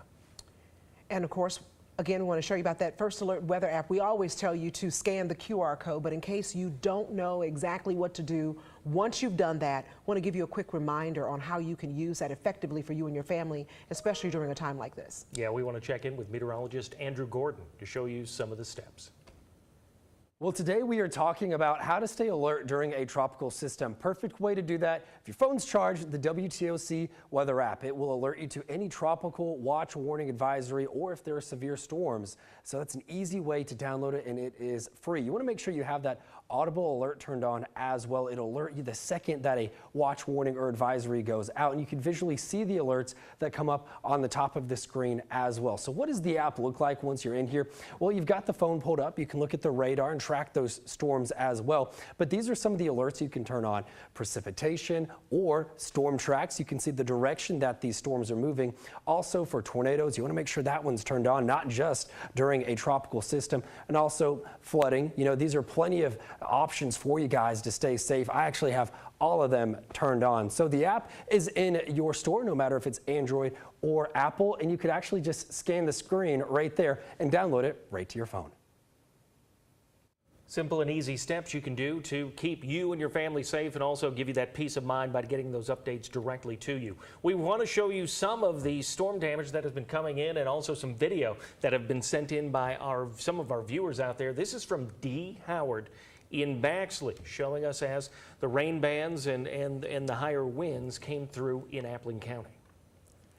And let's go now back to Florida. Hard hit with flooding and also some damage going on there. And this is in Steinhatchee, Florida. And as you can see, some strong currents there as well, and some of the, at least looks like whoever owned that boat did a good job of tying that first one up, but the other one looked like it has been tossed around for a while, and you could see that the water, of course, is overtaking some of those docks and decks that we should expect with weather like this coming through. Also want to show you some more drone video. This is from Tarpon Springs, Florida, and that is also showing some of the flooding there. And those are streets, folks. That's where people live, have their homes. You see street lights out there as well, and those roads are underwater right now as we speak. So that is going to take some time before that starts to go down. And of course, we're continuing our coverage of Hurricane Idalia. The storm is now taking aim at Georgia and the Carolinas with strong winds and heavy rain coming through. Manuel Bajorquez visiting here in Savannah with more on what we can expect tonight. The squalls are really starting to come through in the Savannah area with rain and the winds picking up. I also want to point out this. You can see the water really getting going here in the Savannah River.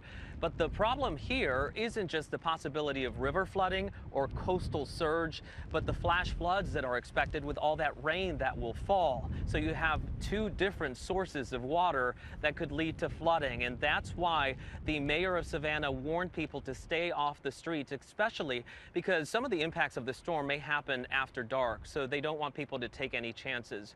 Not just a concern here in Georgia, in the Savannah area, but of course in the low-lying areas of South Carolina and North Carolina, where states of emergency have also been declared. Government offices and classes have been canceled in many coastal communities because they want to get people out of harm's way. Because when people went to sleep last night, they thought maybe we'll see a tropical storm, but some of them could still see hurricane force gusts. What does that mean for this area where there are a lot of trees? Well, trees falling down, blocking roads, and the potential for power outages. Manuel Bajorquez, CBS News, Savannah. And that is a big concern right now, power outages. The National Weather Service says Idalia will hit the Carolinas as a tropical storm before moving out to sea. We want to remind you that shelters are open today for people in Chatham County.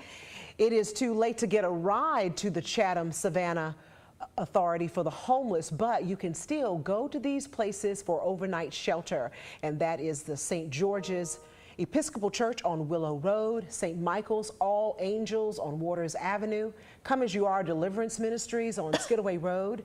The Salvation Army has a limited number of beds, and so does Union Mission. If you need additional assistance, you can call the Authority for the Homeless. And there are also some other shelters. I remember all of them were not pertaining particularly to the homeless, but there is also one, the Savannah Cultural Arts Center. The Mayor Van Johnson announced that earlier today, has also been open. That's on 201 Montgomery Street across from the old Civic Center, and that will open and be open until 8 o'clock in the morning if you need shelter. And also, you know, even in the South Carolina Low Country, Ridgeland School in Jasper County on Jaguar Trail, that is open as a shelter, and the Jasper County Emergency Services ask that you bring your own supplies if you go to that one. Well, right now we do want to get a check of the latest on where the storm is as it's moving through Georgia. Let's go to meteorologist Jamie Ertel. And some of the strongest winds, Mike, have been to our south, just outside our immediate viewing area. But we have friends and family who live in Brantley County. And if you haven't seen this, Hoboken Elementary School's roof was ripped off by hurricane force winds as the eye of the storm moved pretty much over Brantley County. This is not tornadic. This is actually hurricane force winds. So they're going to have to do a lot of restructuring of that. And we'll be thinking of them as they rebuild. Let's go ahead and take a look at other peak wind gusts throughout the coastal empire and low country. St. Simon's coming in at a 67-mile-per-hour wind gust. That is the highest wind gust that the island has recorded since it started recording in 1944. So it's quite impressive. South Tybee got a 58-mile-per-hour wind gust. Calabogie Sound 47 miles per hour. Hilton Head 43, Sapelo Island 30, Reedsville 38, and Claxton about 39. Things are about to get windier. A lot of people have been messaging me asking, hey, you know, it hasn't been so bad so far, but it is going to get bad as far as the wind goes. Let's go ahead and take a look at some other wind gusts, and these aren't updating all that much, but right now you can see Alma, about 47-mile-per-hour wind gusts, 44 Baxley, 52 Douglas, and 51 Waycross. And that's at a reporting station. I just got some pictures in from Waycross damage a couple of homes, large trees coming through some homes in Waycross. Right now on our Farron Farrah First Alert Live radar, a big gap you can see, and it's not been raining Savannah South for about an hour and a half, maybe even more across south portions of our viewing area. So you're thinking, all right, is it done? But we're still expecting the winds. The rain is pretty heavy in other locations, but notice this big gap right here with that wraparound through Folkston and Brunswick. That is an open eye wall at this point in time. Now we're still waiting for the 5 o'clock advisory. I think the National Hurricane Center is kind of getting their ducks in a row. The forecast track that we usually show you with the cone and the icons, it's dated. It's still saying 75-mile-per-hour winds as it makes its way through Savannah. We're still going to tell you that we're expecting hurricane-force wind gusts along the immediate coast. You just saw that 67 on St. Simon. So even though the eye wall is deteriorating, we do believe that hurricane-force wind gusts still possible along the immediate coast and still gusty 50 to 60 heading through the next couple of hours. So let's zoom through here from Swainsboro to Santa Claus, heaviest rain 16 west, and right here from Garnett, just north of 119 in northern Effingham County, really actually from along 119 from Springfield to Guyton and then back through Pembroke. The heaviest of rainfall right there in portions of Effingham, Hampton, and eastern Bullock County.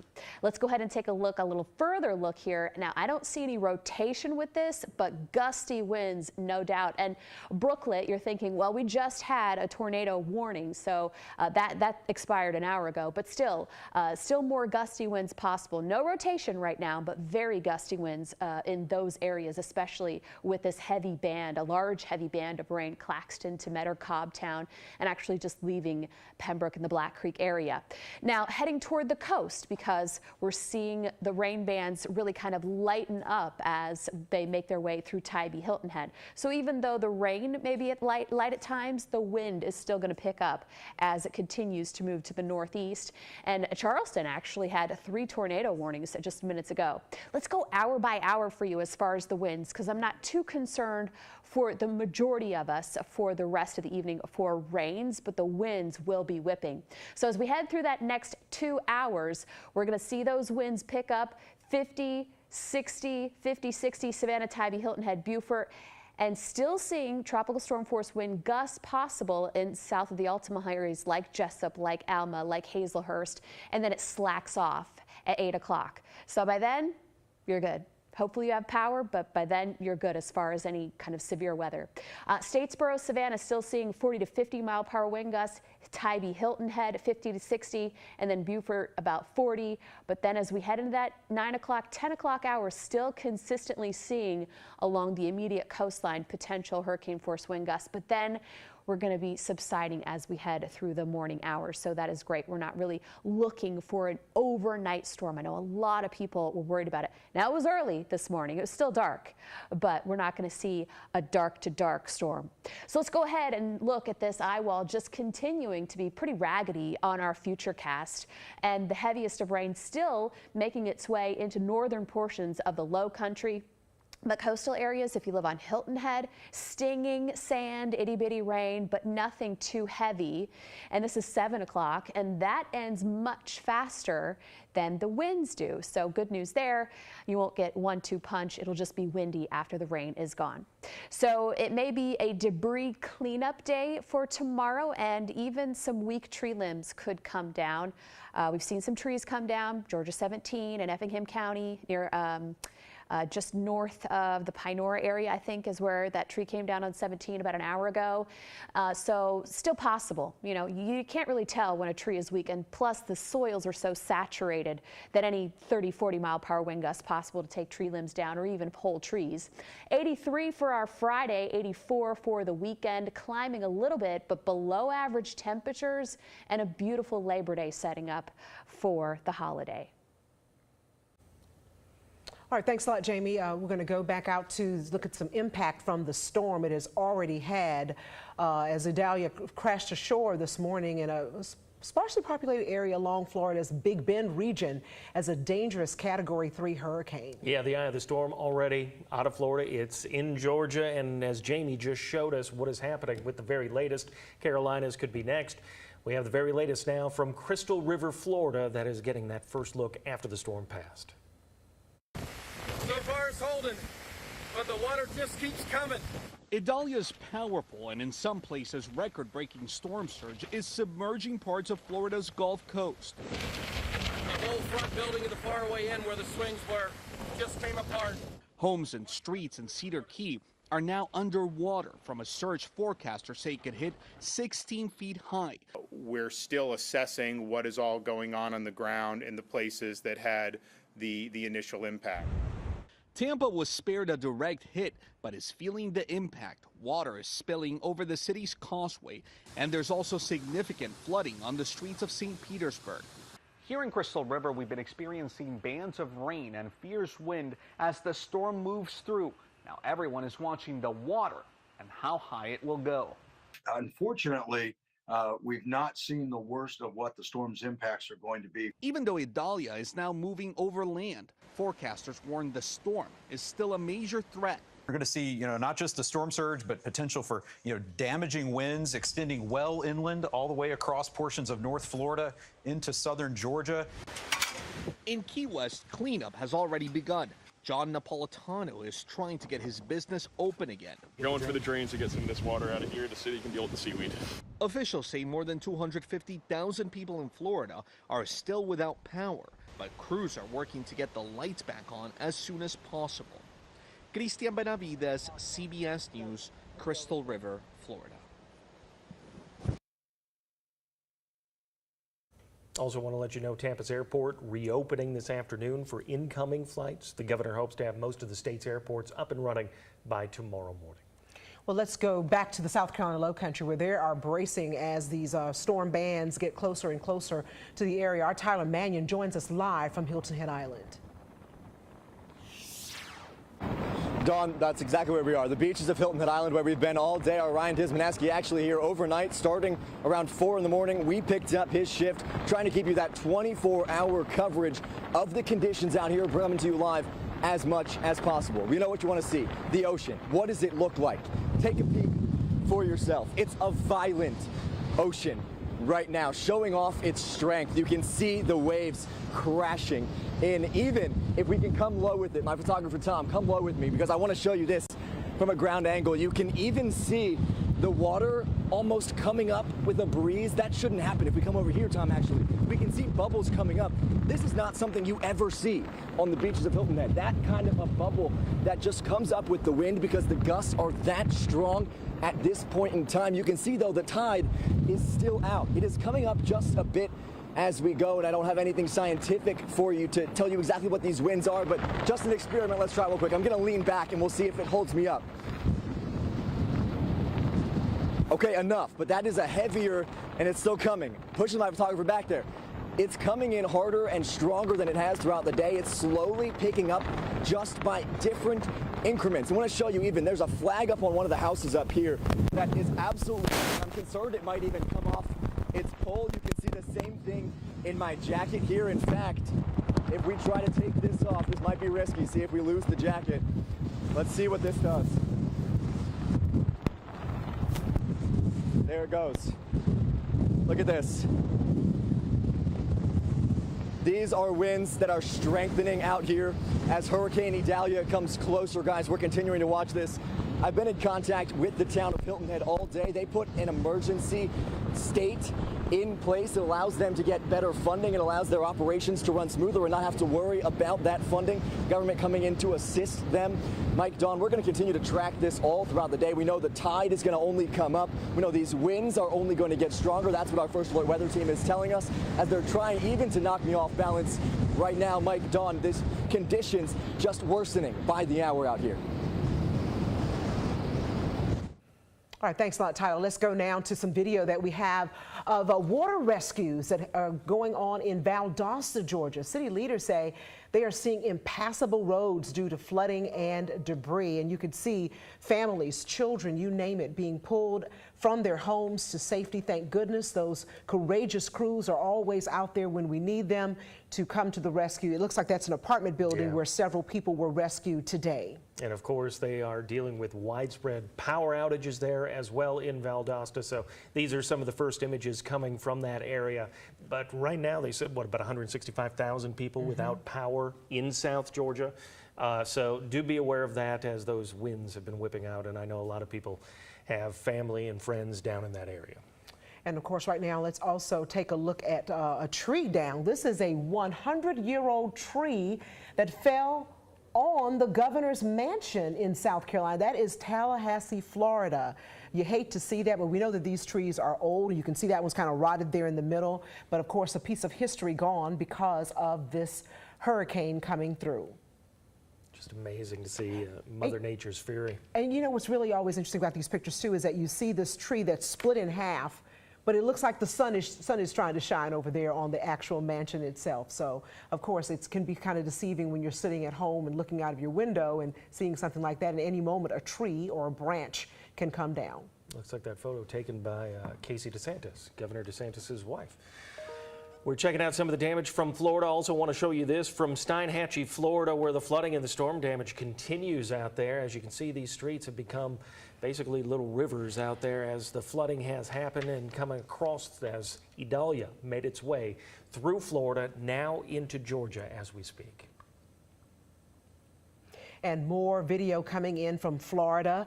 Marinas flooded with the storm surge. And this is always what you hear Jamie and Dave telling you about when these storms come through. This is what happens when that ocean just swells and it starts coming on land and it just keeps building and building. A very dangerous situation there.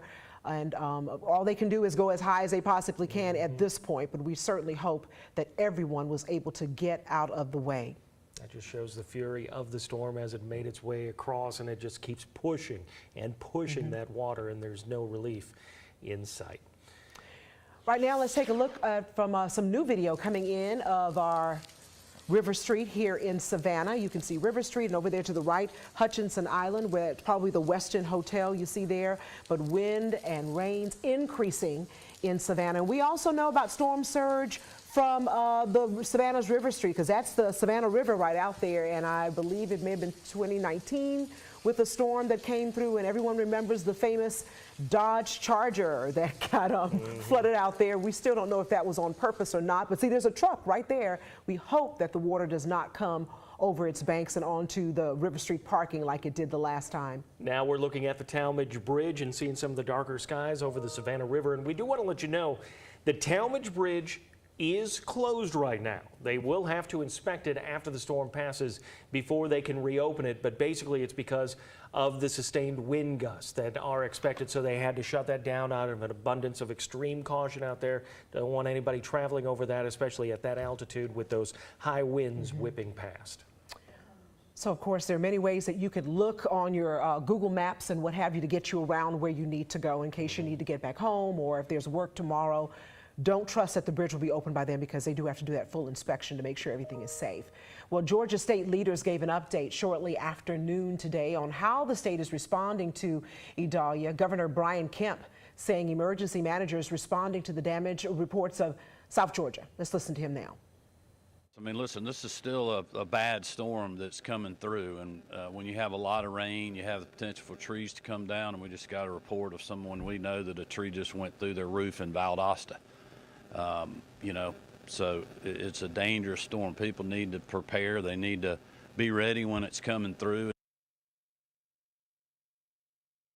And that's the key. We've been telling you all week, getting prepared for what could happen out there. And hopefully, you know, you knock on wood and hopefully things don't happen in our area, but we are keeping an eye on it and monitoring it for you. And we certainly had those situations happen in our area before. You know, none of us will ever forget Hurricane Matthew and the poor man over on Out of Hope, who stayed home to help the community get back to normal after the storm passed. He got his family out of the way, and unfortunately, he was killed because a tree came down on his home in the middle of the night. So it's very dangerous, and it changes all the time. So just because it hasn't happened to someone that you know, it can very well happen. So please do your best to follow the emergency managers, our meteorologists, to make sure that you and your families are safe. Right now, we do want to head to Bryan County. We want to check in with Anna Stansfield for the latest on the situation there.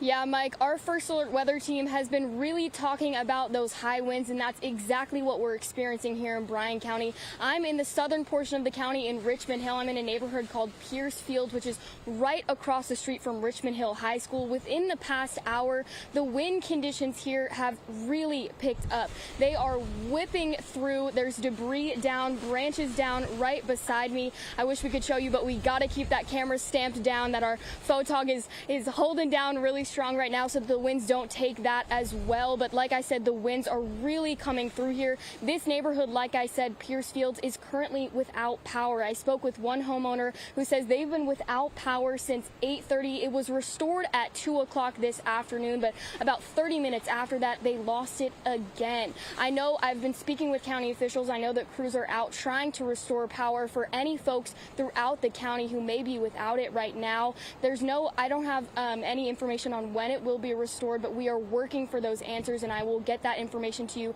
as soon as I have it. But right now, county officials are saying about 2,200 people right now in the county at least are without power. As far as we know, that's the latest update I got. Like I said, this neighborhood right across from Richmond Hill High School is currently without power. You can see those winds continuing to whip through here, and so emergency management teams are really urging you, if you are in this area, to stay inside so that you can be as safe as possible as these winds continue to pick up in this area. I'm going to hand it back to you guys in the studio, Mike and Dawn.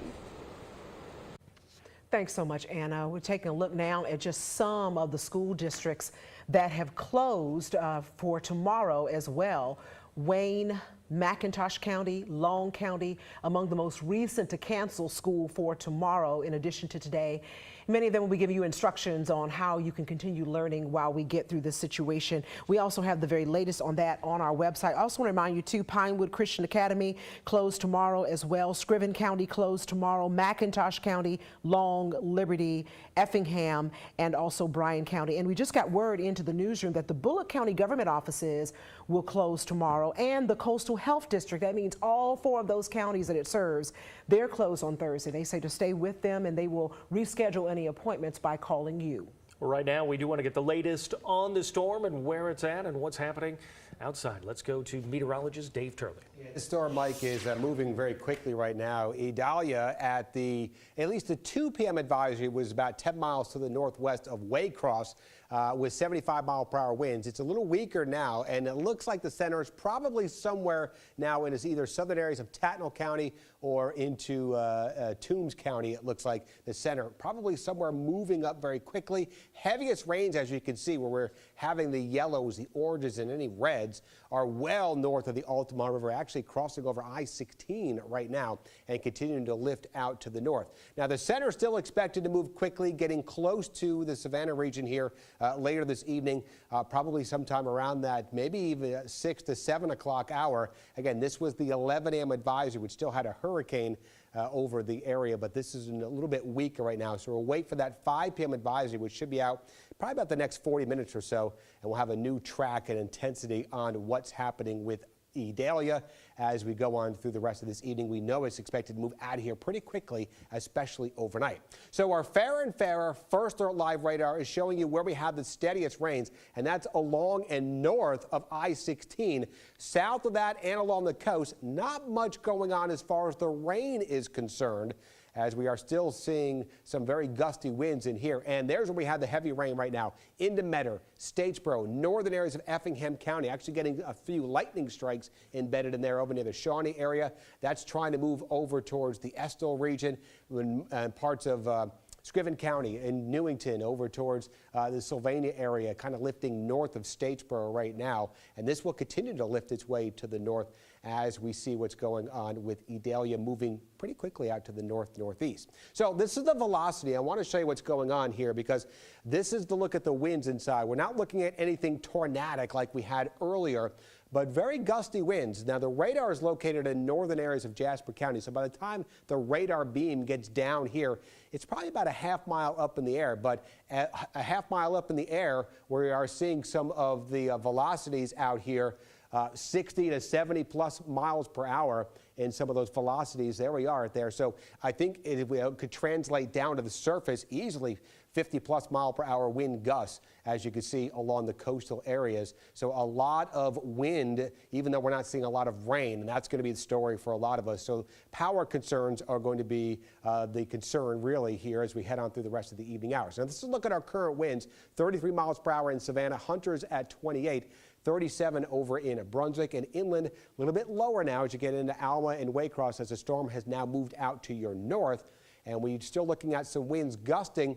48 at Hunter, 43 mile per hour wind gust. That's enough to take down some weak tree limbs and cause some power concerns out there. We're getting a gust in Alma now at 56 miles per hour, mid-50s there in Brunswick and on St. Simon's Island. So a lot of wind energy still with this system as it continues to move through the area. So still flash flood warning going for parts of Bullock, western areas of Liberty, Long into Tattnall County, southern areas there of Candler County through 7 p.m. And we're still keeping that hurricane warning. The new advisory on that will come out when they issue the 5 p.m.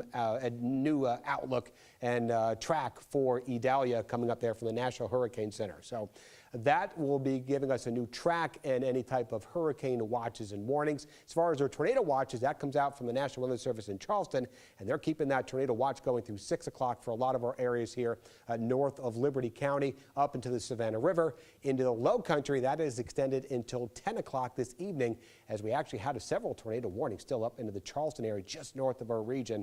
And I think that's where a lot of that activity will be from Charleston northward as we head through the evening. So as far as the winds go, again, 40 to 60+ miles per hour wind gusts cannot be ruled out for pretty much our entire area, at least for the next several hours. It'll be winding down from south to north as we head through the evening hours. Heaviest amounts of rain, where we're seeing the steadiest right now. This is additional rainfall, 2 to 4+ inches of rain possible. We've already seen 3 to 5 inches of rain for some of the inland areas. That's what's prompted that flash flood warning we talked about there, and it's still raining very hard over those areas. Lesser amounts for a lot of the southern and coastal areas. That might be even a little bit generous. That 1 to 2 could be a little bit less, but there's still the potential for getting some a brief heavy rainfall moving through the area. Now the tides we were watching as well, they were predicted to get up to about 10.3. They've actually come down a little bit now in that prediction. The National Weather Service thinking about 10.1 foot tide here into that 8 to 8:30, 9 o'clock time frame. And so we're still getting closer to that. We're coming out of the low tide now, going into our higher tide. So that water is going to start to fill up the marshy areas, and minor flooding begins along the coast at 9.5 feet. So we are going to see some minor flooding. We'll see if Highway 80 closes or not. So what do we expect? Well, we're winding down in the afternoon here, heading into the evening. Still going to be windy. Rain will end late, probably closer to that midnight from north to south. Damaging winds occurring out there through at least the early evening hours. Again, we're getting 50 to 60 mile per hour wind gusts. Can't rule that out. But overnight, as Idalia moves away from the region, we are going to see improving weather conditions. The winds are going to be decreasing, and the rain will be moving out again from north to south as we head through the overnight. So get the updates on the WTOC First Alert weather app. Of course, if you have that turned on, if we do have any more watches or warnings, you can get that right there at your fingertips. Here's our computer model suggesting what's going to happen, and it's lining up pretty well where we're seeing the steadiest amounts of rain and not much here along the coastal areas. When we talked about that tornadic activity from Charleston northward, that's those outer bands that we had in here earlier this morning into the afternoon hours. A lot of that activity will be moving up the South Carolina coast into Charleston, Myrtle Beach, up towards Wilmington, North Carolina, out of our region. And we're going to get maybe some of that wraparound moisture trying to move in here on the backside of that low pressure system, which is the hurricane, which will be probably a tropical storm at that time. As it moves out of the area, the rain will decrease, the winds will slowly subside into the overnight hours, and much better weather starting out heading into our Thursday morning. So again, this is what we're looking at if you're just tuning in here. 2 to 4 foot storm surge into that 8 to 9 o'clock time frame is the main concern we'll watch here for the evening hours. Could still get those gusts up to 60 miles per hour or higher, especially along the coast, and a very low tornado threat. I think that's really coming to an end. I think the greatest potential will be into our low country counties here, and then 2 to 4 inches of rain in our inland areas could still cause some more of that localized flooding. So we're not done with it yet. We still have a long ways to go as we head on into the rest of this Wednesday evening. All right, thank you, Dave. Right now, we do want to give you a live look, checking out our First Alert Storm Chaser. They are just outside of Claxton in Evans County. And there you're seeing the scene and what they're seeing live right now from our First Alert Storm Chaser, checking out some of the water there. All right, well, our Bureau Chief Dale Kennedy is live in Bullock County. He has been with the the Bullock Emergency Management Agency and others, keeping close watch on what's happening there. Dale, how's it going?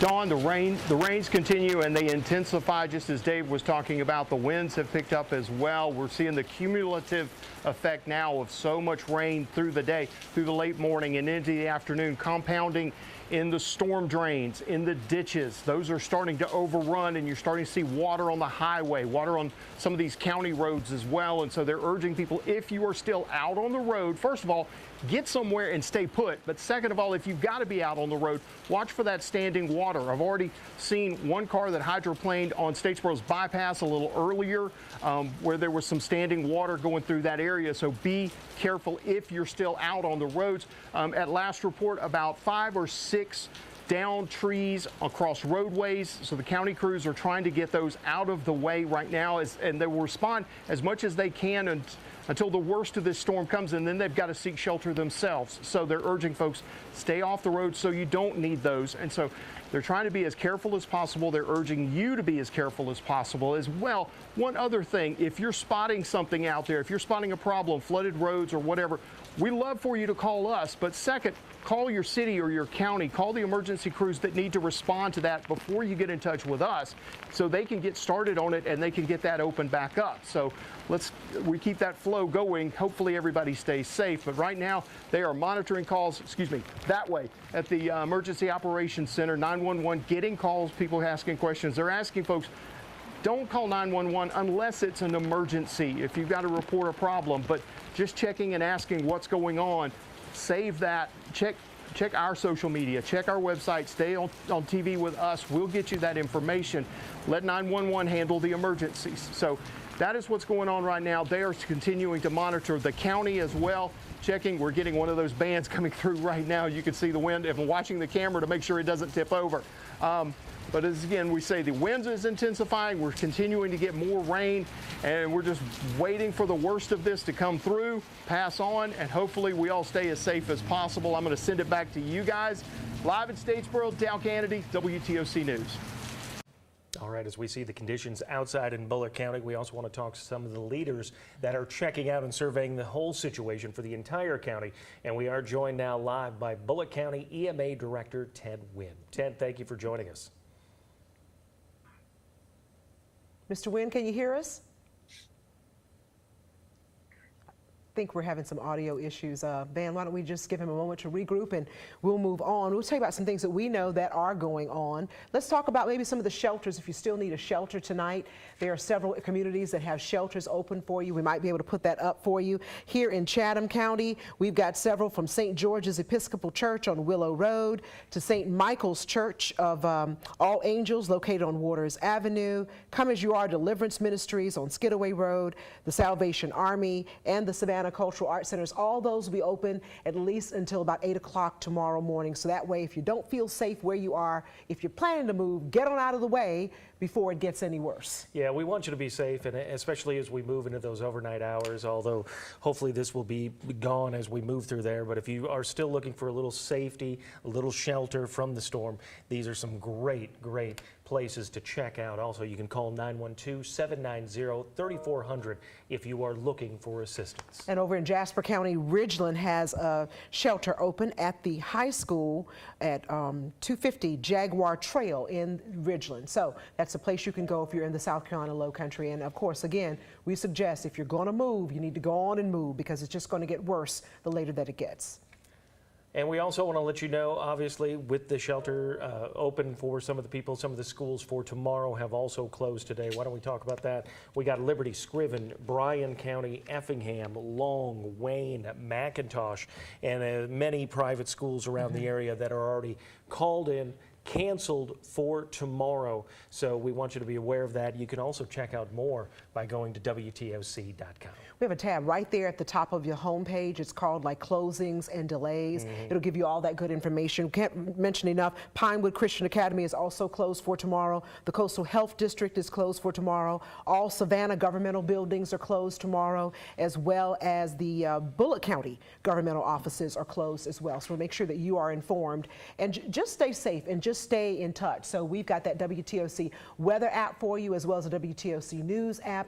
We are sending alerts. Our meteorologists, more importantly, are sending alerts to you so you can know where the storm is, where it's going, and what we can expect later on tonight. Right now, we also want to show you some more images that have been taken from around, well, this is out of South Carolina. Tonight, images of a flipped car after a reported tornado in Goose Creek. That's about 30 minutes north of Charleston, and as you can see, it just tossed that car over and flipped it on its side. We also have some new video out of Ware County, Georgia. This is from the Emergency Management Agency. Trees down on a house in Waycross. So this is what we've been warning about for quite some time this evening, is that, you know, the grounds are getting saturated, trees can come down, the winds are getting higher. So please, please, please be careful if you're out there on the road. If you don't need to be there or have to be there for an emergency, please stay inside and take cover. And you don't know how old some of those trees are, or you know, if they are sick or whatever, but some of those trees coming down not from the roots but halfway down and tipping over from the higher winds. And we also want to check in on Wilmington Island, and we want to check in with our Flynn Snyder. There he is, standing by live. Flynn, what do you have for us? Yeah, Mike, we are here. Yeah, Mike, we are here on Wilmington Island, just off of Morningside Drive, where a homeowner has had a tree fall in his driveway as a result of these winds from Hurricane Idalia. This happened just a few hours ago. Ricardo, if you can pan kind of just down the driveway there and just kind of give people a sense of how much these trees are shaking in this wind right now. We are kind of away from the trees, closer to this house, just so that we are in a safe location. But right now I'm joined by the homeowner. His name is Steve. He's been working all afternoon to clear the tree from his driveway. Steve, talk to you about what it sounded like, what it looked like earlier. A loud crash. I mean, it completely blocked the driveway. It's actually a driveway to our house and our son's house. And what we had to do was just cut it limb by limb, and it took a couple hours to get it all cleared away. You have a very nice home here on Wilmington Island. You also have very nice oak trees here on Wilmington Island that are just swaying in this wind right now. What concerns you as we head kind of more towards the evening and overnight hours? Limbs on your head or your house. You just have to keep your eyes open and keep aware of what's going on, the wind direction, and try and stay ahead of it. You mentioned that you've been kind of working with your chainsaw here for the better part of an hour, trying to get that tree away from your driveway so you guys can leave if you need to. But how long do you think you'll be working for out here? Probably another 20 or 30 minutes, and then, you know, I'll give it up. Just enough to where we can clear the way and then get some professional in here to get the rest of it up. Yeah, well, Steve, thank you very much for talking with us. We'll let you get back to work, but thank you so much, and stay safe for the rest of the storm. We appreciate it. And guys, this is kind of what the concern is going to turn towards as Idalia continues to impact our area. Right now, at least for the Savannah area, we're not really seeing that rain anymore. The storyline now is more of these winds. And for people here on Wilmington Island, these trees are so special to them. These oak trees are so special. On top of this oak tree right here, Steve told me that there's a bald eagle's nest in there. So definitely some interest in making sure that these trees stay upright during this storm, obviously not only for, you know, home's sake, safety's sake, but also for animal sake around here as well. And these winds have definitely picked up. In the last hour, we drove from Savannah, Bull Street, here to Wilmington Island, and you could feel when we were driving, it was two hands on the wheel type drive with those winds picking up. That's why officials are saying, look, you don't need to be out right now, because even though the rain has subsided, the winds continue to pick up at this hour and will continue to do so and are projected to do so. And the concern is that when we head into the overnight hours, as it gets darker and these winds are still going, that's when you could have some problems as far as reduced visibility and not really being able to see too far in front of you if there is a tree down on the road. So that's why officials are just saying, hey, hunker down. We're still not out of this yet. We still have the wind and rain in other parts of our area to go as we continue on with Idalia. Luckily for Steve, it did not hit any of his property, just blocked his driveway. He's made some impressive progress by the time that we got here. I don't know if we have that video rolling as well of that tree that fell down over his house. Of course, it is just about, I would say, 500 feet up the driveway from us, but we, of course, are closer to the house so that we can be in a safer location away from any trees or any more limbs that might fall down in the area. A lot of residents here also live on the marsh, and that's just the main concern that they say they have right now, is that these winds coming in through the area, the back half of their houses are exposed, but then they also have these big oak trees that they just get saturated from the rain that we had this morning, that it doesn't really take much wind to knock it over. But of course, the wind is continuing to pick up here. It is on Wilmington Island. We're going to continue to drive around, probably head back into Savannah around River Street as we approach that overnight, early evening hours, and see how the tide is looking out there as it relates to River Street. For now, though, we are live in Wilmington Island. Flint Snyder, WTOC News. Thanks so much, Flynn. We're looking at new video coming in from Fleming, Georgia, which is in Liberty County, not far from Hinesville, actually right next to Hinesville. And you can see some of the video that Callie Lands sent us, and she says that there are trees down in the area. And of course, we see some water settled there as well. There is one of the trees, some of the branches there off of that tree. And what's good about those areas, of course, the houses are further apart, and there's a lot of land there, so when the trees come down, thank goodness that tree did not come down on a home or a building. And we're also seeing some of the debris, and it looks like maybe probably from a small steel storage shed as well, down as well. Fourth floor of a hotel on Tybee Island, believe it or not, getting some leaking in there, rooms flooding from excessive rain, hitting the balconies as it was getting underneath the door, the glass door on there, as you can see. Show you the power of that wind too, as that rain just kind of whipping all over all different directions. So of course, I mean, we actually had some crews in some of those rooms who had to be relocated. So it's good to know that there's some place for everyone to go who's out there. But if you're not there, don't go out there right now. Can't say that enough for you. Idalia has been downgraded, which is good news, to a tropical storm as it passes through Georgia and into South Carolina this afternoon. But it was a powerful Category 3 hurricane when it hit Florida earlier this morning. Jason Allen is in the town of Steinhatchee with the latest. Idalia slammed into Florida's Big Bend region as a Category 3 hurricane, packing maximum sustained winds of around 125 miles per hour. That building on the end down there is going to come apart. The storm's impact was felt the length of Florida's Gulf Coast, with storm surge that submerged entire communities. Crews in Hernando County rescued this family that couldn't evacuate in time due to car troubles, but they tried. And over the second bridge, it got real deep real fast, and then the water started coming in like crazy. In Tampa, people traveled by paddleboard down Bayshore Boulevard. Water washed onto the bridge that connects the city to nearby St. Petersburg. More than 500,000 customers across Florida lost power. By midday, about half had the lights back on. Utility workers are actively working to restore power in all affected areas. The Florida governor's mansion did not escape the storm's impact. This 100-year-old oak tree fell on the property. Oh gosh, it's gotten worse. A tree also landed on Connie Walden's home in Steinhatchee. She and many of her neighbors chose to not evacuate. And I've got a lot of people mad at me right now that I didn't. Even though the storm has mostly moved on from the Big Bend region, forecasters warn the high tide, fueled by a rare blue supermoon, could keep pushing the storm surge higher, up to 16 feet in some places. Idalia reached Georgia as a Category 1 hurricane, knocking out power to tens of thousands. For those that were in the line of the storm, it is very hard hitting. Idalia is expected to move into South Carolina by Wednesday evening. Jason Allen, CBS News, Steinhatchee, Florida. We also want to let you know that Idalia is still a Category 1 hurricane right now. It could be downgraded, and it's expected to downgrade, but right now it is still a 1. Waiting for an update in about 30 minutes, and hopefully it'll be downgrading as it's moving through, but we still have to wait on that. We do want to check out conditions out on Tybee Island, and there we have our Camille Syed. Camille?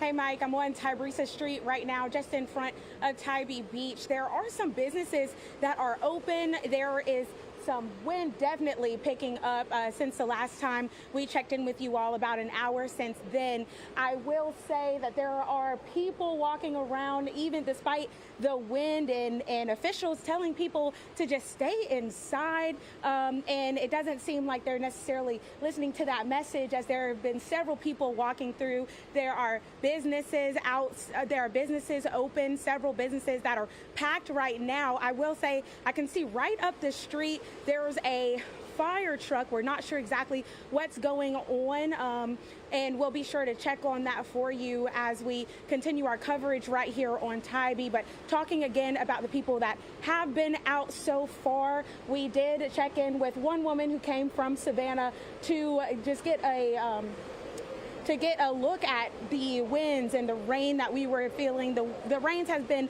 in and out, not too much rain, that I will say, but the wind has been blowing very hard. So we're gonna hear from her. Her name is Lauren Anderson, and she came from Savannah just to see a little bit of what Tybee is experiencing from Idalia. Very windy, a lot windier than it is in town. Big waves, birds having trouble flying. You get hit with the sand's blowing everywhere. It's pretty neat though. Now, we haven't heard anything about any trees down, but that is certainly something that officials are checking on and being aware of, as, like I said, these winds are definitely increasing since we've been out here. I will say again, there is some fire truck right up the road, and I do see the fire chief, the Tybee Island fire chief there as well, so we'll be sure to check on that and see what's going on. So far, no power outages to report here on the island. There have been some businesses that have had pieces, open signs flying off. There has been some slight damage to some buildings, very slight, but we're continuing to cover this. The fire chief told me a little bit earlier that they're really expecting to see the damage start rolling in around 5 today, so that's not long at all from now. We'll continue to bring you live updates here on Tybee. Reporting live on Tybee Island, Camille Syed, WTOC News. Thanks, Camille. And we're waiting for that 5 o'clock advisory from the National Hurricane Center. But what we're seeing here in the First Alert Weather Center is a rapidly decelerating as far as wind speeds within the storm of Idalia. Here's a kind of a bad picture that the mayor of Baxley, Tim Varnado, sent us of flooding in the city. And luckily, though, the rain is coming to an end in Bacon County and in Appling County. Let's talk about some of those wind gusts. As Camille has said, the winds are really picking up, and this is going to be some of the next few hours the worst of it as far as winds go, especially for Chatham, Effingham, and into the Low Country, and in Bullock, and right along that 301 to the coast area. St. Simons had a 67-mile-per-hour wind gust. That set a record because the record that they've been keeping in St. Simons since 1944. Yeah, so that was a big wind gust for them. South Tybee, and this was about 2 hours ago, had a 58-mile-per-hour wind gust. Calabogie Sound, 47-mile-per-hour wind gust. Alma, 56. Hilton Head Island, Hilton Head Airport, 43-mile-per-hour wind, and Reedsville and Claxton coming in just at tropical storm force winds. Now, Farron Farah First Alert live radar, you can't even see a center of circulation, and this is scanning out from our Valdosta site all the way down from Jacksonville and our site in Jasper County. The heaviest of rain north of 16 now, so drying out south to north. And we're also getting some lightning, so the borough getting some heavy downpours. Pembroke, lighter rain still, and the Low Country now seeing Hampton County getting some really gusty winds and heavy downpours. Northern end of Effingham County from Shawnee to Tusculum to the Oliver area. Newington, Cameron, and Statesboro back toward Register. Portal, hope you like it. Hope you like it. And Aikens to Huber and Stilson. So kind of seeing a lot of the heavier rainfall, and then that tornado warning that came through earlier for portions of Brooklet to Statesboro. And let's go ahead and head to the coast because, of course, we're talking about those potential hurricane force wind gusts and any band that may be coming on shore. And we're watching some of the heavier rain now really kind of picking up from Tybee to Calabogie to Defusky, heading up toward Hunting Island, our barrier islands north of the Broad, and Beaufort going to see those very gusty winds, 50 to 60, and on the immediate coast, potentially some hurricane force winds. So let's go hour by hour for you and show you that we're still going to see those potential tropical storm force wind gusts south of the Altamaha, even though really the threat is kind of ending for south of the Altamaha. Statesboro, Savannah, Tybee, Hilton Head, 39 baseline tropical storm force wind gusts, highest about 4 o'clock through that 5 o'clock hour, about, here we go, into the 6 o'clock hour, 75 mile-per-hour wind gust potentially on Tybee Island. 74 is a hurricane force wind gust.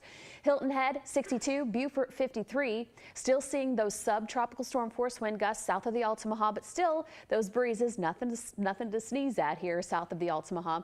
Statesboro near 50, Savannah 40, Tybee 64, Hilton Head 54, even Beaufort in the upper 30s. As we head toward that 10 o'clock hour, still very gusty along the immediate coast, but winds starting to subside as we hit midnight. And it's still going to be pretty gusty along the immediate coast past midnight, but the rest of us looking good. Low country still potentially seeing tropical storm force wind gusts just before daybreak from Tybee, Hilton Head, Beaufort. And then for the rest of our Friday? No, Thursday will be much better and brighter, but still a little breezy. Let's go ahead and go radar hour by hour. And this has been doing a really good job of marrying up what we're seeing. So still heavy rainfall. Statesboro, I wish I could dry it out for you, but you're just going to have to go through another hour and a half of potentially some heavy rainfall from the borough. Hope you like it. Register and in the Portal area. And this is going to continue for Scriven County as well, getting much better for northern Effingham, and Hampton is going to see some of the heaviest rain this evening, but then moving out pretty much by 9-10 o'clock, maybe some lighter rain by 10 o'clock, but then we should see the rain ending. But notice this is 1, 2, 3, and the winds were still lingering just before daybreak.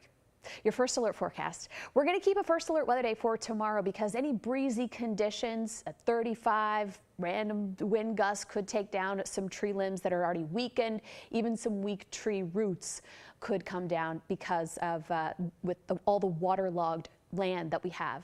83 for our Friday, 84 Saturday, 86 Sunday, Labor Day, 88. Not very humid. Average high this time of year is right around 90, coming down a little bit actually as we head into the month of September. And look at that. Look at that. We have not had a stretch of 0 chance of rain and I can't remember how long. Don, Mike? All right. Thank you, Jamie. Well, emergency crews all across the southeast are coming together, racing right now to help restore power knocked out by Idalia. Now, there are nearly 200,000 Georgians who are without power as of right now. They're working on it, though. And we're going to take a look right now at some video that just came in from Atlanta. This is inside the Georgia Power Storm Center. So this is where everyone's making those plans, seeing where the power is out, deploying those units that we've heard about leading up to the storm, who have been positioned all over the state of Georgia to be ready to move at a moment's notice. So they're working hard, and if you have lost your power, they are doing their best to get it on just as quickly as possible. But also remember, too, that there will be a time, depending on what the winds are doing, when they have to bring those crews in just to keep them safe. But as soon as it's safe again, they will be out there working to get your power back on. Let's take a listen from Georgia Power. We work with our weather partners to determine where we anticipate the most substantial weather impacts, and we stage our crews accordingly. They're out of the way of direct impacts, but close enough that they can quickly get into the impacted areas once it is safe to do so. I actually saw a power truck standing by as I was coming into work today. So they are kind of dispersed around the area, so they are ready to go when they're able to. Quick look at the statewide outage map right now. We're showing in our area about 9,000 people without power in Chatham County right now. Bryan County has about 11,000 people without power. McIntosh, 7,000. Liberty and Long counties each have between 1,000 and 2,000 customers who are experiencing a power outage right now. But of course, keep in mind, throughout the state of Georgia, some 200,000 people are without power right now, and the storm is still continuing. We're going to check in now with our Flynn Snyder, who has moved locations on Wilmington Island as the conditions pick up out there. Yeah, Dawn, this is probably the strongest wind that we have felt all day here. We are on Wilmington Island, Morningside Drive. Just in the last couple minutes, we spoke with a homeowner whose tree had fallen in a driveway, and now we have come to his backyard where you can see he backs up to the marsh area here. You can see the marsh grass just whipping in this wind here, and so many of these homes on Wilmington Island that back up to the marsh are so exposed. So the homeowner said we have trees in the front, he's worried about them, and then right now it's low tide, but he says as the tide is expected to rise later this evening, he says he's also worried about some water potentially coming up onto his yard as well. This is also why officials have said not to be out. And while I'm talking, if we could roll that video of the tree that fell in this person's driveway here on Morningside Drive in Wilmington Island, that's the reason why. They say these trees are so unpredictable in this wind. They get so waterlogged, especially those oak trees that have been around forever. They get waterlogged, and it doesn't take much to bring them down, especially in this wind here. And as we come live back to Wilmington Island here, the wind is continuing to pick up. I mean, we have been here for probably 45 minutes, and this is the strongest that we have felt it so far. There are limbs, trees, branches down everywhere here in this backyard. I imagine that's the case for several other homes in the immediate areas. Of course, we are closer out to the islands. The homeowner tells me that Tybee Island is off in the distance over there. Of course, with all the rain and the wind right now, you can't really see it, but this just kind of gives you an idea of the closer you get to the coast, these winds are really going to start to pick up. That's the experience my photographer and I had when we were driving out here earlier today. So definitely one of the reasons why you should take caution when you are out on the roads. Luckily, no one was hurt when the tree fell. They've done a pretty good job getting it cleared. But right now, as you can see, the other problem is these backyards that are so exposed to this wind and rain, with the tide expected to rise later this evening. Reporting live on Wilmington Island, Flint Snyder, WTOC News. Well, we mentioned just a little bit ago about some of the power outages in Liberty County, about 2,000 people right now. We want to let you know, if you are in Liberty County, they have set up an information hotline for anyone who may have questions about the storm and to report any storm damage. That number is on your screen. It is 912-368-2202. The Liberty County Emergency Management Agency is asking you not to call 911 unless it is truly a life-saving emergency. And let's take a look at some new video coming in. This is from Jeannie Martin. She's sharing this video of flooding and pictures of it in Baxley. Did you see how high that water was as that pickup truck was coming through? It is amazing. You can see the yards are covered going all the way up to some people's doors. And here it is, a tree. This rain is very high, and of course we always see things like the picnic tables that really give us an indication of how high everything is. But we know why they tell us to stay off the roads. Yeah, and if you see that water out there on the roads, please don't drive through it, because you don't know what the level is, and you don't know if your car could even take it. And I word of the wise, that happened to me once when I was a teen, and boy, did my dad. We got some changing situations going on right now with the tornado warning right now. We're going to go live to our Chief Meteorologist, Dave Turley, with that update for you. Yeah, we're just getting that tornado warning in right now. Dawn, we're getting the graphics ready. We're going to be coming out of TVM1 here. Jamie Ertl is running the graphics right now, and let's go ahead and put the warning on there to show you exactly where we have the warning. And it's for Effingham County right now. And as we get into parts of Scriven County as well. Northern areas of Effingham County, that's a tornado warning. And what time does it go to? I think it's like 5:15. We're keeping that tornado warning going. All right, so let's go ahead and put over on the velocity right now, because I want to show you that the storm itself, which was producing that, was over near the Egypt area. So we'll put the velocity on and see if we can find that couplet. And we can actually see where we have that couplet right now, kind of just to the north of the Egypt area along Georgia 17, I should say, and continue to make its way out to the north at about 20 miles per hour. So at ahead of this system, we're talking about the Kildare area.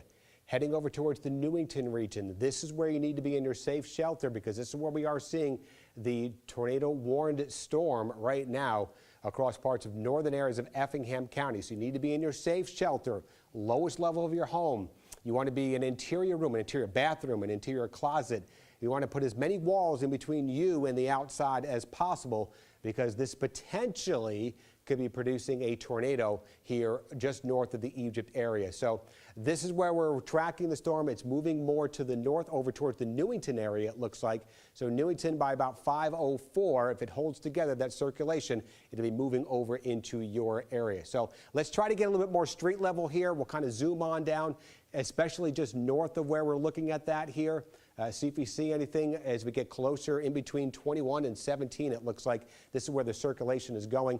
Thankfully, it doesn't look like it's going to be a very populated area. Not a lot of roads, it looks like, over in that region. It's kind of in between Pryor Road and Old Dixie Highway is where this circulation looks like it's going to be going, as it's just a little bit further down to your south right now is where the circulation is. But this scan is probably at least 2 minutes old, so it could be moving pretty quickly. So this is where we are seeing that rotation right now. This is northern areas of Effingham County. This is Oliver over here. There's Kildare in between 17 and 21 is where we are seeing that potential rotation. So if you're watching right now over here, Stokes Road, Simpsontown Road, this is where we need to be in your safe shelter as the storm is moving a little bit more to the north, it looks like right now. So we'll go ahead and just show you, if you're tuning in right now, there is a tornado warning going through 5:15 for northern areas of Effingham County and including southern areas here of Scriven County, just north of Egypt over towards Kildare in the Newington region.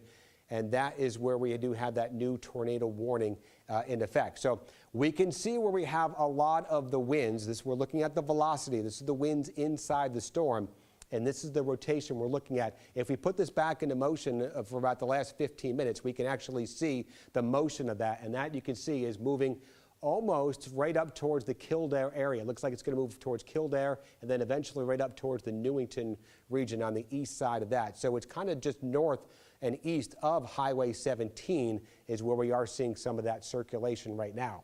So again, nothing confirmed out there as far as anything making its way down to the ground. We're actually definitely seeing that rotation in the storm, which could potentially be producing a tornado at this time. So if you're watching over here, kind of just west of Old Dixie Highway and west of Highway 21, this is where we are going to be seeing that rotation making its way through your area. Pryor Road, it looks like it's going to be moving right over your region here just to the east of Highway 17.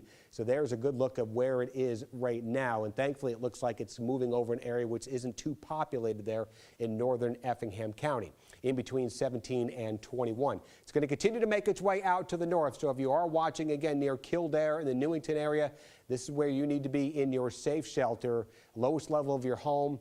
Not a bad idea to go ahead and bring some type of pillows or helmets in with you if you're interior bathroom or closet, just to protect yourself, just in case we have a quick little spin up here, which could produce that tornado very quickly. What tends to happen with this tropical activity, which is like we had earlier this morning when Andrew and Dylan were tracking that. We had the other tornado warning we had earlier this afternoon that Jamie and I were tracking as well. These are usually fast moving systems which have a rotation briefly and then they tend to unwind. So hopefully that's going to be the case with this system. It's certainly producing a lot of locally heavy rainfall. This is the reflectivity just north of the Egypt area, and that's continuing to generally lift out to the north as well with that storm.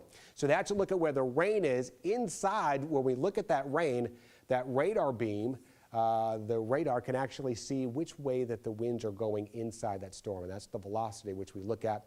And that velocity scan is coming out of the Charleston radar located in northern Jasper County. So all this red that you're seeing here is which winds which are going basically away from the radar. The green is going to be going towards the radar, so we are looking at the velocity there. You can see some of the gustier winds embedded in here, 48 miles per hour. That's a little bit above the surface here, but that just goes to show you the direction of which way those winds are going to be going.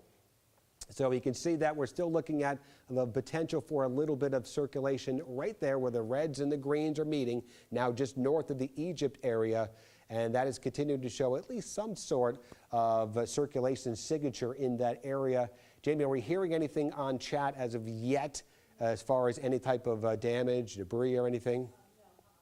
Nothing coming from the chat right now from the National Weather Service out of the Charleston area. They're monitoring that. We have a brand new system here where we have emergency management agencies, which we can all get together and talk to, and they can report any damages right there on that chat feature. So we're not hearing anything as of right now. But we do have that tornado warning still in effect here, as you can see, for northern areas of Effingham County, including southern areas there of Scriven County, and that goes through that 5:15 time frame. And this is the potential we've been talking about, still that tornado threat in here. We are going to be watching this system. It looks like it's more in between 17 and 21. Still looking at least a decent signature out there, a little bit wider than it was before. Normally you like to see more of a tighter couplet in there, but we are definitely going to be getting some gustier winds embedded in this as it continues to make its way out to the north. Passing north now of the Egypt Ardmore Road and continuing to work into, it looks like, thankfully, a little bit more of an unpopulated area. Was that the latest scan that just came in, Jamie? So that was the latest scan, which comes in. Again, we get a scan every couple of minutes from the national, the Doppler radar here, run by the National Weather Service. And as we can see, that was a good sign of rotation there, which prompted the warning. The latest scan is looking much better. We're not seeing much in the way of rotation in that latest scan, and that is usually what happens with this tropical activity. Get a quick little spin up, then it quickly disappears, and hopefully that's what's happening out there right now, because I can tell you that scan is looking much better. We're not seeing much in the way of any of that green right next to that red, but certainly getting some of the gustier winds embedded in that storm. Where we have a little bit of that purple, that's some very strong winds right there, just north of the Kildare region. So we are going to see a lot of the wind. What we're seeing out there right now is what we expect to get in here. It's not going to get any worse as far as the winds are seeing across the region as far as the gusts are concerned. This is what we're going to be seeing, 50 to 60 plus mile per hour wind gusts, and it's going to sustain that way for the next several hours as we move on through the evening hours, as we still continue to monitor what's happening now with hurricane, still a potentially hurricane. That 5 p.m. advisory should be coming out shortly to see if it's still a hurricane. But Idalia, which is bringing in with it that heavier rain, and we had still some rotation in there. Well, the Jamie just had the 5 p.m. advisory out, has been downgraded to a tropical storm. That's the latest we have on that. Idalia officially down to a tropical storm. 70 mile per hour winds associated closer to the center of that system. So this is still capable of producing a few isolated tornadoes. The center of the storm is still back out to the south and west of the Newington area, and this is continuing to bring in some heavier rain.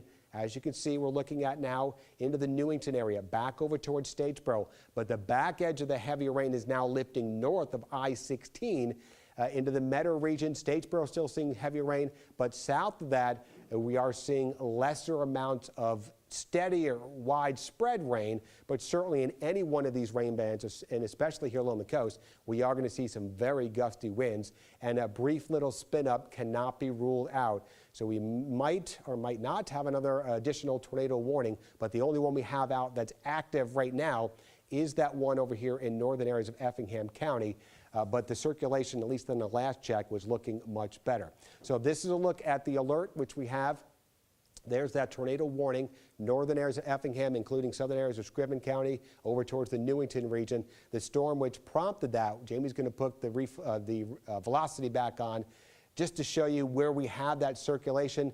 And thankfully, we're not seeing much in a way. That was the circulation we were watching there just to the north and east of the Egypt area. It looks much better out there as of right now. So I don't think we're seeing much in the way of circulation for tornadic activity, but certainly going to get some very gusty winds. Weather Service saying anything about continuing with this?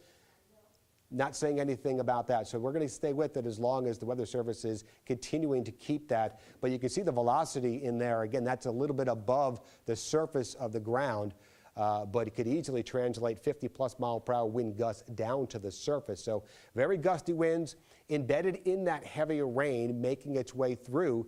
Especially now it looks like Scriven County, northern Bullock, and moving out of Effingham County. The heaviest rains are, and it looks like that tornadic signature that was prompted the warning is not as impressive, but sometimes these tropical storms can cycle through. So you can get a tight rotation, then it kind of broadens out a little bit, but then it can cycle back and get tight again. That's what they did with that earlier warning where they kept it a little bit longer just to make sure. We'll wait probably for one more scan to make sure that we're not seeing much wave any rotation, but certainly get some very gusty winds, especially where we have that magenta color out there. That is looking at some very strong winds making its way through that area.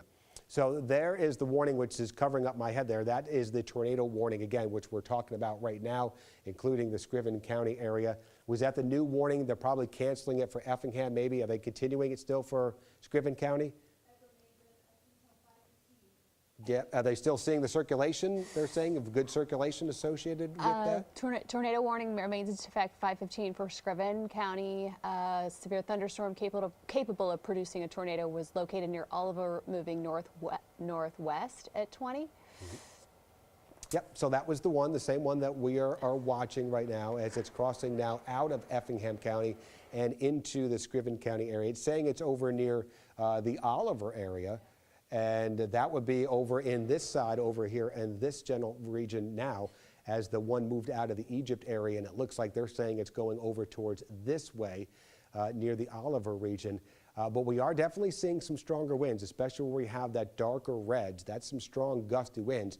Not seeing much in the way of the circulation out over near the Oliver area. But we're looking at the potential, again, maybe for that circulation to kind of cycle back over there and maybe re-intensify. That's why the Weather Service is planning on keeping this going through that 5:15 time frame. So if you're watching over into the Oliver area, this is where we are looking at the potential recirculation, re-intensification of that storm, which moved out of Effingham County. So if you're watching in Effingham County, you're cleared of this warning. You're fine in the Egypt, the Kildare area. But we're watching more so in between, over near the Oliver region is what it looks like with that tornado warning going through 5:15. And it's embedded with some very heavy rainfall in that system. So even though it might not be producing, even if it is not producing a tornado, we're definitely going to get some strong gusty winds embedded in this system with some heavier rain. So this is where we're looking at the heaviest rain, strongest convection with that moving into the Oliver area. And they say it's moving back to the northwest. So it looks like it's moving right along 17. Continuing to move away from the Oliver area. So that's the reflectivity. That's showing us where we have the strongest amounts of rain. The velocity shows us where we have the strongest amounts of wind. And again, that lines up here with all that wind. And you can see some of the darker reds here. Those velocities here aloft are measuring, I think they're measuring over 50 to 60 miles per hour embedded in some of that. So yeah, so very strong winds here, and some of that making its way down to the ground out there. So even if it's not producing a tornado, we're definitely going to get, it looks like, a lot of strong wind gusts making its way through that area, which could easily take down some tree limbs. So power is definitely going to be a concern as you're watching over in this general area here, over into the Oliver region. But we're not seeing that tight couplet, which is definitely a good news out there. But again, they continue to keep that warning going. The National Weather Service, which issues the warnings going through that 5:15 time frame, that was the warning which really prompted it. You can see that circulation moving just to the east and north of the Egypt area, and it continued to work its way. Now, not as impressive, but it's still right over the Oliver region, and that has the potential to hopefully not, but cycle back up, tighten back up, and see some circulation. That's what the Weather Service is thinking. That's why they're keeping that warning going on there. Let's take a little larger view here, Jamie, see if there's any other type of circulation that we need to be concerned about that's pretty imminent. And thankfully here, we're not seeing much. It's all red, which is good. You don't want to see red next to the green. But we are definitely seeing some of the gustier winds out there. Also seeing the gustier winds along coastal areas of Chatham and into Beaufort County. Could be seeing those winds. Again, this is a loft right now, 60, 70 miles per hour. That could easily translate 50 to 55 mile per hour wind gusts along some of the coastal regions. But as far as that warning goes, the National Weather Service is still keeping that tornado warning. There is a little bit more of some gustier winds. So this is looking a little bit more like what we're going to be watching right now. So that is very strong winds. So this is a little bit more concerning. What we're looking at right now just north of 17 over into the Oliver area. That looks a little bit more impressive as it continues to see a little bit more of the stronger wind moving over into that area. So right underneath where it says the velocity rate in the magenta color next to some of the darker reds. So we're going to be watching this area here near the Orchard Road, Union Church Road, the Ennis School Road, south of the Old Creek Road. Potential circulation looking a little bit better over in this region, and that tornado warning does continue in that area through 5:15. So if you're watching over in that area, probably need to be, it looks like, into your safe shelter. Lowest level of your home, we're talking about that. Interior bathroom and interior closet. If you have a 2-story home, get down to the lowest level of your home. You want to put as many walls in between you and the outside as possible, preferably with no windows, because if this is seeing rotation, could be picking up some flying debris over at this time. So that's the warning, as you can see in the red right now, going through 5:15. Let's go ahead and put the velocity back on, because that really is what we're watching. We're watching the wind inside the storm, and that is cycling back up a little bit here. It looks like we are seeing that right now. In just north or south and west. Here's Newington along 21 and where 24 meet. It's just to the west of Georgia 24 right now, where we're seeing the very strong winds, even if there's not having any rotation down at the ground. And we're going to be seeing some very strong winds gust into that area over towards Orchard Road. This is working its way out to the northwest. So Union Church Road, heading up towards Old Creek Road. Can't see what that name of that one is over here. It's underneath the temple. Faith Temple Road. Anywhere over in this general region, this is what we're going to be watching for, that potential rotation trying to make its way into your area. Seeing anything else there from the chat, Jamie? Nothing coming from the National Weather Service chat, whether they're going to keep this warning, whether they're seeing that rotation out there as well. But it looks like we are seeing that over here just down to the south and to the south and west, it looks like, of the Newington region. So this is the area of concern which we're watching right now. And a lot of the times these systems, especially tropical systems, can quickly have some winds coming together. You get a quick little rotation, can easily put down an isolated tornado, but then that system tends to weaken very quickly. So that's definitely what we're going to be watching out for. We're looking at the correlation coefficient here. This generally shows us how things relate to one another as they're up aloft. So if we had any debris, whether it be metal or wood or any type of trees or anything like that being lofted into the air, we would be able to see that with the correlation coefficient. You'd probably see a little bit more blues and bright blues and yellows. We're not seeing that over into the Oliver area, which is good news. That's not showing us any type of debris signature with that. But we are still seeing that potential rotation here. Very strong winds, which are now moving just north of Oliver, just kind of south and west of the Newington area, crossing west of Georgia 24, and continue to make its way westward here. So this is the area of we're watching right now: Union Church Road, Ennis School Road, Old Creek Road, and you can see Orchard Road here. This is where we're seeing some of that circulation. So out ahead of that, more to the north and west, Faith Temple Road, Lime Sink Road, over towards Windmill Road. This is where that potential circulation looks like it's going to be moving over your area. So I'd be watching this closely, probably getting into your safe shelter just to make sure as that rotation is going to try to make its way into the area. Waiting for the next scan. Should be coming out any minute to see what that is looking like there. Jamie's putting that back into motion here. As you can see, that rotation just started to intensify in this last scan as it kind of crossed over 24 now, north of the Stalco area, kind of south and west here of the Newington region.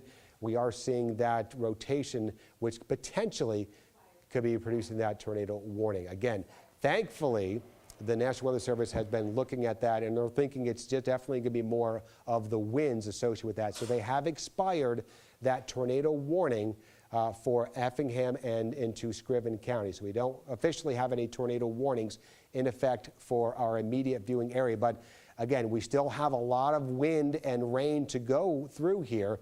and that tornado threat is not over yet. So just make sure you have those alerts turned on in the WTOC First Alert Weather app. And if we do have any more of this activity, well, we're going to make sure we get it to you. Why we have this, let's give you that 5 p.m. update on now Tropical Storm Idalia.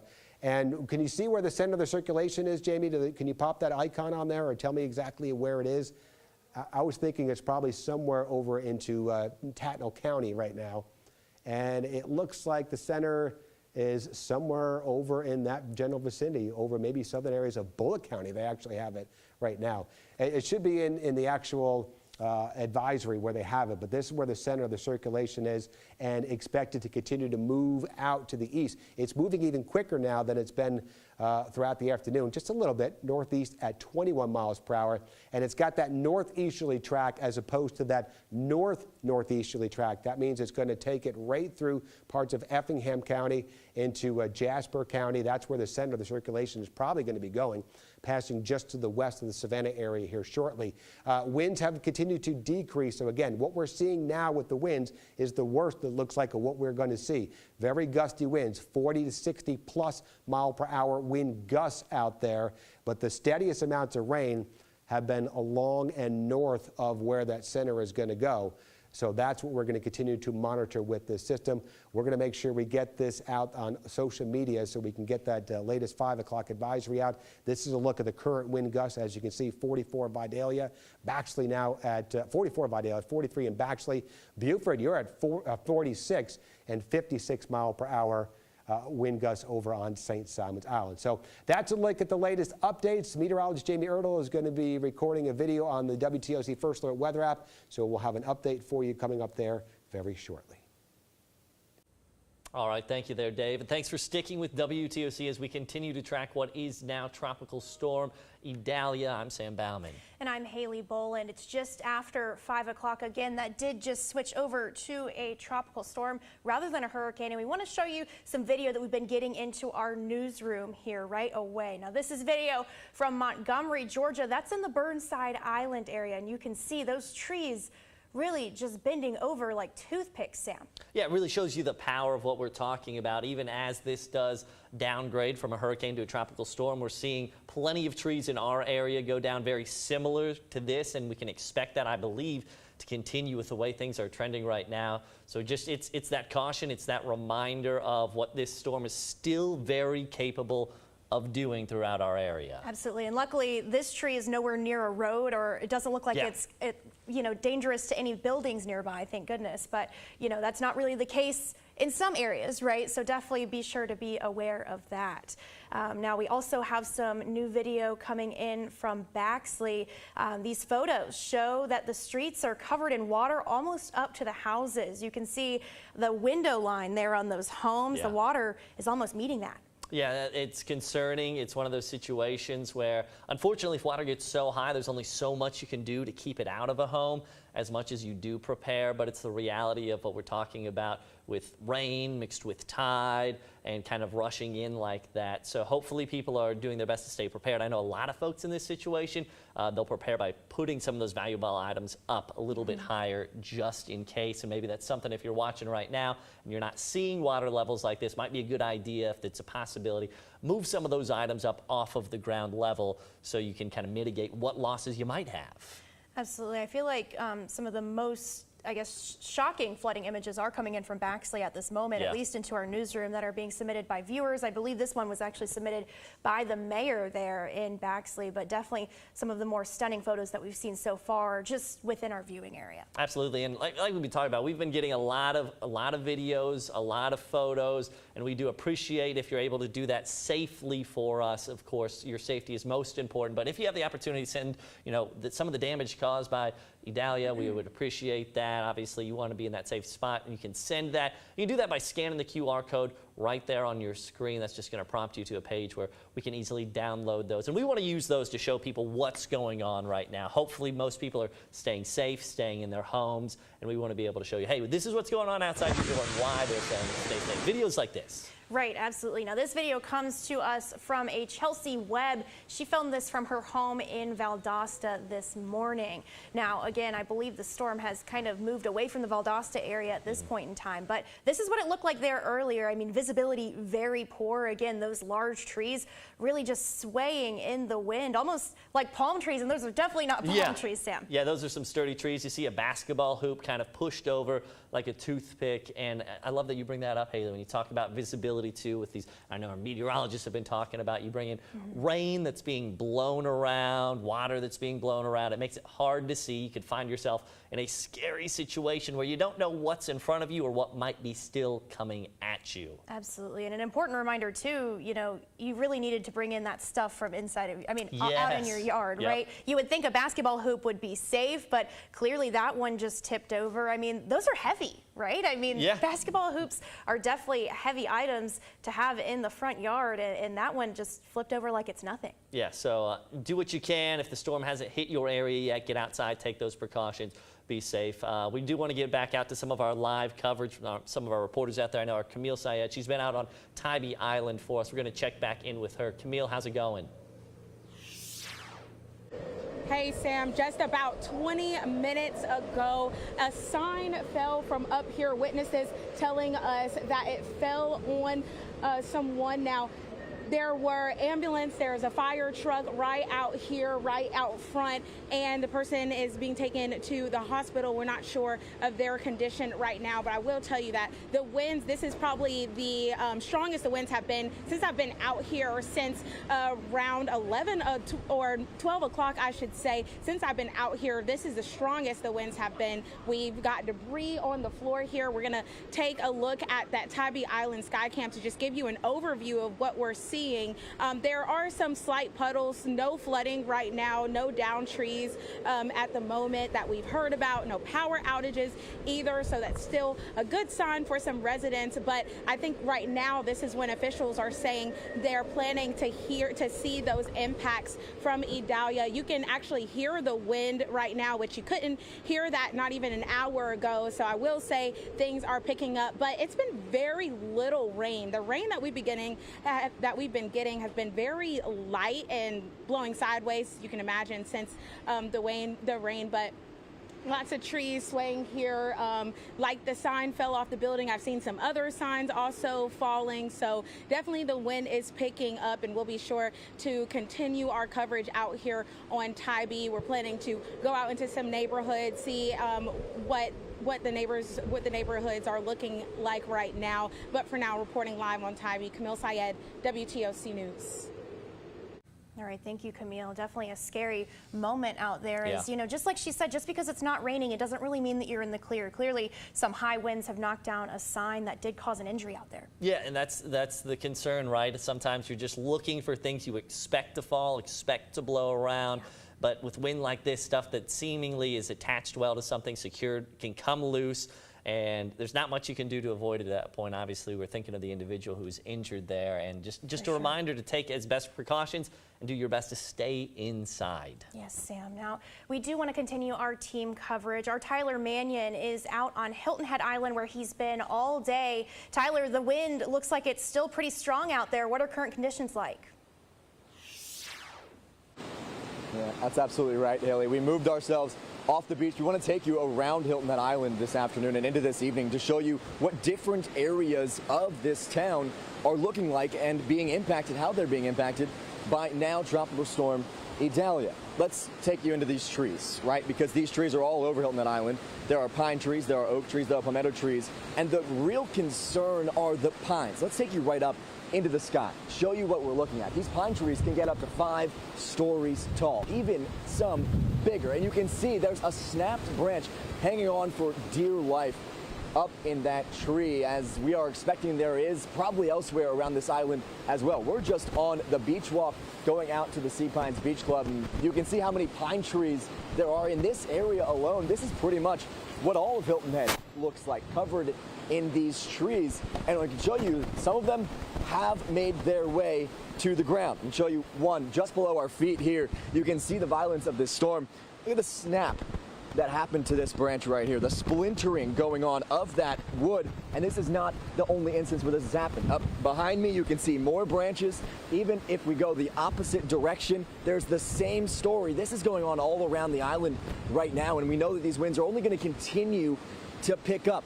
Let's take you out into the parking lot because we are kind of covered by trees in that area. I want to show you what it looks like when we're more exposed and talk about complacency, because this is something that Hilton Head emergency officials have been harping on constantly this week. Last year, we were hit by hurricane, then tropical storm Ian. At that point, the impacts on Hilton Island weren't incredibly severe. The year before that, we saw Tropical Storm Danny. We saw Tropical Storm Elsa. We were out covering those live on the beach for you, and neither of those brought the winds that we have seen already today that we know are only going to get worse. As we enter in this open space of the parking lot, you can see just where the trees are. Like I said earlier, they're everywhere. They're spread out around this island, and all of those bring the potential to fall, hit somebody, hit property, or a car, or anything. That's what emergency officials are worried about, and that's why when we spoke to emergency manager Tom Dunn, he says that #1 concern is folks just avoiding that complacency. Just don't get complacent. The track with their storm is, the models are coming together. It's coming here. We're going to get impacted to some degree. My concern is obviously the wind and the rain on top of the storm surge. Obviously, we had rain this morning, so rain on top of rain. So that's a big concern for us. Some reminders for you that we've been trying to tell you about all day here on WTOC. Just so you know, the bridges on the way out to Hilton Head Island are controlled by SCDOT. The decision to close them or not during the storm is not up to the town. It is strictly up to the South Carolina Department of Transportation. That is not something we've seen yet. Hilton Head Island Airport closes when sustained winds there get to 35 miles an hour. We've also not seen that yet. What we have seen, though, is the town of Hilton Head declaring a state of emergency. I've been in contact with the town all day. This is what they have to say about that. They say the local state of emergency provides the town manager, emergency manager, and recovery coordinator the authority to execute emergency management plans to prepare for and respond to any impacts brought by this storm. They continue to say it also grants authority to the Beaufort County Sheriff's Office to authorize and enforce curfews, re-entries, and any other short-term measures related to hurricane and now tropical storm Idalia. Now, curfew is not something we've seen yet out here in Beaufort County, but that doesn't mean it's not a possibility later tonight. We are tracking and continually looking at these conditions out here. We'll be back out on the beach, back in the surf, and showing you what those conditions look like. But for now, Sam, Haley, we'll send it back to you all in the studio. All right, thanks a lot there, Tyler. Now we're talking about, that wind blowing around trees. Yep. Could lead to those power outages. In fact, Palmetto Electric Cooperative released a statement regarding the power outage of some of their members. They say they now have an impact of around 9,000 households, more than 9,000. The company saying they are aware of the outage impacting 9,200 members in Beaufort and Jasper counties, and that they are working to restore it as quickly and as safely as possible. Yes, Sam, and with these high winds, you're right. All eyes have really been on a lot of these trees. I mean, just making sure that they're not falling down, or if they do, they're taken care of quickly. I mean, I know, going back into Georgia in Bryan County, they've had some issues there as well with trees that have fallen down. Luckily, it hasn't been too many in that area. Earlier with our Anna Stansfield, she was showing us as they were clearing that up pretty quickly. But, as that kind of continues to increase, that might not be the case. You just need to be sure that you're on the lookout and report that storm damage to your local authorities. But we want to show you some video into our newsroom now from showing some strong winds and rain out on Wilmington Island. Now, this was sent in from a Jennifer Carlisle out on Wilmington Island. You can definitely see that wind moving some of those leaves on those trees. You can hear it a little bit in that video, Sam. Yeah, that's exactly right. And I know our Flynn Snyder was just out on Wilmington, and we were watching that when he was on it just in the past hour, and you could see it blowing. You could see him needing to physically brace himself as that wind came in there. So we've seen the power of the storm, and you got to think about it. Yeah, it's downgraded to a tropical storm, but it is packing a wallop still and still impacting our area in many different ways. So we can't just take it easy in this situation. Yeah, that's absolutely right. Now, we want to also show you some video from, this is drone footage from Tarpon Springs, which again, that's where this, back when it was a hurricane, first made landfall. Now, we want to send it on over to Chief Meteorologist Dave Turley. Dave? Yeah, guys, we have a new tornado warning in effect here, and this is going to be for parts of Hampton and Jasper County now. Same area, the same band of rain which produced that other warning into Effingham and Scriven County. This one here is now for northern areas of Jasper County and into parts of southern areas of Hampton County. And this warning goes through, what time does this warning go through, Jamie? This one's going to go through 5:45. So let's go ahead and put the velocity back on here and see exactly what we're looking at. I think it was right over near the Pineland area. I think they were looking at the potential here for some type of rotation. That's a correlation coefficient. So you got to switch over to the velocity on that one here. And it's not too far from the radar beam, which is coming out of northern areas of Jasper County. So it looks like we're probably seeing some type of circulation over in this general region over here. That's where we're looking at, it looks like the potential rotation embedded in here. So if you're watching over in the Pineland Estates, Zigzag Branch Road, it looks like it's moving over in your area. We're seeing that quick little spin up, it looks like, in northern areas of Jasper and just about to move into Hampton County. It's still in northern Jasper County right now, but its movement is to the northwest at about 20 to 25 miles per hour, it looks like here. So if you're watching over in this region here, it looks like it's just north of South Carolina 462, and it looks like it's going to try to head over towards maybe the Deloach area, heading out to the northwest here. That's the motion of a lot of this activity here as we're wrapping around circulation associated with now Tropical Storm Idalia. So again, we're watching over in the Zigzag Branch Road area, northern Jasper County, Two Sisters Ferry Road, Tin Cup Road, over in near the Deloach region. This is where we're looking at the potential for that circulation making its way up towards your area. So let's go back down over into Jasper County and show you where we are looking at the potential circulation. It looks like here, somewhere out in this general region here near the Pineland region, we're looking at some type of a rotation embedded in this storm, which is producing some of that heavier rainfall right now. And we are looking at this here right along, looks like South Carolina 462 in the Gassy Ore Road, the Ruth Drive region. This is where we are seeing that circulation where the reds and the greens are meeting each other.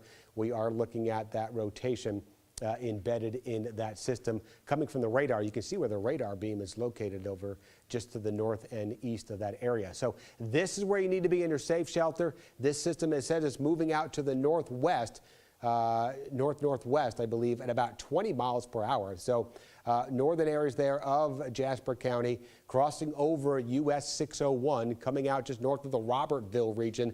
That's where we are seeing some of that circulation, kind of just south of Furman, into parts of Hampton County. This is where we're going to see that rotation. You put a little tracker on there out of the northwest. It looks like at about 20 miles per hour. Jamie, we'll see if we can get anybody, any little towns or anything in there out to the northwest. So Deloach 531, Furman by about 534.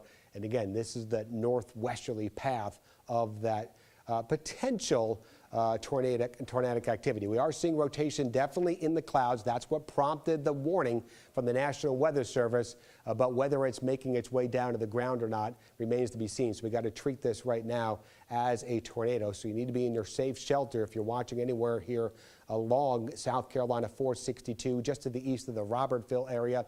And even if you're in here into southern areas of Hampton County near Deloach, right along US 601, this storm with that rotation was going to make its way into your area. So it looks like, again, north of where that rotation is, the circulation is, we get new scans, and I should say, pretty much every couple of minutes. So this could be a couple minutes old where we are seeing that circulation. Looks like the latest scan just came in, and it looks like it's right over the Deloach area right now, right along 601. We are seeing that potential rotation looks like in here. And it's not as impressive as it was earlier, but we could still be seeing some type of rotation here as you get over towards the Deloach area, kind of just south of the Furman region right now. Here is South Carolina 333. That is approaching your area. So we're even going to put Scotia into play, it looks like, as well, as we're looking at some of the strongest winds right over Deloach in the Bolden Road region into Furman. It was the Old Sisters Ferry Road, or Two Sisters Ferry Road, heading over towards Deloach, where that circulation kind of moved right over out of northern areas of Jasper County. So it looks like that circulation is now out of Jasper County. Is the Weather Service saying anything about canceling it for Jasper County? And haven't said anything as of yet, still keeping it there for Jasper, northern Jasper, and into parts of Hampton County. That was the latest scan. Again, not as impressive as it was earlier. We'll take a little bit of a large view and just go back to show you what's prompted that warning out there. So a large view, going back, putting that into motion, Jamie, is going to show us what we have out there with that circulation, which moved out of Jasper County. That is moving over towards, it looks like, in this area. So let's go ahead and take, again, that larger view and put that back into time lapse here, just to show you that it moved out of northern areas of Jasper County and is now heading over towards the Deloach area. And this is where we potentially could be seeing some rotation making its way down to the ground. We're definitely seeing some strong gusty winds embedded in there. But again, we've been talking about this every time we have this tornado warning. We talk about how these tornadoes form and usually act in this tropical system. So there is the latest update. It looks like just came out there. So it looks like they have cleared Jasper County as that circulation that we've been talking and showing you has now moved into Hampton County.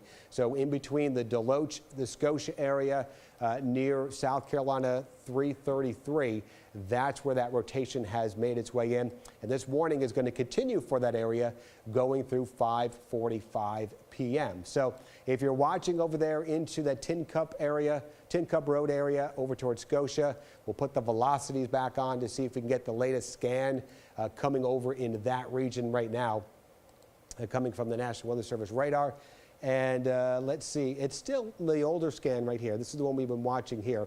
So that is potentially showing a little bit of rotation, certainly going to show some of the strong gustier winds embedded in there right over the Deloach region, heading out to the north and west. So over towards the Estill region at 541 and into Lawtonville Crossroads at 543. See if you can get Scotia in there. See if you can get a timer on there for Scotia, Jamie, because that's one of the next towns moving over there, and it's probably getting right over towards the Scotia area as we speak.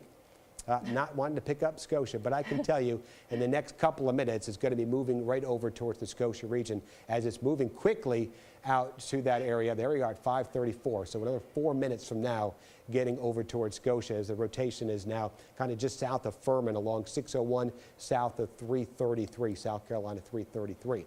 So again, even if it's not producing a tornado, we are definitely going to see some strong gusty winds embedded in here with that storm. So if you're watching down over here, getting some roads over in that region, there is South Carolina 333, Tin Cup Road. There's Pleasant Hill Road out ahead of it. You have Honey Hill Road. Looks like Lebanon Church Road. That's where the circulation is going to be moving closer to 333, heading over towards the Scotia region.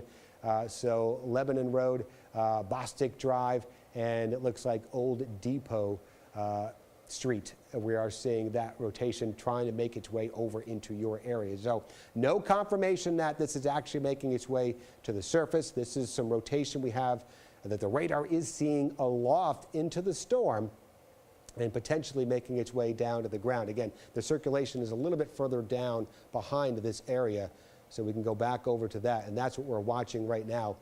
Move out of crossing to the west now of 601. So it's out of the Deloach area, it looks like now. Again, this scan is a couple minutes old, so that circulation is probably a little bit further ahead of where we are right now. So the latest scan is probably going to be somewhere up near the Scotia area, maybe just north of the Scotia region. So if you're watching over in that area, anywhere near the Scotia region, if you're in the Pleasant Hill Road region, probably should be in your safe shelter just to be on the safe side until this rotation makes its way through the area. Safe place is going to be lowest level of your home, an interior room, an interior bathroom, an interior closet, putting as many walls in between you and the outside as possible. So definitely seeing some heavy rain embedded in there. But as far as the warning goes, we have that tornado warning still in effect there if you're just tuning in for parts of Hampton County, and that's going to go through 5:45. Really right before, now kind of moving out of Deloach, heading over towards the Scotia region. And we're still not hearing anything from the Weather No. Service, what they're looking at with this storm? I was just showing you some of the rainfall rates coming down, you know, about an inch and a half in the next hour. But we talk about rain-wrapped tornadoes, and these aren't really easily detected if you're just kind of looking casually at your own kind of radar scope or our own radar, and you're looking for, you know, like a hook or an echo or things like that. And so I just wanted to go back and show you some of the radar, and I mean, it just doesn't look like much, but you've got to go really nitty gritty and kind of see with our velocities and our tools there. A lot of times the rain, the reflectivity, the rain, which you see out there, is not going to be indicative of where the actual rotation is. So that's why we look at the velocity to see what the winds are like inside that storm. And we're getting a good look at this because the rotation is not too far from the radar beam you can see there in northern Jasper County. So this is kind of closer to the surface here. So we are seeing rotation in this storm, which is why we prompted, the National Weather Service has prompted this tornado warning, which continues here for about the next 12 minutes or so till 5:45. So we're waiting for the next scan out here. Should be coming up any second now. This was the scan which put it through the Deloach area right now, continuing with that warning as it was moving out to the northwest. Next towns ahead of this will be over towards the Scotia area along US 321. I think that's going to be in the next path of that. So if you're watching over, I think it was the Honey Hill Road area, Old Depot Street, there it is, yep. Lebanon Road, Lebanon Church Road. This is where it looks like that circulation is going to try to make its way. We'll see if it actually holds together. The circulation which we're looking at now as far as the latest scan, which we get every couple of minutes. We'll get a new scan coming up here any second now. That was crossing now west of 601, and I would assume that next scan would put it over closer somewhere over in this general region here near the Scotia area, maybe even just a little bit west of 321. That's how fast these rain bands and little embedded severe thunderstorms are moving very quickly. The rotation is more to the northwest. That tells us that the center of the circulation from Idalia is back out to the south and west of the storm. But that is going to continue to make its way over to the area. So this is what we have right now. That's the latest velocity scan which we have. And that's the newest one, which just updated. And to me, that's looking a little bit better. We're still seeing some of the strongest winds, and we talked about that now west of 321, west of the Scotia area. So this is the area which the Weather Service is still continuing to monitor right now. So if you're watching over in Deloach or the Furman area in Hampton County, it looks like you're in the clear out of this. It's basically from Scotia westward right now where we are seeing that potential type of rotation embedded in this storm. So we're talking about Old Orangeburg Road, Corley Road, back over towards Grant Hill Road. This is where we're potentially seeing that rotation there. Still definitely going to see some strong gusty winds embedded in this system. So very windy out there. Winds could be gusting easily over 30 miles per hour in this region, along with some very heavy rainfall occurring at that time. So even though it might not be actually producing a tornado, we have that tornado warning going, we're still going to get some strong gusty winds, and it would be generally in this general vicinity over here. So that's the correlation coefficient. Again, you're getting a lot of false echoes kind of there coming from the correlation coefficient because it's very close to the radar beam right now. So we're not seeing anything that would indicate any type of debris that we're looking at as of right now. But we're definitely seeing some very strong gusty winds embedded in here, really all and about. You see a couple other little batch here just north of the Furman area, another one here just north of 331, and then we've got that one which we're watching just to the west of the Scotia area. So little pockets of stronger wind moving through the area, which hopefully don't potentially try to produce any type of circulations out there. But with these tropical systems, you have a lot of rotation embedded in that storm as of right now. So there's an update from the National Weather Service. What's going on with that storm, Jamie? They want to continue it. Okay, and what are they going to continue it to? What time are they going to continue the warning? Going through 5:45? Yes. Okay, so we'll go ahead and put the alert back on. So if you're just tuning in right now, we continue with that tornado warning for Hampton County right now. To the west, generally, it looks like of 321, and there it is right now. This is what we're watching, kind of focusing on right over the Scotia area. That's where we're seeing that circulation which potentially could be producing a tornado. Weather Service is being very cautious on this just to make sure, because this could be a quick little spin up, making sure that if we do have a spin up, you are prepared for that with that tornado warning. And again, we have a couple little pockets here of some very strong gusty winds. But it looks like this is the main one which they're continuing to watch out there right now. Yeah, it's moving northwest at 30. So very quickly. And so I'm just going to change the properties on here because I had it at 35, and we'll try to get some areas. Now, it's probably only going to pick up, you know, larger towns, but hopefully I can pick up something from Scotia. Kind of north of the Shirley Edge, kind of north. It's already past Scotia, it looks like. It's going to be in this general area here, north of the Scotia region. So again, as Jamie mentioned, it looks like, thankfully, not a very populated area. It's moving into in parts of Hampton County, but this is working to the northwest at about 30 miles per hour. So heading out of Scotia, at Lawtonville Crossroad at 547, Solomon's Crossroad at 555. That's where we are watching it. Again, it's now to the generally west, it looks like, of 321 is where we're looking at the potential rotation in that. So if we kind of zoom on into that area here, we can see what we have associated with any type of rotation. It's going to be this general region right here, it looks like, heading out to the northwest. So if we kind of zoom in this little pocket here, just to see if we have any little towns out there. You see getting closer to Briar Creek Landing at 601, and then there's a Solomon's Crossroad Landing as well. So Old Orangeburg Road into the, it looks like Forest Grove Road, Hudson Ferry Road. This is out ahead of where we're looking at some of that circulation here in the Jericho Road, Daly Road. This is where the circulation is expected to be coming closer to your area. So if you're watching here, Weather Service is holding on to that tornado warning. They're thinking that there's a potential that this rotation could be making its way down to the ground. So you need to be in your safe shelter, lowest level of your home, interior bathroom, interior closet, and make sure you have a way to receive weather alerts if you're hunkering down over in there. And make sure not a bad idea to go ahead and bring a pillow, or some type of something, or a helmet or something to protect your head from any type of flying debris if we are actually seeing a tornado. Either way, we're going to be seeing some gustier winds making it through the area. So there's the tornado warning. As you can see, what we're looking at in red, that goes through 5:45, just the next couple of minutes. And the rotation, which we're seeing in the storm, is the reason why we had this warning. And this is going to be showing us right now the velocity coming out of the Charleston area. So a little bit larger view if you're just tuning in. This is northern areas, parts of, I should say, Hampton County, kind of on the southern side, I should say, right along just north of the Garnet region. Here's Furman, that's Shirley, Estill to the north. You're all fine over in Estill. This is not moving in your direction, but if we zoom on in, it looks like here, this is the area just to the west of Scotia, west of 321, seeing some of the activity right now, which potentially could be producing that tornado in this general area here, working west of Scotia, and now continue to work out to the northwest at about 30 miles per hour, as Jamie mentioned, from the National Weather Service. We're still going to get some gusty winds, and we have some of the darker reds as well. It's moving to the northwest, so we've put a tracker on there before, heading out of the Scotia area.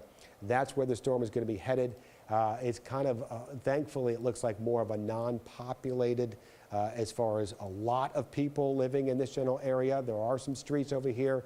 There are some areas which we're concerned about, which we're going to put on here for you as we put on another little tracker. Again, we're not getting any cities in here, but we definitely have some streets which we're going to be watching here, including Woodlow Road, Old Orangeburg Road.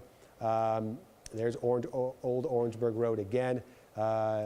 Succession Road, Hudson Ferry Road. This is all in the path of where that rotation is now and where it could be going as it heads out to the northwest, moving at about 30 miles per hour. So we have a lot of energy associated with this storm still, even though it's now been downgraded to a tropical storm. We could easily have rotation embedded in any one of these rain bands, which are wrapping around the center of circulation associated with the now tropical storm Idalia, and that it potentially could produce a few isolated tornadoes. That's why we have that tornado warning still going to Hampton County, just west of 321, going through in just the next couple of minutes, going through 5:45. So this is what we're going to continue to watch. There's the tornado warning, very small little area of rotation, but the Weather Service is still thinking that they're going to keep this going through 5:45. Nothing updated on there if they're going to let this expire. Nope. Still nothing from the Weather Service out there. All right, so again, we're watching the velocities with these, and this is again the trend for a lot of these storms. Whenever you have any type of tropical activity, any type of tropical system, you can get these quick little spin-ups with this, and that's exactly what we're seeing here. We're getting a quick little spin-up with potential rotation in there, along with some very heavy rainfall. This is a look at the reflectivity where the heaviest rains are right now, and you can see that's moving out of Effingham County, still impacting a lot of Scriven County, back into the Newington area, and there's Hampton County. Most of Effingham County seeing at least some moderate to heavy rainfall going on at this time, and it's wrapping around the center. So this is working its way generally out to the west-northwest, as the center will be passing across southern areas of Bullock County, it looks like. So there is a look at the velocity, and hopefully we get the latest scan. This was the area of concern we've been watching, 321 south of the Scotia area, and we're continuing to watch the potential here for some rotation. So I think the Weather Service is continuing with that warning. Did they just cancel that warning there? They did. They did just cancel the warning. So even though we still see a lot of velocity in there, the Weather Service doesn't think that this is going to be producing tornadic activity at any time. But again, as we mentioned before, that just goes to show you that we still have a tropical system making its way through the area. The center of Idalia is just a little bit further down to the south right now.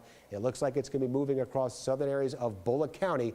Heavier rainfall rotating around there, so there's a lot of rotation. You can see the rotating area of rain, and embedded in there you can get a quick little spin up. So we're going to continue that isolated tornado threat along with some heavier rain, especially in our northern regions right now. And even when we aren't seeing a lot of heavier rain, still going to get some gustier winds, especially along the coastal areas. But that's it for this little update right now.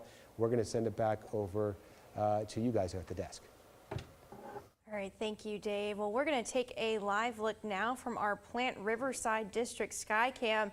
As you can see, it's still a bit of a ghost town out there, which is good news in the sense that people seem to have gone inside, right, Sam? I mean, yeah. Earlier there were still a few people milling around in like the 12 o'clock hour or so. They have since gone inside. It looks like that water's still pretty high, though. That can partially be because of tides, but again, we'll be keeping an eye on that throughout the day. Yeah, it just takes a little bit of wind, right, and start picking up to see that water from the Savannah River start coming onto Plant Riverside District area there, and it looks like, you can't say for sure that those are sandbags, but some kind of barrier that's obviously not always there. The orange kind of nearby has been put up, I would assume, to try and help mitigate any water that would be coming into Plant Riverside District hotels down there as best you can, so they're prepared for the potential of that happening. Right, definitely important buildings down there, new and old, that are right there on the water. So definitely looks like they're doing what they can to prevent that. But this is some new video we just got in the last half hour or so into our newsroom from Scriven County of a washed out dirt road. Now this is near Newington. A WTOC viewer sent this into us. You can see that water is just flowing. It looks like almost a creek, Sam. Yeah, and that's what's scary is, right, we do have a lot of roads in some of our more rural areas that are dirt roads, that are ash roads. So when you get just heavy rainfall alone, it doesn't take much for them to wash out, and you can get your car stuck out there, or you could think, hey, I can make it down this road. I'll be fine to make it down this road. And you get to a point where you can't make it anymore, and you're stuck. Four-wheel drive does not save all is important to note there. But you're right. I mean, especially with standing water like that, you don't really know how deep it can be underneath there. So you may think that you can make it, and all the way up underneath it, it's just more water. I mean, you just never really know for sure.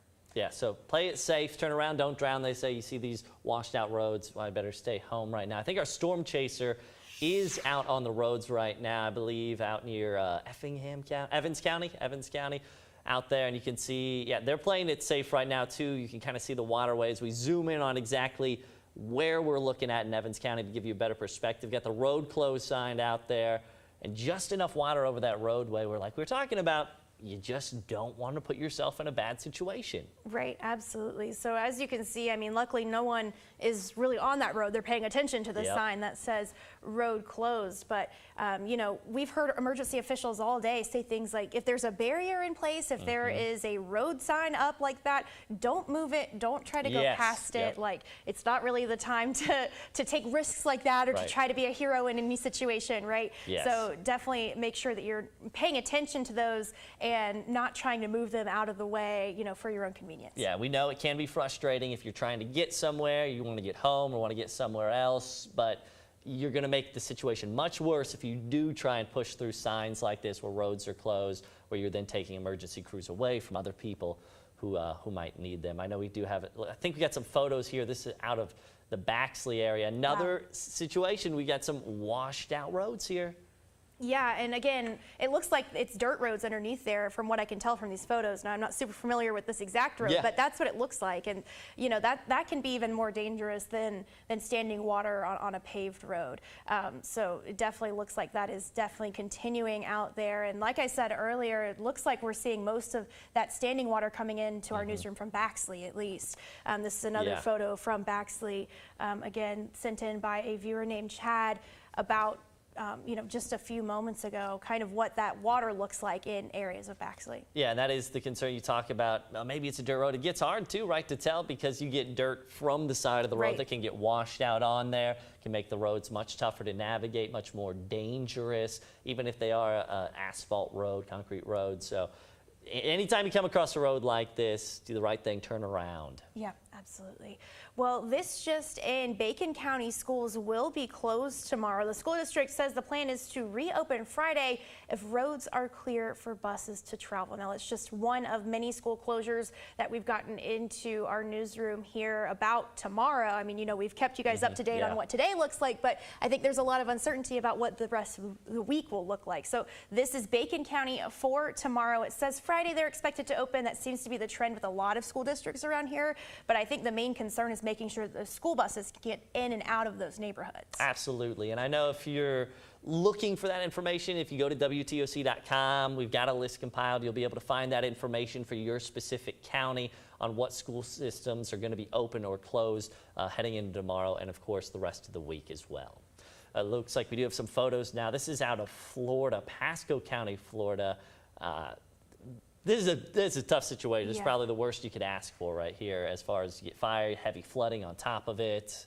Now, obviously, we don't know what caused that fire, but one could assume potentially a power line was involved. I mean, with those down lines, that's always has the potential to spark some fires there. So definitely some, you know, scary images coming out of Florida there. But, you know, back here in Georgia, Bryan County, we've had a team out there all day tracking what the weather looks like there as well. We do want to send it over to our sports director, Chad Maxwell, who has been on a bit of a different assignment today, tracking some of our storm damage for us. Chad, what's it looking like right now? Yeah, sports guy does storm. So here on the south part of Bryan County, Anna Stansfield and I just made a drive from Richmond Hill High School over here to Fishtails off of Fort McAllister Road. The wind was really whipping, really had to 10 and 2 that steering wheel and hang on, but it has since really calmed. As you can see behind me, not much movement from the boats. The flags are settling down a little bit. The main issue out here in Bryan County is power outages. The last report we had, which was a little over a half hour ago, was 47 homes without power, but Fishtails power was just restored, so hopefully that means good news for more people here in Richmond Hill. But like I said, as of now, calm. Guys, I'll send it back to you. All right, thank you, Chad. Well, South Carolina's Emergency Operations Center, the nerve center at the state's emergency response, is staffed around the clock right now and will be until this storm passes through. And Governor Henry McMaster and emergency officials held a briefing there earlier today to try and keep South Carolinians updated on Idalia. Our State House reporter Mary Green has the latest. Governor Henry McMaster is urging South Carolinians to stay home tonight if they can, saying that people across the state need to be on their guard, especially after around 6 p.m. This is not as bad as some that we've seen. We don't think it's going to be as destructive as some, but it is going to be destructive. It's going to cause, there'll be high winds, be a lot of water, particularly course, in the low country. The Department of Transportation says all major highways and bridges are still open for now, but it does expect some flooding on roads. DOT advises South Carolinians to stay off highways until this storm passes if you don't need to travel. The state is expecting around 200,000 power outages across South Carolina in the coming hours. Restoration can't begin until winds die down, and crews will work during daylight hours. If you do encounter a down power line, please report it to your utility, but stay away from any down power lines. And also, do as well, if you have an outage, don't just assume that your outage, the utility knows of it. Do report any outages. And the governor says he also spoke with President Joe Biden earlier this afternoon. He says the president reaffirmed that the federal government is standing by with whatever help South Carolina may need. Reporting from the South Carolina Emergency Operations Center in Lexington County, I'm Mary Green. The Department of Social Services is operating shelters and advises that people to bring their own supplies like pillows, blankets, medications, and hygiene products if they go to one. Yeah, right now, 3 shelters are open across the state, but more are expected to open up a little later on today. That's right, Sam. One of those is in Jasper County, too, and that information is on our website. But we want to take a look at some photos now. This is coming in from Richmond Hill. Just a tree snapped right in half, as you can see there. Definitely some strong winds that were probably responsible for that damage. Again, thankfully, doesn't look like it's on a structure or anything from what I can tell from these photos, Sam. Yeah, absolutely. And these trees, these pines look a lot like what, our Tyler Mannion was showing us up in Hilton Head, how they're kind of blowing back and forth. And it seems like they've got a little flex to them, but it just takes that right gust at the right time to just snap them in half. And it's hard to tell. You see 2 standing right next to it that didn't break. So best case is keep away from all of them, right? Because you don't know what could come down and when it could come down. Yeah, and sometimes I feel like you could get that sound confused with thunder maybe if it's a smaller tree. Like you might not really know what's going on, and then all of a sudden you have a tree across your entire front yard. So it's definitely important to be aware of that. But at the same time, stay away from those windows when these winds are really that strong. If you do hear a noise, you might want to wander over to the window and see what's happening. But, sometimes that's not always your best or safest option. Yeah, certainly better to be safe in a situation like that. Our Dow Kennedy has been out in the Statesboro County area for us today. We're going to check in with him now. Dow. Guys, when we talk about flash flooding, this is exactly what we mean. Take a look. This is the intersection of U.S. Highway 301 South or South Main and Veterans Memorial Parkway, the bypass in Statesboro. Look at the water coming from over the side all the way over there into the roadway. Folks are trying to pass here. Not recommended. Folks are coming through this water. I've already seen one tow truck. I believe they came to pick somebody up, but dangerous water right there. You're going to stall out unless you've got a four-wheel drive truck or something. So stay out of this intersection. Steer clear. When you see water like this, steer clear of it. Folks are making U-turns to get off this roadway, but I'm going to walk back here just a little bit, give you an idea. You see how far that water has come and how quickly it has moved up. They're just urging, stay out of this. You can see folks trying to turn around. You can see the debris in the roadway. I mean, look at the surf from back there behind me. This is why we're urging, stay off the roads and stay safe. You're starting to see another band coming through here. This water is only going to get worse before it goes down. In Statesboro, Dow Kennedy, WTOC News. Thank you, Dow. Definitely be careful on the roads there in Statesboro. And speaking of roads, we're going to take a look at this dash cam footage out of Goose Creek. Look at that. You can see a car completely picked up and spun into another one. Now, the National Weather Service called it a brief and weak tornado. They say they used this video to confirm that tornadic report. No other damage has been reported so far, but oh my goodness, I can't even imagine being in that car, Sam. Yeah, it's a good reminder that, they call that a weak quick tornado. Right. So that just shows you the power that wind can have, even if it's not considered to be the strongest wind gust. It doesn't take a lot. It can happen at the wrong time for you. Especially if, if you're on the brink of hydroplaning, it might be easier to even get your car up off the road with a high wind like that. So definitely some scary moments. I hope everyone's okay. Yeah, fair warning to folks out there to be cautious, avoid the roads if you can. A little bit closer to home here, Got video and some images here. Down tree. This is out on Hunter Road in Screven County. We're going to get to that. As a down tree, there's also some nearby flooding. These were sent to us by a viewer as well. You can see, I mean, that's not just a little tree. That's a big tree, and you can see the impact washing away roadways as well here.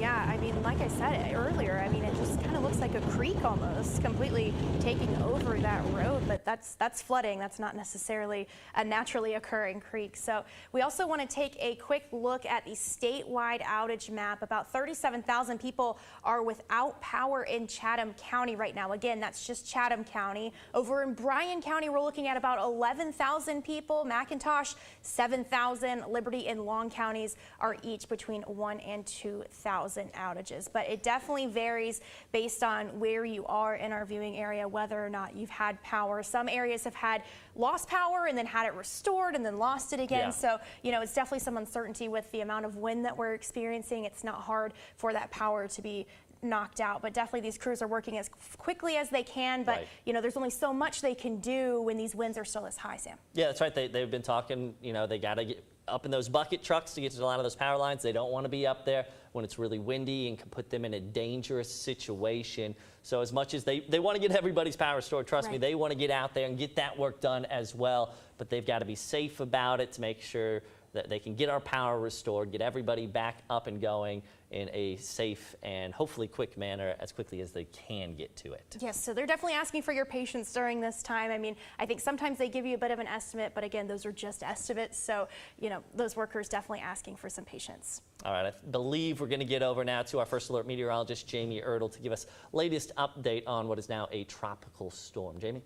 You know, for a lot of us, it's getting a lot better, but we do have to focus still north of I-16 and show you some of the heaviest of rain bands still in the low country and still in Bullitt County. Now, lighter rain where Dal is, though blowing rain where it's flooding, but just north of there in Portal, hope you like it, Aikens Mill to Dover and Rocky Ford, heavy downpours, where we've had tornado warnings in northern Effingham and southern Screven, still seeing very heavy rainfall. Newington north to Sylvania and the Buttermilk Parkway and Briar Creek Landing. And let's focus really in on the Savannah River, Estill in the Garnett area to Hampton, and quickly showing you some rain bands moving out of Hilton Head toward the Beaufort area and Edisto Beach, but still going to see those gustiest of winds. Doesn't look like a lot, gustiest of winds from the outer bands along the immediate coastline. So right here, we are looking at some possible rotation. So the National Weather Service has not issued a tornado warning, but very gusty winds from Garnett to Estill right here in the Horsesgull area. And this is going to be moving in the general direction of Colleton County. So we're going to try to keep a close eye on this. And we've been watching the potential for these. And so with these multiple tornado warnings that we've had throughout the day. We've had reports of some damage. We haven't had anything confirmed, but they're very brief in nature, but they can cause some damage. So, Dave, I don't know if you could zoom in on that, but from Garnett to Estill to Horsesgull is exactly where we're kind of focusing in right now. And we're not seeing any rotation, but still some very gusty winds in Sylvania and Newington with that rain band. And we're going to continue to watch this rain band potentially kind of form maybe some tornadic activity. Like I said, we have not seen any warnings populated yet, but we're going to keep a very close eye on it for you, even though overall we're seeing the activity from Tropical Storm Idalia kind of wind down. So let's go hour by hour for you as we head into that 6 o'clock hour, and we're still potentially going to see those wind gusts. Now, some of these may be slightly dated, but still going to hold on to the chance, if you can see sand, if you're on an island, the potential for a hurricane force wind gust, I think, is still there. So Tybee, a 75-mile-per-hour wind gust for the next hour. Hilton Head, low 60s. Beaufort, low 50s. Statesboro, still tropical storm, near tropical storm force wind gusts. And Savannah, 40 to 50 wind gusts. And this picks it up to about 79, but I think that is a little too high, but still hurricane force wind gusts possible on the immediate coast. And Beaufort, this is 10 o'clock. Tybee still seeing those winds whipping, but notice south of the Altamaha, right around 30 miles an hour and continuing to weaken as we head toward that 11 o'clock hour, except for the immediate coastline. And after midnight, really starting to quiet down, though still some gusty winds. 40-mile-per-hour winds could still take down tree limbs and potentially cause some damage, especially if they fall on anything. So we're going to continue to watch the potential for tornadic activity north of 16, and actually I think it's going to be north of the borough, so kind of honing in here for still Screven, Hampton, maybe northern Beaufort, maybe northern Effingham, northern Jasper, Hampton, and northern Beaufort County. So north of the Broad, looks like we could still see some tornadic activity through maybe that 6, 7, 8 o'clock hour. So we're still under that tornado watch nonetheless. The eye of the storm making its way right now pretty much along 280 and I-16 into Effingham County and over into the Low Country. And then we see it move off the coast. This thing is moving, and that is so fantastic for us. But it is still going to give us that threat of tornadic activity as we head through that about 8 o'clock hour, I believe, and then we're quiet overnight. So the 7-day forecast, everybody should be looking forward to that. We're going to see plenty of sunshine, with that alert still remaining for our Thursday morning, but subsiding in the afternoon. Well below average temperatures, only 83 on Friday. We'll go 88 tomorrow, 84 on Saturday. Heading into Labor Day, we are going to look for fantastic weather, and it has not been a hot minute since I've seen a 0 chance of rain throughout the complete 7-day, especially as we head into the month of September. All right, thank you, Jamie. Of course, that is the very latest. We have been following Hurricane Idalia throughout the day. Now tropical storm, which is good, but we are still feeling the brunt of the effects in some of these areas. And of course, we have many crews out on the scene in the coastal empire throughout the Low Country. Want to go now live back to Hilton Head Island, where our Tyler Mannion is on the beach. You can see the winds really picking up there as well. Dawn, the winds now at the strongest point we've seen throughout the day. Typically, I've been standing straight like this. Now we have to take an athletic stance just to keep our balances out here on the beaches of Hilton Head as Tropical Storm Idalia gets closer and closer to our area. Got to show you these conditions right now because they are truly getting crazy to points we haven't seen throughout the day that I haven't seen in my 3 years covering this area and covering tropical storms. Look at this ocean right now. You can see the sea foam that is coming up strictly with the wind right now. The tide still out about 20, 30 feet, but because the wind is coming in so strongly, the water is coming up this high. I want to show you just how far we can go walking, and it's not deep. It's because the water is shallow, because it's just being blown up by the wind gusts. You can see still behind me, it goes down because the tide is still out. We know the tide is going to be coming back up later tonight as the moon comes out. The tide is set to maybe be highest around 8, 9 o'clock. That's what Hilton Head people are really worried about. Let's show you the sea foam again, because it is now just collecting along the beaches here. You can see at least 2, 3, 4, 5 feet of sea foam that's just getting blown away. I mean, if I even try to pick it up, you watch it go that way. Let's take you up the beach because there's impacts all over the sand right now. The Shore Beach Service took as many things off the beach as they could, but they couldn't take everything. You don't have space to leave everything spread out other than here. So let's show you what some of the chairs are doing as we battle these winds, making our way. I want to get on this other side because I don't want that to come off and hit us. Look at this chair. This has been tied down on multiple places, and yet still it's flipped up. It's not the only one. We've got more over here that are being completely ripped off the chairs and the structures that they are supposed to be tied down to. These have been vastly tightened throughout the last few days, and the winds are just continuing to pick up. We know it might continue to only get worse. Look at that chair. How about up here? The sand dunes. They're worried about these eroding as these winds pick up, as those tides come in. They're worried about the sand dunes giving way. What they're there for is to protect beachfront property, but they might not be able to do that if the storm surge is too great. Guys, at this point, I can't even hear myself talk because of how strong these winds are in our face. We'll continue to keep you updated on the conditions out here, but we have also a soundbite from the mayor of Hilton Head. Listen to what he wants you to know. This is the man you elected to lead this island. Make sure you take care of yourself. Stay off the roadways, stay off the bridges, stay home. Be safe. Don't make them go out and do something they don't necessarily need to do so, but take care of yourself and your loved ones.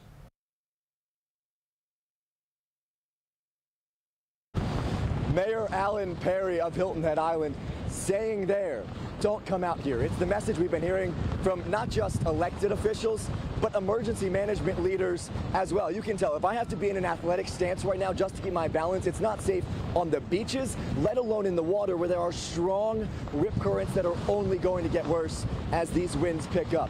Mike, Dawn, honestly, I can't even hear whoever's back in the studio, so whoever it is, we'll send it back there. Luckily, it's us.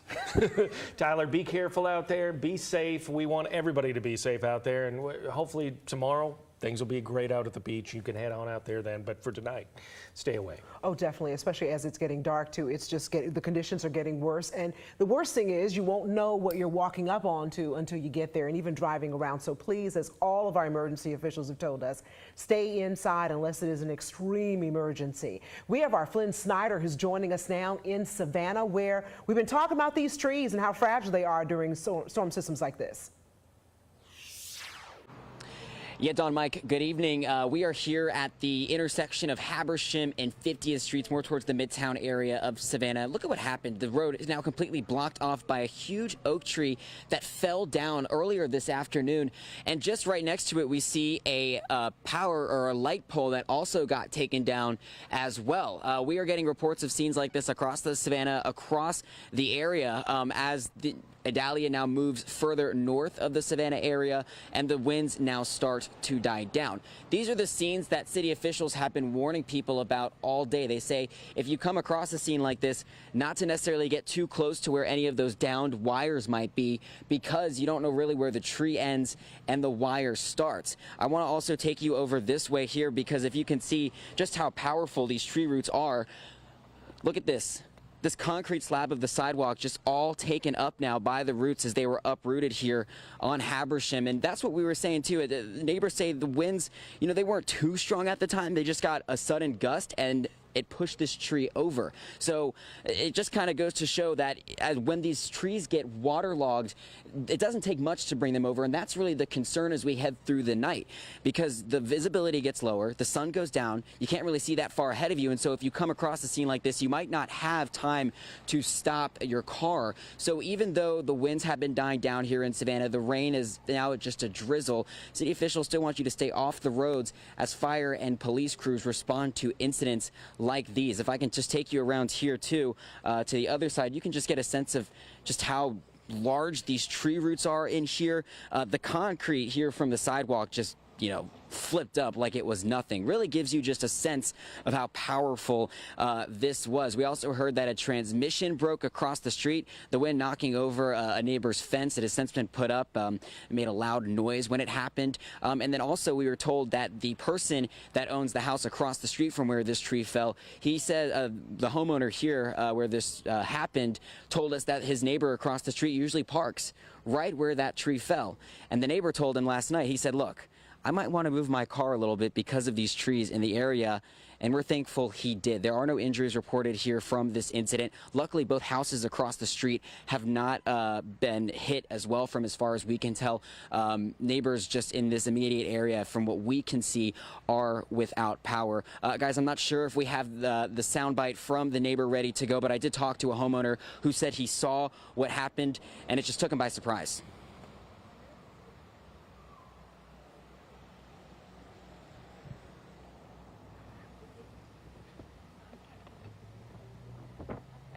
It tells you the power of the wind, and if we ever get directly hit, it's going to be a mess in Savannah, because this was just a big gust.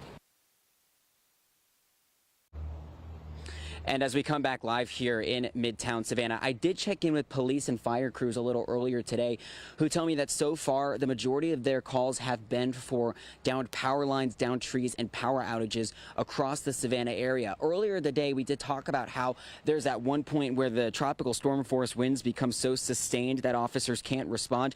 Well, fortunately, we have not hit that point today. Both fire and police tell us that they are continuing to respond. As you can hear, we just see police now arriving onto the scene here as they work to kind of mitigate this mess that has been made of East 50th Street in Habersham. We have seen neighbors kind of come out, get a lay of the land for themselves, make sure that the people who kind of live in this area are okay. It looks like they are now starting to close the road here. So hopefully this tree power crews can be here to take care of the light pole, and park and tree crews can be here to get rid of this thing so people can move through this area. We have seen people come in and have to turn around because obviously it's blocking the road. You're not getting anywhere if you're trying to cut through East 50th to get from Habersham over to Abercorn. That's the latest here from Midtown. We'll continue to drive around, bring you more scenes like this. For now, though, we'll send it back to you, Mike. Dawn.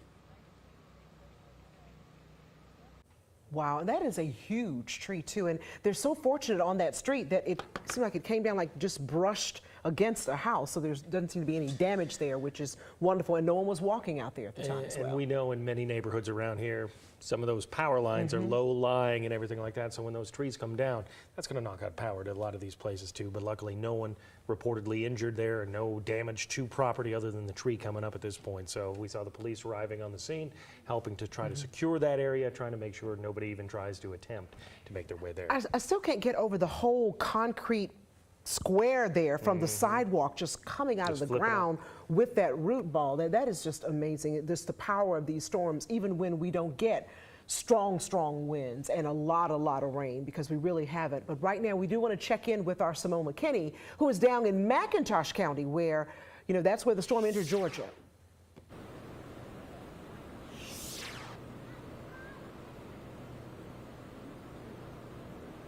Yeah, so we're still here in McIntosh County. We're in Darien and we're on Wayne Street. So we've been out here for a couple of hours, and if you look right behind me, you can see a very large tree has fallen and is blocking this road. And not only is this tree blocking the road, it fell on a power line. So many people in this area told me that they don't have power, and they haven't had power for a good amount of today. And we were driving around Darien all day today. We've seen lots of streets like this, maybe not all of them with big pieces of the tree in the middle, but lots with branches and moss just all over the street, and you're driving over it. So that's what's happening in Darien. And while we were standing here outside today, just steps ahead, I mean just a few steps ahead, there's another home that a tree fell. We actually heard the snap, and we were all standing here and we looked and we saw that the tree had fallen. So this is something that this community deals with storms. I spoke to a couple residents today, and they tell me that this is something that they think about. I actually want to bring in Christy, who lives further down here on Wayne Street. Christy, we talked earlier about what you think about when any storm comes, or when you guys have a good amount of wind in the area. So tell me more about what you think about. It's very scary because the trees just fall. You can be riding down the road and they just fall down.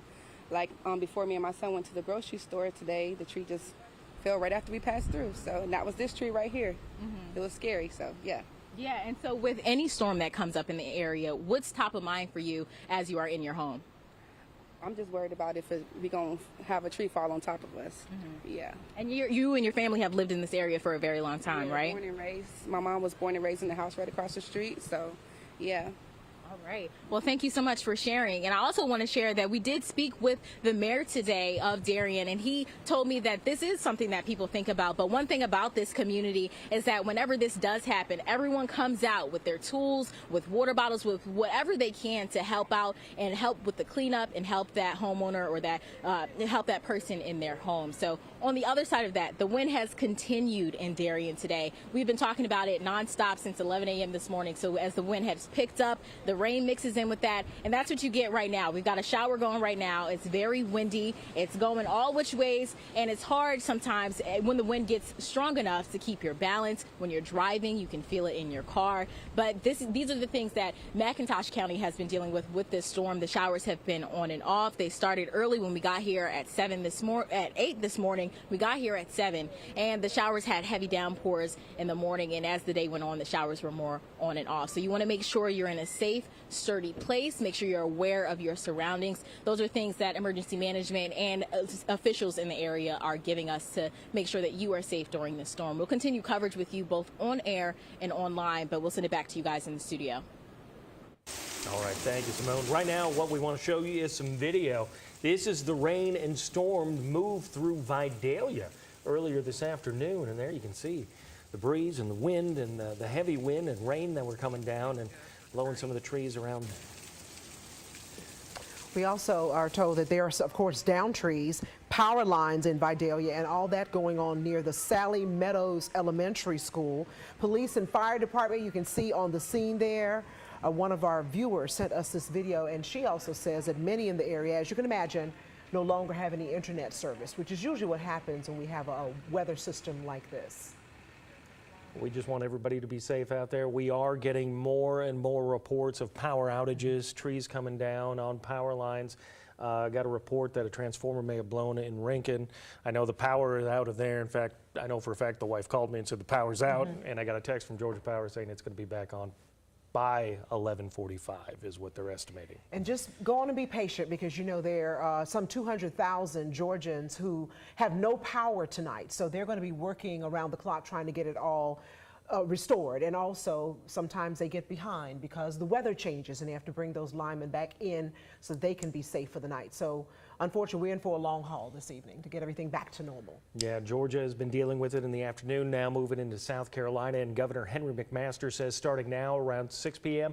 is when all South Carolinians need to be on guard as Idalia heads this way. That was his message during a briefing with emergency management officials at the state's Emergency Operations Center in Lexington County. Our State House reporter Mary Green is there and brings us the very latest. Governor Henry McMaster says he spoke with President Joe Biden earlier today. He says the president reaffirmed that the federal government is standing by with whatever help South Carolina may need. But for now, what the governor is asking South Carolinians to do is to stay home tonight if they can. Tonight there'll be winds all over the state, particularly more in the coast up towards the Midlands. But a tree limb can come down and hit someone, and you could break bones, have concussions, even be paralyzed. There are horrible things that can happen when the wind blows the limbs down, throws trees over, and also there'll be power lines down. The state is expecting around 200,000 power outages across South Carolina in the coming hours. Restoration can't begin until winds die down, and crews will only work during daylight hours. The state's Emergency Operations Center is currently at OPCON 2, the middle of 3 levels, and it'll be staffed around the clock until after the storm passes through. Now, there are a few shelters open around the state right now, manned by the Department of Social Services, and more are expected to open later, where counties determine there's a need. We recommend that anyone who needs a shelter bring blankets, sleeping bags, pillows, personal hygiene products, medications, and any special food if you're on a restricted diet. We have partners supplying food and water at all operating shelters. And again, our shelter information can be found at scemd.org. DHEC also reminds South Carolinians to stay out of floodwaters. They say there can be anything in these waters, from toxins to down power lines, even alligators. And a lot of times they say you will not be able to see them even in the daylight. Reporting from the South Carolina Emergency Operations Center in Lexington County, I'm Mary Green. Well, the Department of Transportation says all major highways and bridges are still open for now, but it does expect some flooding on the roads. Yeah, the Department of Transportation advising drivers in South Carolina just stay off the highways until the storm passes if you don't need to travel, and that's good advice for all of us. We do want to check the latest on the forecast as we move through the evening hours. Let's go to Chief Meteorologist Dave Turley. Yeah, and the latest on now Tropical Storm Idalia is that it was at the 5 p.m. advisory. It was across southern areas of Bullock County, but it's been moving to the northeast at about 21 miles per hour. That puts the center, it looks like, somewhere across southern areas there of Effingham County, and just about to cross over the Savannah River into parts of Jasper County. The winds have decreased. This 5 p.m. advisory still had winds up to about 70 miles per hour with gusts to 85. I think that was probably over the open waters. We're not seeing any of those gusts locally here. And this storm is still racing out to the northeast. So we're going to get this storm out of here very quickly, it looks like, this evening. By 2 a.m., you see that off near between Charleston and Myrtle Beach and racing away from our area. And so what we expect to see, heaviest rain still going on in our northern areas. That should be coming to an end before midnight. The winds are going to remain brisk, though, for the evening hours. So the worst of the winds, which we're seeing, are occurring out there right now. We are going to see those winds still possibly gusting up to, including up to 60 miles per hour. So power outages still likely. So if you still have power, as Mike mentioned, power just went out over in Rincon. Go ahead and charge those devices and make sure that it is ready in case your power does go out, because we're going to keep it very breezy here for the evening. But conditions will improve, especially overnight from south to north as Idalia pulls away from the region. So the rain, again, for the most part, is almost over with. Bless you. We are looking at this coming up here on our Fair and Fair First Alert Live radar. Just some lighter showers now from Glenville into the Jessup area, also along the low country. The steadiest, heaviest rain, which we're seeing right now, is over across northern areas of Bullock County, including just to the north and west of Statesboro. A lot of Scriven County, Sylvania, into the Newington area, and then up in Allendale and Hampton County. Estill over towards Hampton, very heavy rainfall. But thankfully, it looks like a lot of that tornadic threat for at least the Georgia areas is over. We'll show you those watches coming up in just a second. But I want to show you the tremendous amounts of rain and quite a difference in rainfall totals. This is 24-hour estimated rainfall totals. So that does include some of the rain that we had yesterday, which was not associated with Idalia. But we are looking at some of the higher totals there. Doppler radar estimates there, 9 to almost 10 inches of rain in a lot of central areas there of Bullock County down into Evans County, Tattnall County, and then now stretching into parts of the Sylvania, Scriven County area. 2 to 4 inches of rain for the most part along the coastal areas, a little bit higher along coastal Beaufort County. Again, that does include some of the rain which they had in there yesterday. So a lot of heavy rainfall, and we're still getting some of the winds out there. Again, this wind field indicating that the center is probably just moving out of Effingham into parts of Jasper County. These are sustained winds, 23 Beaufort into Statesboro, Claxton, 20 still in Alma, Baxley, 30 mile per hour sustained wind on St. Simons Island. Higher gusts, 46 Beaufort, 43 on St. Simons Island. Right now, Claxton still seeing a 44 mile per hour wind gust, and we're going to keep it very windy over the next couple of hours. Even on the back side of that, even if it's not raining, those winds are going to be continuing. So we're still going to have the potential for some power outages. As far as the warnings go, now that this is no longer a hurricane, the hurricane warnings are gone. We still have tropical storm warnings in effect, and there's that flash flood warning. We showed you the amount of rain, Doppler radar estimate from Tattnall County all the way up to Hampton County. So we're looking at flash flood warning going through that 8 o'clock hour.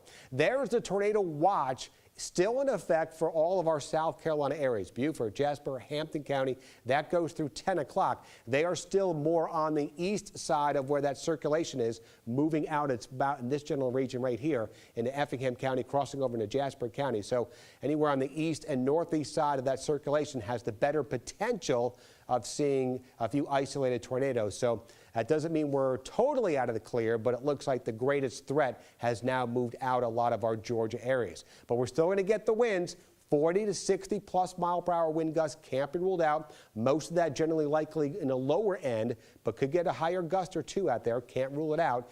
We've updated the rainfall, additional rainfall, less than an inch in most of our viewing area. Where we're still getting that heavy rain, maybe another inch or two possible. Sylvania, Estill, northern areas of Jasper County, northern areas of Effingham County, as that low pressure finally moves away from our area this evening.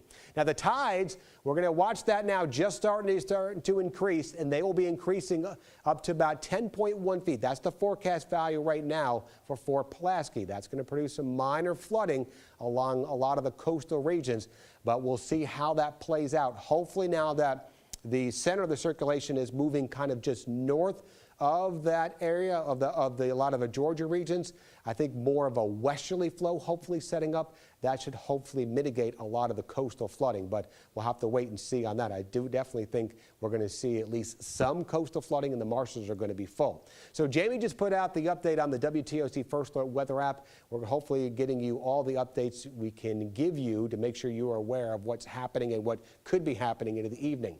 So let's go hour by hour for the rest of the evening hours. There we are, starting out at 6 o'clock, showing you a pretty good representation of where the heaviest rain is. And as we go on through that 9 o'clock hour, notice the bulk of it moving into our South Carolina areas, Hampton, Colleton County, Northern Beaufort County, while just some scattered showers. We're still going to get that threat for some wraparound moisture this evening, but the steadiest rain should be winding down here within the next couple of hours. I still think we're going to be breezy here, if not still a little bit windy, especially in our low country regions through that midnight time frame. But as the low moves away, again, by 2 a.m., that center is supposed to be between Charleston and Myrtle Beach. A lot of the winds will be relaxing overnight from south to north as that center pulls away, and much better weather coming up here heading into our Thursday. So it looks like we're going to be dropping that first alert. We're going to be updating the graphics here. And I know it still shows that alert, but we're going to be dropping that first alert for tomorrow, because I think the worst of it getting out of here a little bit quicker. So as far as the weather is concerned, it should be much better tomorrow. We'll see a lot of sunshine, and look at the cooler weather into our Labor Day weekend. We'll have a lot of sunshine out there, and we are tracking some temperatures for lows, low to mid 60s out there, waking up Saturday, Sunday morning with a good deal of sunshine, and getting back a little bit warmer though, with 90s possible for the middle of next week. All right, thank you, Dave. And of course, Dave's been showing us the temperatures and where the storm is moving right now, and we also want to give you a live look at what's happening around our area. That's right. Let's go back to Bryan County. Our Chad Maxwell is there watching all the activity going on. Looks like it's settling down some there as well. Yeah, it sure is, Mike and Dawn. About an hour ago, the wind was really whipping, though. Anna Stansfield and I made the drive from Richmond Hill High School over here to Fishtails off of Fort McAllister Road. You know, you really had to grip that wheel. I did want to get out of the car and see how far I could throw a football with the wind at my back, but didn't get to make that happen. But yeah, right now, as you can see behind me, very, very calm, very little movement from the boats and even the flags. The big issue in Bryan County was power outages, but as of about 20 minutes ago, the power is back on at Fishtails. So hopefully that means good news for others as well. But yeah, Bryan County, pretty calm. Mike, Dawn, back to you. Well, that's good news. We'll take it after what we've been dealing with all day long, but some parts still dealing with the storm as it's moving through Georgia. That's right, especially that Statesboro, Butler County area. That's where we find our Bureau Chief, Dow Kennedy, tonight. Dawn, if you can see me through the rain is hitting the lens just here in the last couple of seconds. Let me tell you something. Well, first, let's do this. Take a look at across this street. This is Fair Road. The park that is right across the street is where Fair Road and Zetterauer Avenue meet. I'm going to get behind the camera and see if we can shoot this a little bit to see the park that is overflowing with water. The baseball field is underwater. This park here, Little Lots Creek, has overflowed its banks. You can see the buffers that are normally catching debris. A couple of basketballs are in there, a little bit of everything, and that water is flowing on and flows eventually to the Ogeechee. And over there on Zetterauer Avenue, the water is already over the road. You've seen cars coming down there trying to go through that water. The College Plaza shopping center that's on the other side of those trees, it is underwater. You can see a car now trying to navigate that way. You know, they say turn around, don't drown. They urge you not to go through standing water like that, but folks are still doing it. This is what that park looks like across the road here from Fair Road and Zetterauer Avenue. We are still getting some heavy wind and some rain still coming down, but that cumulative effect of all this rain for hours and hours, this is what it's turning into. We've got more of this. There are certain spots here on Highway 67 on Fair Road, going into Georgia Southern campus where there is flooding. Intersections are flooded out. I showed you earlier one on Highway 301 South and the bypass. Flooded underwater. Folks are saying don't go through those intersections. Turn around, find another route. So we've got flooding right now. We still got a little bit of wind coming through, but now it's trying to deal with what this storm has left behind. Live in Statesboro, Dow Kennedy, WTOC News. All right, thank you, Dallin. Good advice about don't drive through flooded streets or roads. You don't know how deep that water is. But here we are taking a look at some video that was shot a little bit earlier today, showing those cars driving through some of those flooded roads in Statesboro earlier. And there you see that rain trying to run off into the grass and try to get soaked in, but it wasn't doing that. And, you know, storm drains can easily get backed up, and that's what causes a lot of the flooding. So do be aware of that as you're driving around. I want to thank Bethany Halsey for sending us this video. She said that was over at Groover Mill Road in Statesboro, so a completely different location than what our Bureau Chief Dow Kennedy was just showing us a little bit earlier. And we have our WTOC storm chaser was out in Claxton earlier, now making its way back here to the station towards Savannah, and they are heading out on I-16 as they were coming back. And as you can see, the conditions out there on the roads seem to be improving along that I-16 corridor, which is good news, and we want to see that as the storm moves out of our area, but still not out of the woods for some areas, so you do want to keep it tuned right here to WTOC. You can get us online, WTOC.com, or you can download our free weather app, and you can do that and also get us on WTOC Plus. Simple, easy. Make sure you're charging your phones because we have received more and more power outages as we move through the evening. That is true, and what's really good to see with this video from our WTOC storm chaser is the roads. The roads look good right now on I-16, so we're happy to see there's not a lot of pooling of water, at least in that area. We don't see any debris down in this part of the road, but we know I-16 goes for hundreds and hundreds of miles, so we want to make sure that wherever you need to go, you're out of the way before it gets dark, because it's going to be harder to maneuver out on any road, seeing where the water is or where debris might be, or even where there's a stalled car, especially when it gets to more power outages. We're hearing some new video has come in right now. Let's take a look at this. This is video from Appling County, and that's where a pond has overflowed during the heavy rain. You can see some of those dirt roads being washed out, damaged, and that's the reason that you always hear about some of the rural counties closing school when there's just a possibility of heavy rain, because this is what's happened, and school buses need to get through there and people need to get back and forth to their homes. You can also see in the distance there, that's a tree across one of those roads, and look at how that water has come up out of the pond and onto the road, and you know it must be threatening some homes by this time. And also kind of worried about some of the farmers out there too with some of these farm fields. We are getting to the time where they are going to be looking to harvest in the next few weeks some of their crops, so it is a very trying time for farmers out there, and some did not need this to have some of the flooding in some of the areas. Also, you mentioned the schools out there too. We do want to mention that. We do have a lot of school closures as well. And some of the big ones, we have Liberty, Scriven, Bryan County, Effingham, Long, Wayne County, all closed for tomorrow already. So do be aware of that. You can find a full list. Go to WTOC.com, and you also have some others. Yeah, we do. And also Bryan County, as well as Effingham County. And also want to remind you, Pinewood Christian Academy is closed tomorrow as well. And the McIntosh County closed tomorrow as well. And what we do want to let you know too is many people rely on public transportation, and the CAT buses here in Chatham County, no service for tomorrow. And also over in the Low Country, Palmetto, I forgot what it's called. The Low Country Transit, I believe. Yes, the Palmetto Breeze. That they're not going to have any service tomorrow either, so you need to know that. So if you probably will not have to go, many will have to go to work tomorrow, but wait to hear from your boss. You have to figure it out. We also want to let you know about some new video that's coming in from Hilton Head Island. Yeah, this is some fire crews out there working to clear some of those downed trees out on Hilton Head Island. And as you know, on the island, especially getting in some of those subdivisions as well, you know there's a lot of tree cover and a lot of foliage out there. And so when those trees come down, it can easily cross the roads and stop people from even getting to their homes. So do be careful as you are getting out and about, and especially here in the next hour or so when the sun goes down and it starts getting dark out there. Just be careful if you are on the roads, and if you can, just stay in tonight. That's right. And let's also take a quick check of Sylvania back here in Georgia. And one of our viewers, Cody Lee, sent us some video of flooding and some heavy rain. That video, take a look at this. We're seeing out of a home there in a neighborhood. You can see some water gathering there on the grass, taking over the lawn. And you can just see what's really good about this picture is you don't see any cars going through, because people have really listened to the EMA directors, police, mayors, and they are now out of the way of this storm. So be careful wherever you are right now. Just stay where you are. Do not get on these roads later on tonight. Yeah, just call it a night, and tomorrow hopefully it'll be a better day.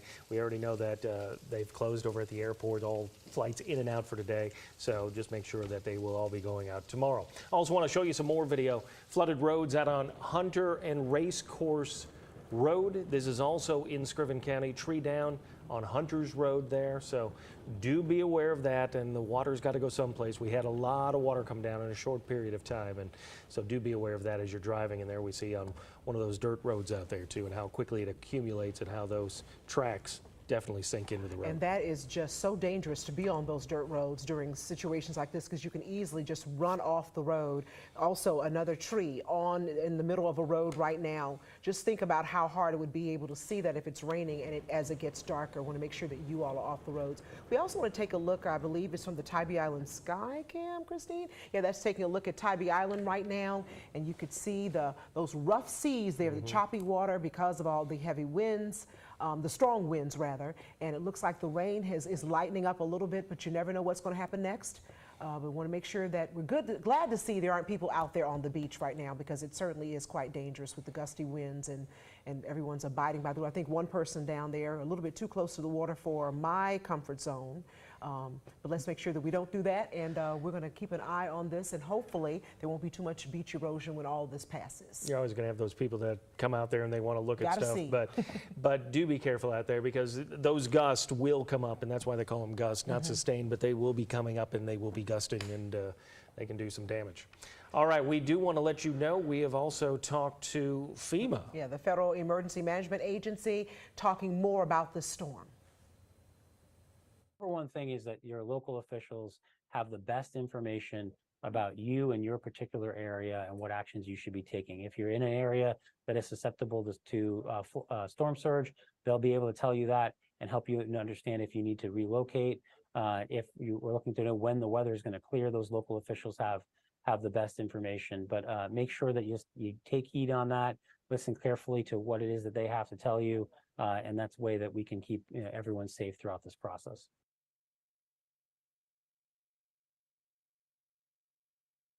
Good information there that we can all abide by no matter where we live, as we try to get this dangerous storm on out of our area altogether. Let's take a look now, our live look from our WTOC Plant Riverside District Skycam. That's overlooking the Savannah River. You see how high it is there, and River Street.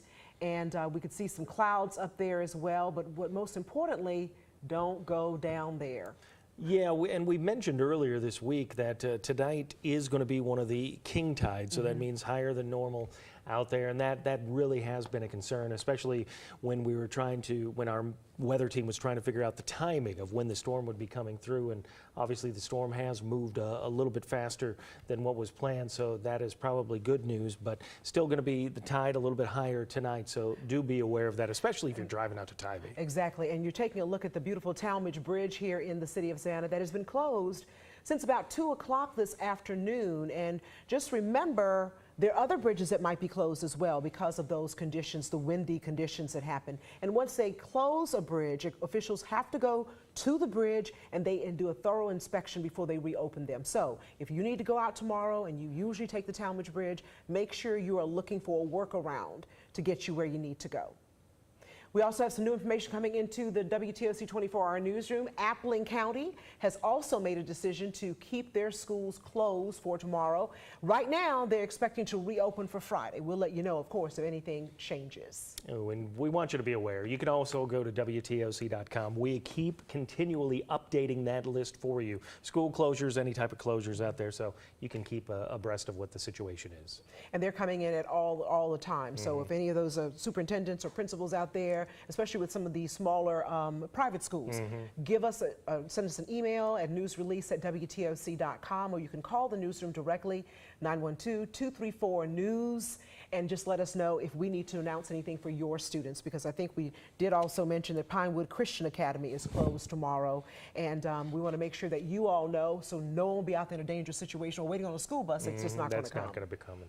So we do also want to let you know we are continually getting video and pictures in. Want to show you this from Hilton Head Island. This is from the Sea Pines Resort, where a tree came down on one of the condos out there, came down and hit it smack on the roof, and obviously some troubles there in Sea Pines. And if you've ever been in the Sea Pines Resort, you know how woody that area is. So a lot of trees there. So, and that was a big thing, I guess we can go back to talk about Matthew. When Yes. Matthew came by and some of the areas along Hilton Head Island where they did have a lot of trees down. So we are starting to get some of the video and photos in from these areas, so we're getting to see this for the first time. And of course, let's also check in with some video. Are we going to go to Savannah right now? Yes, we are. Officers, Savannah police officers have made a makeshift change 12 hours into their shift. First responders across the area working long hours to make sure everyone stays safe. Savannah police shared these photographs on Facebook to mark their shift change. They say officers are taking turns on 12-hour shifts to clear all calls coming in from this storm. And we also want to make sure that you know they're going to be out there on the roads as much as they can, but there may come a time when they have to pull back. We want to make sure that they're safe while they're looking after us. And it's good to know they're getting some lunch too, because Getting I'm some sure good food. Yeah, these long hours they've been feeding us well here with hamburgers and hot dogs, and I hear pizzas back there from when we get off the air. But you do tend to eat more, and you're just so stressed out. Well, you eat get more stressed things than and you normally eat. you eat your feelings sometimes. That is so true. you get that stress and okay, what else we got? And we also want to let you know that we are going to be here with you throughout this as it moves through our area, trying to make sure that you're abreast of the situation and know everything that's going on as well. And of course, you want to know where the storm is. Let's go to meteorologist Jamie Erdahl. Thank you, Mike. And unfortunately, I just had a piece of pizza, so I'm very full. Maybe you guys, I'll go for 5 minutes, and maybe you guys can go to get a piece. Let's go ahead and talk about, now this is the 5 o'clock advisory, but Dave and I were talking, and I was answering some questions on Facebook, and a lot of people in Effingham County said, it is really calm here. What is going on? The eye of the storm is most likely passing over portions of Effingham County from Springfield to Guyton to Rincon, and it is going to cross the Savannah River eventually. Now, calm in the eye of the storm, but it will get a little windier after that. Now, it won't be as windy as, say, potentially before that eye moved in, but the winds are not done just yet if you start to experience some calm conditions. This is what's going to look like as it tracks through Charleston Thursday, 2 a.m., 60-mile-per-hour winds still heading toward Myrtle Beach. And so we are going to take the first alert away for our Thursday. Let's go ahead and take a look at those advisories because we still do have a tornado watch. Those tornado warnings have really been kind of sneaking up on us. So we've been watching the radar very carefully, but a brief spin up can really happen, especially in the low country, and that's where we're tracking some very heavy downpours in northern Hampton County. Tropical storm warning. Now, I know it says 5 p.m. Saturday, but that'll expire most likely I would say before midnight tonight, well before midnight. And we're coming up on that high tide at 8:30 at Fort Pulaski, projected to be about 10.1 feet. That's come down since the morning, projected 10.3 feet. But the tide is rising at this time. So that storm surge 2 to 4 feet possible from the Savannah River all the way through Beaufort and Charleston. So not a lot going on in the majority of our viewing area south of I-16. But let's talk about these heavier rains that are still falling in northern Bullitt County, near the Ogeechee, Newington, Sylvania, Scriven County, and from Hampton, Estill, lighter rain in Garnett, Allendale, Earnhardt, and toward Walterboro and St. George. So for about the next maybe hour is where we're going to really hone in here through Hampton County with a really bright green. Now, we were seeing some kind of light blues in here, and if I can, I'm just going to do a query of maybe some potentially, and these are some upper level winds that may be making their way to the surface with a velocity of 54. So, you know, we could be still seeing some 40-mile-per-hour gusts in northern Hampton County, and that's going to continue to cross 601 and into the Smokes area. But we're kind of keeping a close eye on you guys in Hampton County right now because the potential for a brief spin up still possible there. Again, the estimated rainfall totals, and we're still getting more rain in some of these places. So last night, it was a late move. I tried to update you as soon as possible. It was about 9:30, 10, and I made the call. I said, it's not going to be a big rain event for Savannah, even though we did have those very heavy downpours with that first batch of the bands that came through this morning. It became much more of an inland story. 9.2 inches in Tattnall County, and we're getting reports of those washed out roads near ponds, etc. 5.2, and I think it's more actually in Baxley. Still coming down in the borough and northern portions of Bullitt County, approaching 9 inches of rain. 6.6 inches in southwestern Hampton County, and the Hindleys in Scriven County reported 5 inches of rain since 2:30 this afternoon, and that would make a total of 8 inches in their neck of the woods in Newington and Screven County. Let's go ahead and take a look now at the current winds out there. And they're kind of all over the place because, you know, we're getting a big area of circulation. A tropical storm is moving in. So we're still looking at northwest winds at 16 in Baxley, northwest in Alma. We're looking at 15 out of the south in Savannah. So that's coming in from the south, and it really looks like we're seeing that the center of circulation making its way through Effingham County right here with a big lull in any of our color-coded map right here, the contours. So that's going to be moving into Jasper County pretty soon, the center of circulation. So you're going to get a lot of calm conditions from Hardyville to Ridgeland in maybe about 30 minutes. Let's go ahead and take a look hour by hour, and the wraparound moisture will be light, if none at all, heading into that 8, 9 o'clock hour, and then moving out of Georgia into South Carolina, low country. Wraparound moisture, just a little band right there at 3 a.m., but nothing really to be worried about. And our winds subside as well. And our winds look like they're going to subside earlier than originally thought. And that is great news as well, because this storm continues to kind of surprise us about how fast it's moving to the north. Our 7-day forecast is even more 88 for tomorrow's high, and then cooling down into the weekend, but then a gradual return to those upper 80s and about 90 degrees for our Wednesday, with low tomorrow, and that's going to be the morning, that wraparound moisture, to a 0 chance of rain through the rest of the 7-day. After we get through tonight, looking pretty good, especially with the Labor Day weekend coming up. Oh yeah, it's been an interesting day. We've had a lot of crews out in the field, from the low country to the coastal empire. We're going to check in again with our Tyler Mannion, who has been riding it out on Hilton Head Island. Mike, Dawn, I can actually hear you this time. We're a few hundred feet up past the beach where we came to around 6:02, 6:03, 40 or so minutes ago. The winds calmer up here than they are out by the water, but I still can show you what the ocean looks like from up at our vantage point. Currently, you can see the violent crashing of wave after wave after wave. There's no break in those waves and in the surf out there that is incredibly choppy with whitecaps all over the place. These impacts, though, not sticking to the beach. I want to show you where we are up at the Sea Pines Beach Resort, where a gutter has been taken off its track and is now just flailing in the winds of Tropical Storm Idalia. That is not what any of these people out here want to see, and we're hoping it stays where it is. You can see it's still just hanging on by a single hinge there, kind of at an elbow, blowing in the wind, and we're hoping it stays there, doesn't fly off and damage any of the nearby houses. We are just about 50 feet from houses on the other side of a tree line right now, and that could very easily blow, take out a window or a door or anything like that. Just to the right of that, if we come farther this way, you can see some of these massive pine trees that are spread out all around Sea Pines, let alone around the Sea Pines Beach Club itself.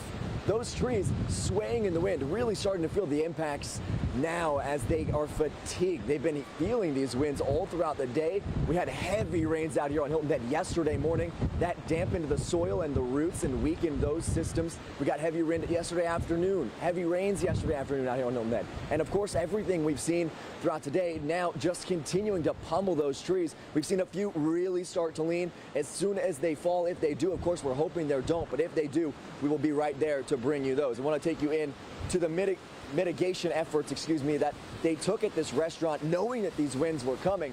Typically, if you look behind me, you would be seeing dozens of tables and chairs spread out with hundreds possibly of diners sitting down to eat lunch or dinner or whatever it may be.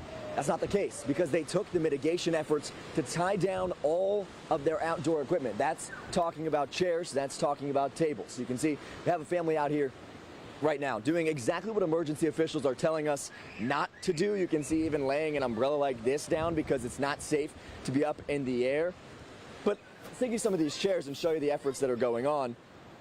This is the kind of knot holding these chairs down. We're looking at winds upwards of whatever they might come to if it's a tropical storm force wind, 60+ mile-an-hour winds that are potentially coming to this area. And as emergency officials are reminding people not to come out here. As we're showing people, don't come out here. These winds are intense. They're only going to get more intense. You can tell around us from the kids running around that folks just aren't listening. And that, to emergency management people that we've heard from, is frustrating, especially when they know that this is only going to worsen as this storm gets closer to this area and the tides get higher. Right now, we're still at a low tide. We're still waiting for that tide to get to its full potential, and at that point, the storm surge becomes the issue and the problem. Emergency officials hoping that that doesn't become the case, hoping that property damage doesn't occur because they're hoping that the sand dunes hold off and do their job. But we just are going to have to wait and see. Of course, we'll be out here to do that and to monitor these conditions continuously so you don't have to. So you don't have to be like that family that was just out here with their 4 children under 5 years old. So we are bringing you those updates so you can stay inside, so you can stay safe, because that's what the experts are telling you to do. Everyone from the emergency manager of the town to the fire chief to the mayor telling you that this is not the time to come explore or take a family photo. This is the time to hunker down, stay inside, stay off the roads, and most definitely stay off the beach. Mike, Dawn, back to you guys in the studio. All right, thank you, Tyler. Right now, we want to show you we've been continuing getting videos and photos in from you, our viewers, and we thank you all for that. Here is some viewer photos showing flooding in Hampton County. Obviously, that's taken from inside. You can see the glass reflection there. So, but outside their property, underwater. That is really something. It almost looks like they're on a little island or something there. You see cars and everything out there, and hopefully it doesn't get any higher for them. We also want to check in with some video coming in, some new video from West Bullock County here outside of the Statesboro area, where you can see flooding at a property. You can see it's just almost as bad as it is in Hampton County. You see very little green, very little dirt road there. You see water everywhere. This is from one of our viewers, Greg Newman, who sent this in, taking us on a little walk of the property to show you exactly how much water has collected there. Certainly a dangerous time. We hope that he's back in the house now and safe. Don't go out and start exploring anything. It's getting a little darker out there, and we appreciate you all sending us pictures, but of course, be safe first. That's what we want you to do. All right, now we do want to check in with our Camille Syed. She has been live out on Tybee Island all day. She joins us now this evening with the latest out there. Hey, Mike. Yeah, I'm here on Tybee Island, right on the beach, actually, and the waves are crashing pretty hard out here. Mind you, we've been out here since about noon, and I will say things are definitely escalating. Wind is certainly picking up. It's obvious by these waves. I mean, taking a look at the dunes over here, you can see the wind going. There are less people out here. I will say earlier today, there were a few families, some folks walking around, maybe thrill seekers, wanting to see what's going on, but now it is like a ghost town out here. Some businesses on Tybee Street are still open. I will say, just to give you an idea of how hard the wind is blowing, me and my photographer were just walking over here, and it felt like the wind was stopping us from walking. Sand blowing pretty hard out here on the beaches, as you can imagine. Now, Tybee Fire Chief, he does tell me, if you're looking at some video that we shot earlier, he does tell me that one person was injured earlier today on Tybee Street after a sign from a restaurant fell on their foot. We'll be showing you that soon, but that's just what we're learning right now. We know that person was taken to the hospital. Now you should be seeing that video. You can see that white piece where the sign was. Now that was a pretty big sign falling on someone's foot. That person was taken to the hospital, from our knowledge, from the Tybee Fire Chief and witnesses that were there. There were emergency vehicles that we saw there. We saw them arrive, actually didn't know what was going on, and talked to a few witnesses, talked to the fire chief as well. Now, there has been some debris on the streets on Tybee, and that's really it right now. Just because of the wind, not much rain out here at all, so we're not seeing that flooding. Of course, you never know what will happen as the night goes by, but that's something that officials are checking. I've been seeing public works circling around the island. I've been seeing the fire chief, fire rescue circling around the island, just checking to make sure everything is all right. No down trees right now. I did see about 10 to 20 minutes ago of just a few power outages on Georgia Power's map. So we'll continue to look at that and keep you updated. I'm hoping to get with some Tybee Island leaders in just a few minutes. When I spoke to the fire chief last, he told me that they were in a command meeting, just briefing each other, making sure that they're all on one page. So I'm hoping to catch up with them, see what that meeting was about, see if there's anything we need to let you know. Of course, we'll continue to keep you updated as we'll be out here on Tybee for the rest of the night. For now, reporting live on Tybee Island, Camille Syed, WTOC News.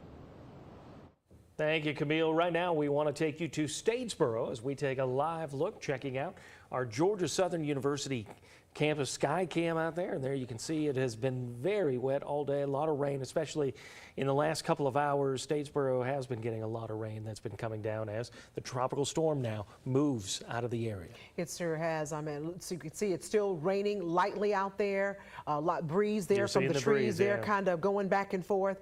And of course, there's a pond there that we normally see right in front of that building. Can't really see if it's at that edge. It kind of looks like it's very high when you look at that white truck or car that's straight in front of the camera about the middle of your screen. And we know that school was closed today, so hopefully all those students are making some good decisions tonight by staying inside. Our Dow Kennedy has shown us around Bullock County and Statesboro where many ponds have overflowed, many roads have overflowed. Showed us a park that had some flooding as well. Exactly. So it is not over there. So we're going to continue to check in with them and let you know what those latest conditions are. We also want to tell you that the Bullock County offices are closed on tomorrow. So make sure you don't have any business there tomorrow because they will be closed. And we can also maybe remind you of some closings that our people who've joined us lately may not know about, if that's okay. I think the Coastal Health District is closed for tomorrow. The Savannah government buildings are closed. The CAT buses in Savannah will not be running. The Palmetto Breeze over in the Low Country will not be running. And several school systems are closed as well. And of course, we have all that information for you on our website, WTOC.com. We have a tab at the top called Delays and Closings, and you could see businesses and schools and what have you that will not be going on with business as usual, even though the storm will be out of our way by tomorrow. But today, obviously, letting the storm move through, and tomorrow, once the sun's going to be down here in about an hour or so, then they can go out and assess if any damage or anything needs to be cleaned up. Just extreme caution, extreme safety for especially schools not having these children head out to the bus stops tomorrow. We have to commend all these first responders too, because we have seen video of them even out in the storm, especially over in the South Carolina Low Country, cutting trees that had fallen down so they can get the roads clear. Let's take a look at some video that we've gotten from Hampton County in the last few minutes. This is someone's yard. A lot of rain out there. It almost looks like it should have been a little lake or a pond out there, but you can see not much grass still visible. The patio, of course, where the little driveway is, but can you imagine? It's almost like they're on a little island by themselves now until that water goes down. So there's a lot of danger still out there for you if you venture out there tonight. So we're hoping that everyone is settled. You have everything that you need to stay at home where you can be safe throughout these evening hours. Well, we also want to bring you back into Georgia, want to check into Metter, and this is some of the storm damage out there. Actually, in Metter, exactly, that would be Candler County, if this is from Metter, that you're seeing some of the damage out there with some of the damage from the trees coming down, some of the winds that went through there, ripping that roof off, and just seeing that flooding and that damage right there, and you just hope it doesn't get into the homes. Yeah, I'm not sure if that is some kind of work shed or warehouse, but there's a lot of damage there. That picture goes by very, very quickly. But again, that is Candler County. That's in Metter, where you can see the water is up and there's some damage to some structures. We're going to continue to follow up on that and bring you the very latest. Of course, we want to remind everyone that we are continuing our wall-to-wall coverage here of tropical storm now, Idalia, moving through our area. Yeah, we want to thank you for joining us and being with us throughout the day, and with the WTOC weather team. We have been live throughout all the morning hours and into the evening here, and we want to thank you. I'm Mike Seela. And I'm Dawn Baker. Of course, we have many crews who are out on the scene throughout the coastal empire and the Low Country. We want to check in with one of them now. Our Flynn Snyder has been out in Chatham County throughout the evening. We will check in with him in just a moment. But first, let's go with our First Alert weather team that has been all over this storm all day. Our Chief Meteorologist, Dave Turley, and our First Alert Meteorologist, Jamie Erdahl.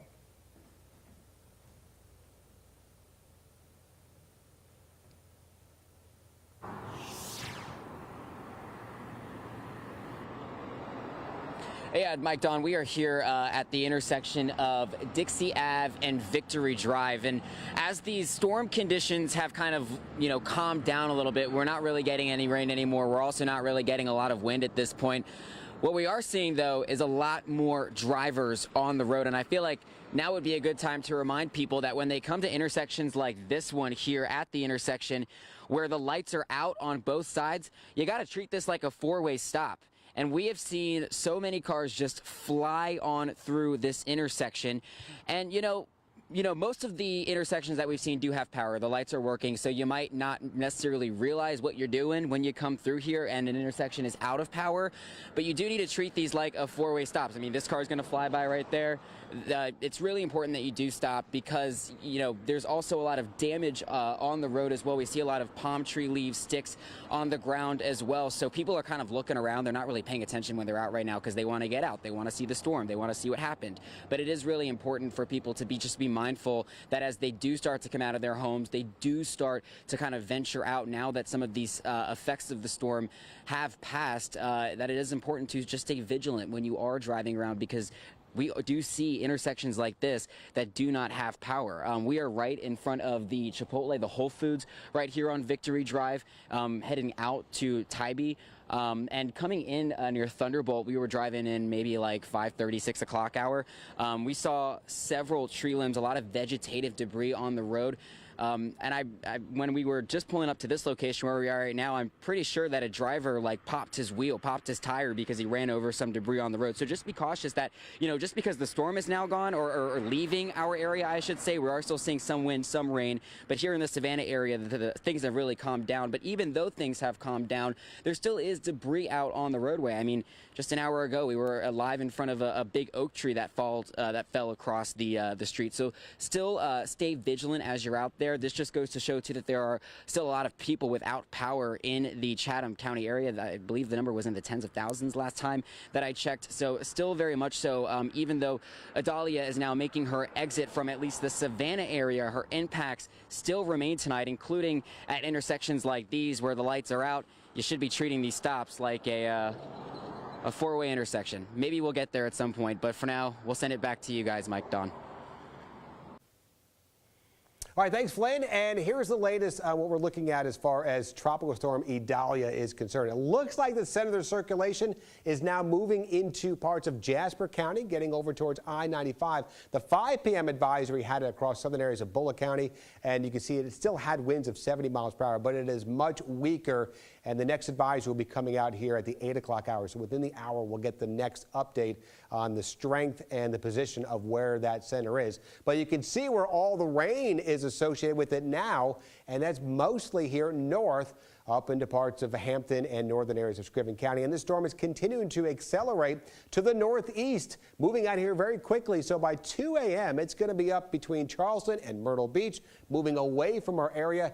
That means our conditions are going to be quickly improving as we head throughout the evening hours. So the heaviest rain in our northern areas should be winding down within the next hour or two. The winds are going to remain a little bit brisk out there. I still think we're going to see winds gusting over 40 miles per hour for some of us, but we're not expecting any of those hurricane force winds that we were potentially seeing earlier now that the storm is weakening and moving out of the area. Some power outages are still possible. Again, a 40 mile per hour plus wind gust could certainly knock down some tree limbs, which could take out some power. So we're still a little bit concerned about that. So if you're watching right now, still make sure those electronics are charged fully here as we head through the evening hours, especially now that we're getting after sunset coming up here shortly. It's going to get dark outside, so you don't want to be without any type of way to receive any weather information. Now, the conditions are expected to be improving pretty quickly as we head on through the overnight. Our Fair and Fair First Alert Live radar showing just a few light showers from Glenville up towards Reedsville into the Claxton Meadow area. The steadier showers are into parts of Scriven County and at least northern areas now of Hampton County, right over a lot of Allendale County, seeing a lot of the heavier rain where we have the yellows and oranges. You can see the motion of these showers are working a little bit more back out to the west. That's because, again, the center of the circulation, which has that counterclockwise winds, is now moving into parts of Jasper County. So Jamie's going to talk more about some winds, which we saw out there for today, and it was rather not Jamie yet. Okay, well, we are going to go back to Dawn and Mike then. Yeah, right now, Dave, we want to check in and see how the conditions are out there. We had mentioned earlier Statesboro. They have been receiving a lot of rain over the last couple of hours. We want to take another look out there. That's right. Our Dow Kennedy is standing by on Fair Road in the Statesboro area. Guys, I showed you the flooding a little while ago here at Honeybowen to the Fair Road Park. This is the other side of it. You can see the park itself back here. The water is all up at the bottom of, say, those swings back in the back. It's almost getting to the bottom of the seats themselves, and the merry-go-round back there. The water is coming through this parking lot. Over on this side of me, a couple of restaurants folks would know, El Sombrero, Holiday Pizza. The water is coming down through that parking lot, and you can see it. The water is going across this parking lot into the park, headed toward Little Lots Creek. That's where that water is going that we showed you a little while ago. So this water is just flowing down through the pavement. It's got nowhere to drain till it gets into that park. It's filling up the parking lots and then heading over to South Zetterauer, heading that way, as well as that intersection back there getting to Fair Road. So lots of flooding around Statesboro in intersections, low spots, maybe where water drains off. The water has nowhere to go, so it's backing up, it's getting into the street, it's into the parking lots. So police, the sheriff's office, urging folks to be careful if you are out. Stay put for a little while longer before this thing, while it dies down. Don't get back out now eager to see all the damage. I've seen folks trying to walk through some of this water, drive through it. Not a good idea. You don't know what's underneath you. You don't know what you're stepping on. So stay put, stay at home, watch it. We'll try to bring you and tell you what you need to know, tell you some areas to stay away from for a day or two at least. We're getting some of that wind is still kicking up in getting gusts of it at some point, but the water just continuous. We're still getting a little bit of rain. The rain has slacked off, but the wind is still coming, and so that's the part they're dealing with. One of the big concerns is going to be falling trees. As saturated as the ground is, it's going to be real easy for some of these taller, older trees to come toppling down, and that could happen in a roadway. That could take down a power line. So this evening is going to be perilous, and we're going to be watching and waiting a little bit, and those crews will be responding out. So for right now, just certain areas stay away from. Use caution. If you see water like this in a parking lot or a drive-through or something, stay out of it, steer clear of it. Just stay home altogether right now. I'm going to send it back to you guys in the studio, live in Statesboro. Dow Kennedy, WTOC News. All right, thanks a lot, Dow Kennedy, for that reporting. Also, a reminder, as we saw in the last live shot with our Flynn Snyder, there were no lights at the intersection. Everyone's just blasting through. Remember, that automatically becomes a four-way stop, so you need to be really, really careful, because a lot of people don't know that, and you may start going through. So just make sure you're off the roads if at all possible. Especially when you get on a main road, you sometimes don't realize, and you get like 10 people that try to get through that intersection. And you get into the intersection before you realize you're even there because it's so dark. So just be really, really careful if you have to go out. We do want to let you know that FEMA has been on top of this as the hurricane, now tropical storm, has been moving through, and they're always giving words of wisdom and words of advice. And here's what they had to say a little bit earlier about this storm. The storm may have weakened. From the latest update, it is down to a tropical storm, but those hazards of flash flooding, wind damage, and surge still exist. So, this is going to go on for the rest of the day today and into tomorrow. Just really ask everyone to listen to those local officials, be careful, be cautious, and stay safe for the rest of the day. Definitely sounds like some very good advice. Let's take a look. This is still Bullock County, a different area than where Dow Kennedy was. This is an area called Brooklet, and we're going down, that looks like one of those dirt roads pretty fast there, but a lot of water and things accumulated out there. So please, please be careful. There's some areas too that we've seen a little bit earlier from another viewer who sent video in of areas, just chunks of a dirt road that are already washed away because of the wind and the water that is already accumulated. Yeah, we do want everybody to be safe out there, and if you put more tracks on those roads, it's only going to sink in deeper on those dirt roads and make it tougher for those recovery efforts. So if you can stay off those roads, please do for the rest of the evening and let things try to dry out a little bit in some of those areas. We also want to let you know too that you can always download that WTOC First Alert weather app and our news app. information is in there, and you could put your city, your state in there, and it'll tell you a designer forecast really just for where you are, so you can know what's happening minute to minute, especially with the warnings and the watches that are coming through the area still. Want to make sure that you are safe. Also, on the app, on our website, WTOC.com, we have a section for you with all the delays and cancellations, so you can know about schools and businesses and public transportation that may not be working tomorrow. Want to make sure that you have what you need in order to have a good rest of the week. And the best part about that app, it's all free. You can download it free, get all that information. You'll get videos from our meteorologist as well as those text alerts that Dawn was mentioning here. So it's simple, it's easy, and it's all in your hand, and you got it on the go. We do want to give you a live look, checking out some of the conditions here. We want to check out our Pooler Parkway sky cam. And as you can see, things seem to be lightening up here a little bit in the Chatham County area, in the Pooler area, especially as we are checking out the Pooler Parkway sky cam and seeing some of the skies out there and seeing a little bit of traffic out there on the road. We're glad to see there's just that little bit of traffic, because everyone has been warning all of us to stay off the roads if at all possible. There's debris out there, there are pockets of water and power lines, so we want to make sure that everyone is careful. And if you do have to go out for some emergency, just slow it down some, so hopefully you'll be able to avoid what might be out there awaiting you, all those dangers. We also we know that we've gotten a lot of calls and a lot of emails about power being out. We have already heard from Georgia Power, so more than 200,000 Georgians are without power right now. And we want to a closer look at what's going on right here in our neighborhoods. Yeah, checking out some of the maps here locally, we know that a big brunt of the state power outage is in South Georgia near Valdosta, in that area, but we have been experiencing that in our area. I had mentioned earlier that power was out in Rincon at my house, and the Georgia Power actually sent a text, said it would be back on by 11:45.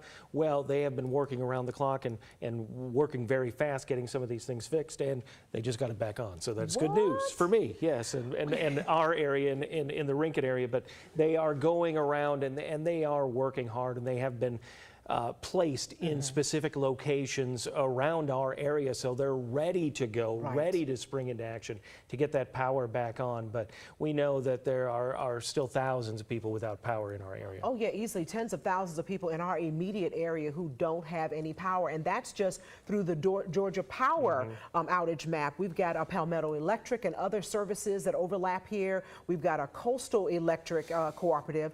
So we have not gotten numbers from them yet. We want to make sure that you, if you're at home and if you have power now, make sure you go on and charge up all of your devices just in case you lose power later on during the day. If you have a flashlight, all those things that you probably should have gotten in place earlier today, go on and do that now if you can see to do that, to make sure that your night is a little bit easier. Just a little bit more simple for you. Yeah. We hope that power gets back on soon for you if you're without it. Right now, though, we do want to check in Bryan County, see how conditions are there. We want to check in with our Anna Stansfield.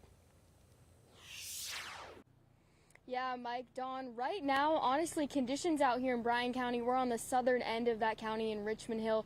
It's looking pretty calm. I mean, you can see there's no rain, no strong winds at the moment. It's been like this for over an hour, so we're hoping that conditions stay like this in the area. You were talking about power outages earlier. There are still a large amount of folks in specifically the Richmond Hill area of this county that are still without power. I was just on the phone with the emergency management specialist here in the county. He says crews are working on that right now, and they're hoping to have everyone back up and running with power within the next few hours. I wanted to let you know, although it is looking pretty calm out here right now, we were just on the roads. There is definitely still some debris all over the roads. Again, like I said, I was just speaking with emergency management teams in the county, and he says there are still a few down trees and down power lines throughout, again, specifically that Richmond Hill area, but the county as a whole. So it is still recommended that you stay inside at this time because roads are definitely not super completely cleared up yet, and there is still debris around the area. So just want to let you know, although it does definitely look calm, and if you're looking out your window and saying, hey, maybe it's time to go grab a bite to eat somewhere, stay calm. I know you've been in the house all day, but definitely just stay patient. Stay inside that house. There's still debris, but like I said, crews are hoping to have all that debris cleared up here within the next few hours. Back to you, Mike and Dawn in the studio. Wow, what a difference a little while makes. I mean, not even raining anymore in Bryan County there. And we want to move up a little bit on the coast here, checking out Tybee Island. And there we are seeing some of that choppy water out there still as we move through the evening here. We're coming up 7:15 and about less than 45 minutes that sun's going to be going down. So our vantage point of what's happening at the beach will be diminished because of that. But we just want people to be aware, and we know that there's been gusts and everything that's been still happening out, especially on the coastal areas as well. So do be careful and be sure that you are safe as we move through the evening hours. And we also covered one of the hotels was having some problems with the rain and the wind kind of whipping the water from the balconies into some of the rooms. So they've handled those residents or guests and put them in other rooms for the night. We also know that we have a crew out there, and we're always concerned about the tides when they get high this time of year. So I'm sure our meteorologist is talking more about what we can expect tonight with our tide being high.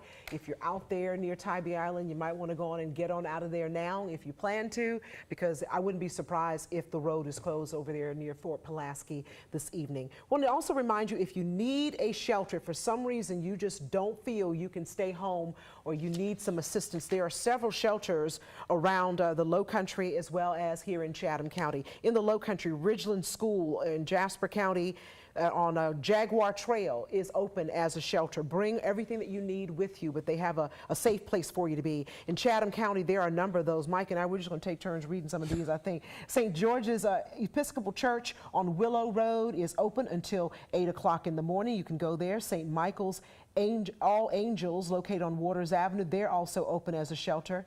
And here's one of them, too. Yeah, Come As You Are Deliverance Ministries, located off of Skidaway Road. And also want to let you know, beds are also available at the Salvation Army and Union Mission. And the Savannah Cultural Arts Center at 201 Montgomery Street will be open and close at 8 a.m. tomorrow. So do be aware of that. And we know that a lot of things have shut down, a lot of things have closed. People looking for transportation, well, we want to let you know Chatham area transit buses will not be running tomorrow.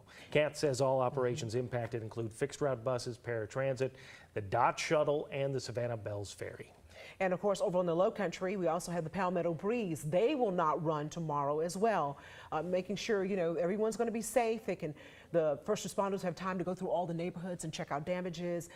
People like you who own a home or an apartment will be able to get everything straight and squared away. I'm sure more businesses will be calling in saying that they're closed as well. We've also learned that the Coastal Health District is closed on tomorrow, and I mean, just too many schools really for us to try to label all of them, but everything is on our website, WTOC.com. We have a tab right on the homepage. It's called Cancellations and Delays, and you will know exactly what's going on in your community. Yeah, a lot of schools have shut down for tomorrow, and we know Savannah Chatham County schools have gone virtual. So do be aware of that. Some schools maybe haven't shut down, but they'll be having some virtual learning as well. So do be aware of that. Check that out, WTOC.com. And we know the situation is ever changing with Idalia. Let's check in with our first alert meteorologist, Jamie Ertle, who has been tracking the storm all day long from last night all the way to now. And Jamie, we have certainly had an interesting day. Yes, ma'am, and I do have some updated numbers for you guys as far as rainfall totals and wind gust totals. So very impressive as far as rainfall totals, and still raining in some of these locations that are approaching 9 inches of rain in Bullitt County. More than 9 inches of rain in Tatnall. We've had flooding reports in Baxley, 5.2 inches, and this is radar estimated, and probably more has fallen in kind of pockets of neighborhoods. So that's just one little dot on the map. Hinesville, though, about 3 inches of rain. Jessup, 3 inches of rain and a little bit more. But Savannah, I think officially at the airport, if I just checked, was about 1.78 inches. Now, this is going to be an entire picture. I know we usually put the rainfall totals in the books from the airport, but with an event like this, it will be a complete picture, and that will be generated after the storm is passed. 6.8 inches in Hampton County and about 6 to 7 inches in Scriven County. So let's go ahead and take a look at some new video I just received, and I'm going to go back and show you the rainfall totals real quick.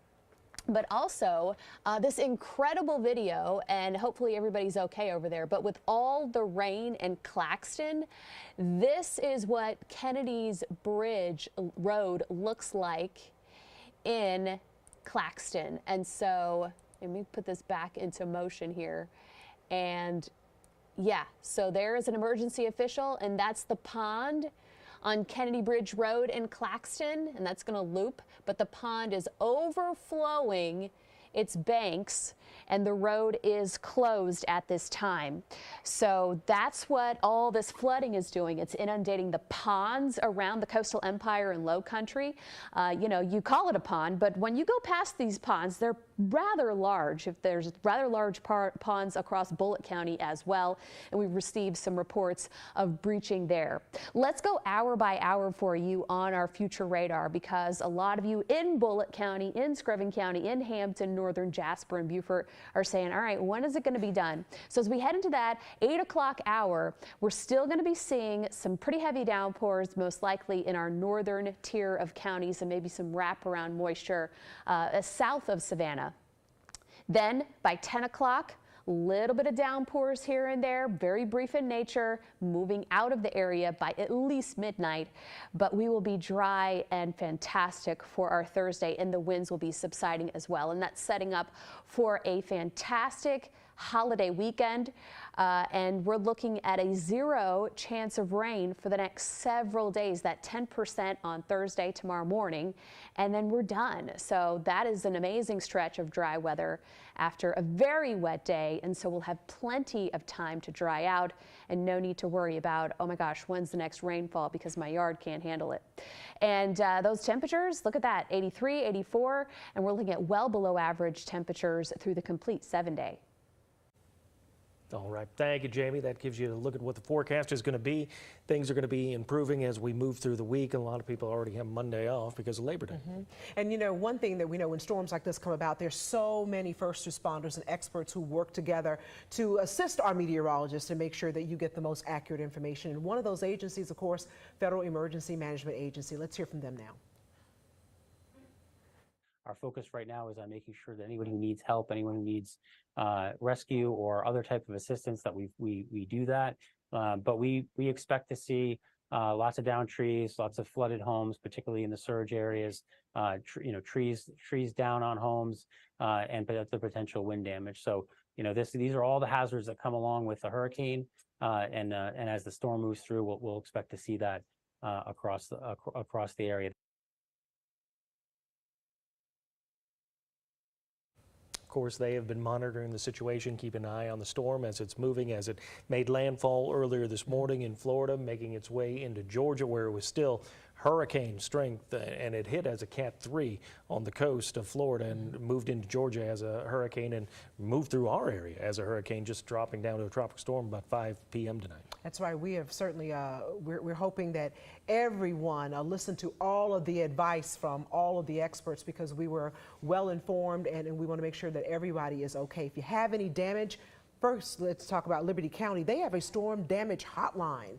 We have that number for you on our website, but it is 912-368-2202. So if you spot any damage tomorrow, make sure you give them a call. They can help you as well. Let's take a look now at our Hunting Island State Park sky cam, the webcam. Take a look at what it's looking like out there. Yeah, this is current conditions up there in Beaufort County as we're watching the storm making its way over some of those inland areas as well, and kind of a little blurry vantage point that we're seeing there, but you can see we've had lots of rain in various places today, and that's what we're seeing right now with that live look out at Beaufort County. And even with that quality of video, you can still see that the waters are still very choppy out there. And of course, we're hoping for the best for Hunting Island State Park, because so many of these storms have gone through that area through recent years and caused a lot of damage. There were times when it went for quite a while that we couldn't even visit the park, and it really is a gem. If you've never been, you need to go and check it out.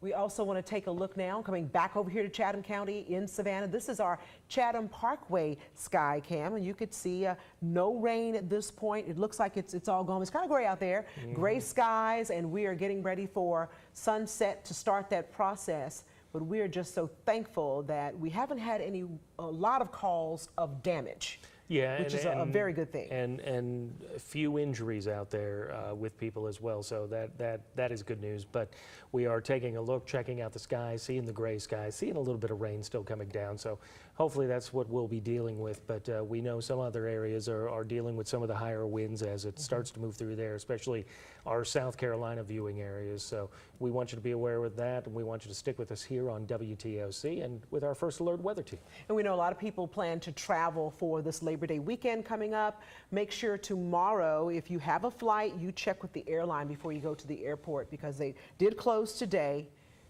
They plan to open tomorrow if the weather is fine, but they said your best source is check with the individual airline. We're now taking a look at the downtown sky cam in Savannah. That's overlooking the Savannah River, which you could see is very high at this point. And in the distance there, almost with those gray clouds kind of covering it, that's the Talmadge Bridge that has been closed now for more than 5 hours. They shut that down at 2 o'clock this afternoon. And remember, any bridge that was shut down, experts will be out inspecting those bridges thoroughly before they reopen them to make sure that everything is okay, because there's a lot of wind, a lot of water, all kinds of things happen when we have a natural disaster. Yeah, do be careful out there, and do be aware of that. There's other routes you're going to need to be able to take here, since you can't go over the Talmadge Bridge to get that easy access from South Carolina to Georgia or vice versa. So do be aware of that on your travel, that it is not going to be opening through the night. It'll stay closed throughout the evening hours, so do be aware of that. Also, you mentioned about the airports, the closing with the flights in and out, and tomorrow they're going to be starting up again.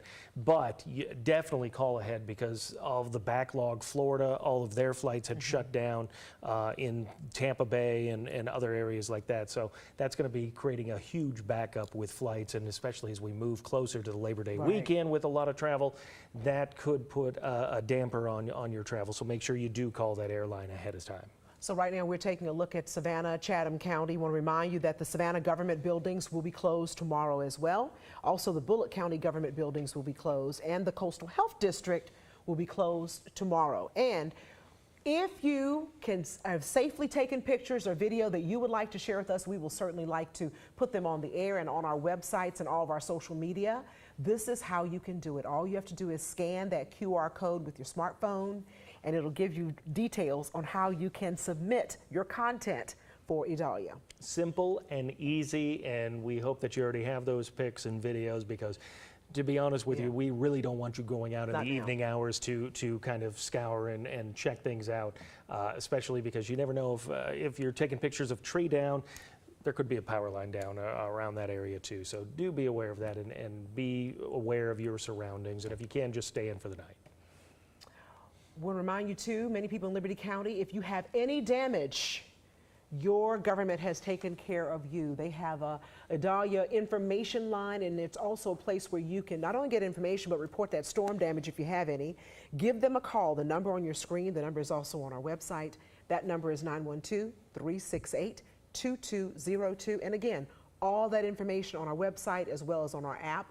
And also a reminder, when you go on the WTOC weather app, I love the feature where you can change the location. And so every small community, you can get the weather that's going to come through your area, through your neighborhood, on your streets. And I know that's so important when we have changing weather the way that we have right now. And I know also on our app too, a lot of people were focused on that radar, because you could see where the storm was as it was moving through here. So that was a key feature of that, and one of the best things that you can do. We do want to bring in meteorologist.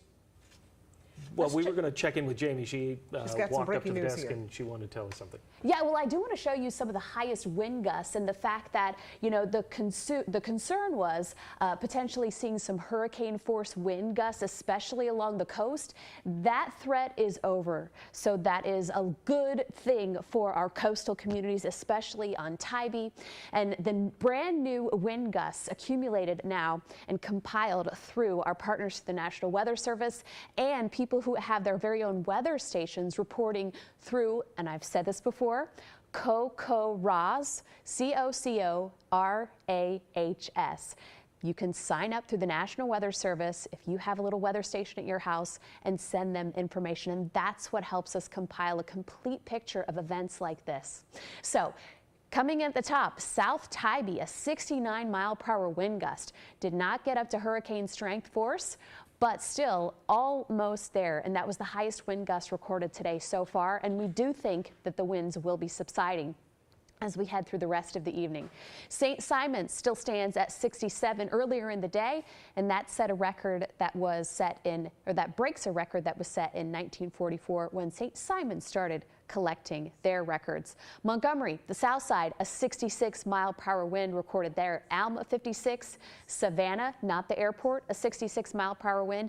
Beaufort 66, and Calabogie Sound 64-mile-per-hour winds. Once again, the potential for isolated gusts may be up to 40 to 50 maybe as we head through the rest of the evening, especially 16 north into the upper portions of the low country that we cover.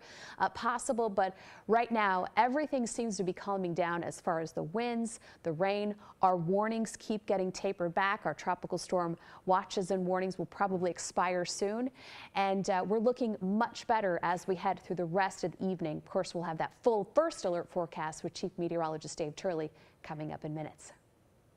All right, thank you, Jamie. And we do want to keep aware of the situation as we have the storm moving into South Carolina, and there Governor Henry McMaster says all South Carolinians still need to be on their guard as Idalia heads that way. That was his message during a briefing with emergency management officials at the state's Emergency Operations Center in Lexington County. Our State House reporter Mary Green was there and brings us the very latest details. Governor Henry McMaster says he spoke with President Joe Biden earlier today. He says the president reaffirmed that the federal government is standing by with whatever help South Carolina may need. But for now, what the governor is asking South Carolinians to do is to stay home tonight if they can. Tonight there'll be winds all over the state, particularly more in the coast up towards the Midlands. But a tree limb can come down and hit someone, and you could break bones, have concussions, even be paralyzed. There are horrible things that can happen when the wind blows the limbs down, throws trees over, and also there'll be power lines down. The state is expecting around 200,000 power outages across South Carolina in the coming hours. Restoration can't begin until winds die down, and crews will only work during daylight hours. The state's Emergency Operations Center is currently at OPCON 2, the middle of 3 levels, and it'll be staffed around the clock until after the storm passes through. Now, there are a few shelters open around the state right now, manned by the Department of Social Services, and more are expected to open later, where counties determine there's a need. We recommend that anyone who needs a shelter bring blankets, sleeping bags, pillows, personal hygiene products, medications, and any special food if you're on a restricted diet. We have partners supplying food and water at all operating shelters. And again, our shelter information can be found at scemd.org. DHEC also reminds South Carolinians to stay out of floodwaters. They say there can be anything in these waters, from toxins to down power lines, even alligators. And a lot of times they say you will not be able to see them even in the daylight. Reporting from the South Carolina Emergency Operations Center in Lexington County, I'm Mary Green. Well, the Department of Transportation says all major highways and bridges are open in South Carolina, and they do expect that some areas will flood, though. Yeah, the Department of Transportation is advising all drivers in South Carolina to stay off the highways until the storm passes. If you don't need to travel, just hunker in for the night. All right, let's take a look at some new video coming into the WTOC newsroom. This is a parked car in the Runaway Point neighborhood off of President Street, and we're being told that there is a branch. You can see right there. There it is, falling right onto the car. This is what we've been talking about with how dangerous this weather is. You think about, look at it all. It was just so calm. Someone could have been in the car. No one was, as far as we know. Someone could have been walking by and gotten hurt.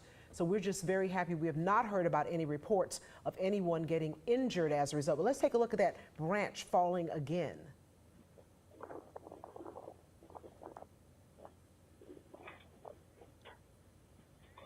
It's coming?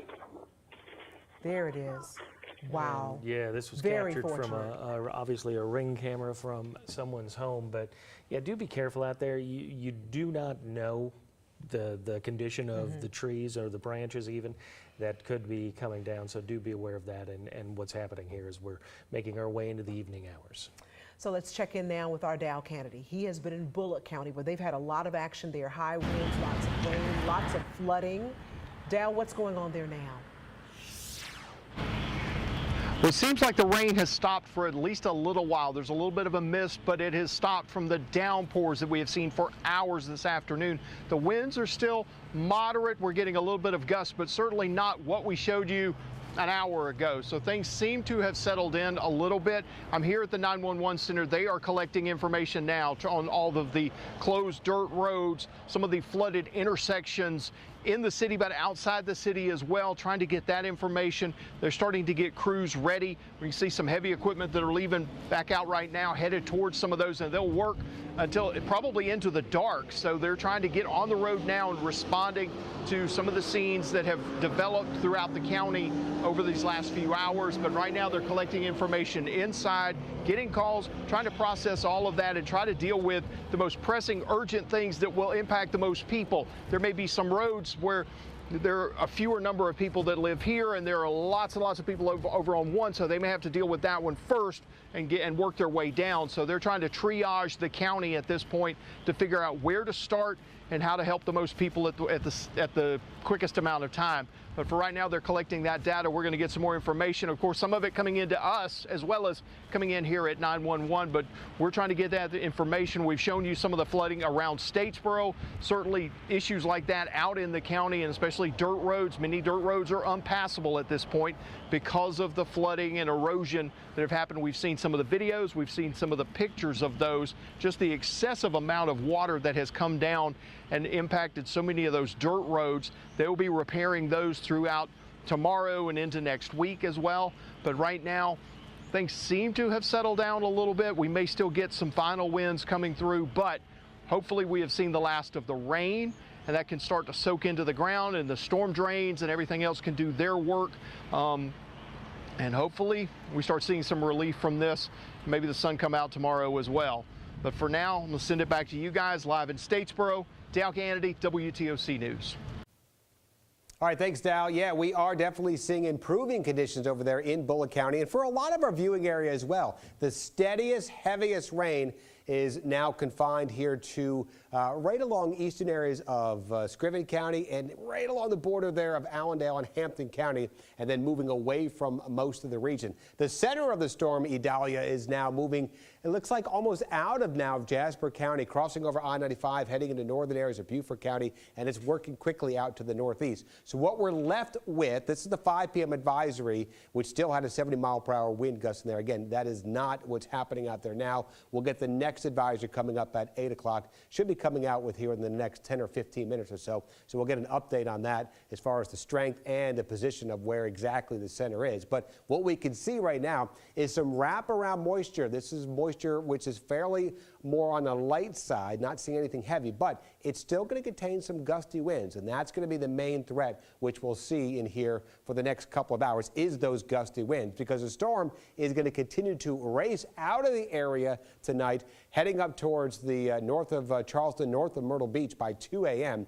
And again, on the backside of that, with just more of those isolated showers, I think a lot of that will be winding down, especially overnight. So the heaviest rain is ending in our northern areas. The winds remain brisk. We could easily still get some gusts 30 to 40 miles per hour or higher in some of our heavier rain bands as in the northern regions. But for the most part, a lot of the winds will be decreasing from south to north throughout the rest of the evening hours. But power outages are still possible. You're still getting 35, 40 mile per hour wind gusts. That could easily take down some trees. Unfortunately, we had a lot of damage from trees in here today, coming down on some homes and power lines and cars, as we just saw, unfortunately, out there. But again, that'll be improving overnight. And the good news is, as the center of the circulation now is moving out of Jasper County into Beaufort County, that is basically now to the north of the Tybee Island area and a lot of the coastal regions here. So our winds have turned more out of the west. So we're not too concerned about those tides over at Fort Pulaski, with more of an offshore flow of a wind, a westerly wind. So the timing worked out for us as this storm sped up a little bit moving through the area. So there's our Fair and Fair First Alert Live radar. Not much activity, as Dal mentioned, drying out a little bit over there in Statesboro. We are still getting some showers over in Brooklet and up towards the Sylvania area. But the heaviest activities where we are seeing the yellows and oranges, still just east of Newington. You're still getting some of that wraparound moisture here. Allendale could still move into the Estill Hampton region, but the heavier stuff is across northern areas of Colleton County. That's where they could see winds right now, still gusting 50 to 60 miles per hour. But it was a big rain event. Combined with the rain we had in here yesterday, with all that heavy rain, which tracked just on the west side of where the center of the circulation was, we had very heavy rainfall amounts. Doppler radar estimates there approaching almost 10 inches for some of those locations in Bullock, Candler, Tattnall County. Very heavy rainfall. Lesser amounts along the coast, but still generally 2 to 4 inches of rain from most locations, as it was a very heavy rain event at times for some. But again, the circulation pretty much now moving into parts of Beaufort County. On the backside of that, we're still getting some current winds. These are sustained. 23 over in Claxton, 21 in Hinesville, even St. Simons now at 25. Now these are the gusts, still 44 mile per hour current wind gusts in Claxton, 28 over in Beaufort, and a lot of those mid-20 gusts over here from Baxley into the Alma area, although St. Simons is gusting up to 40. So the winds are going to gradually be decreasing for a lot of locations, and it's not going to be a big wind event in here. We're still holding on to that flash flood warning for parts of Bullock County, Scriven, into Hampton County, and that goes through that 8 o'clock hour for about the next 19 minutes or so, and that tropical storm warning does continue. But thankfully, the severe threat, we had a lot of tornado warnings earlier. Thankfully, now reports of a lot of damage from those tornadoes, but the tornado watch has been canceled for all of our Georgia areas, still continuing through 10 o'clock for our South Carolina regions, and there's that flood watch for a lot of inland areas from Glenville into Statesboro, a lot of Effingham County, and all of Scriven County as well. So we had peak winds today, gusting 50-plus miles per hour, as Jamie was showing you that, highest in our southern areas and then along our coastal regions, as it was a very windy day today as Idalia made its way through the region. But it's moving out of here, so we're going to go hour by hour, showing you still some steadier rain possible, especially Hampton, Scriven County, maybe northern Effingham and parts of Jasper and Beaufort County. But for the most part, that should be moving out of the area. Some scattered showers on the backside of that low pressure still possible, but as we get after midnight, I think a lot of the activity will be winding down, conditions quickly improving, and that's going to lead us to a good deal of some sunshine and much nicer conditions as we move on into our Thursday. So we've taken out the first alert for Thursday. Now that Idalia is moving much quicker, look at this sunshine tomorrow, 88, sunshine Friday into our Labor Day weekend. Highs continue into the 80s with those lows in the low to mid 60s. Very refreshing over the weekend, but we do start to warm back up to where we should be, which is upper 80s, about 90 Tuesday and Wednesday.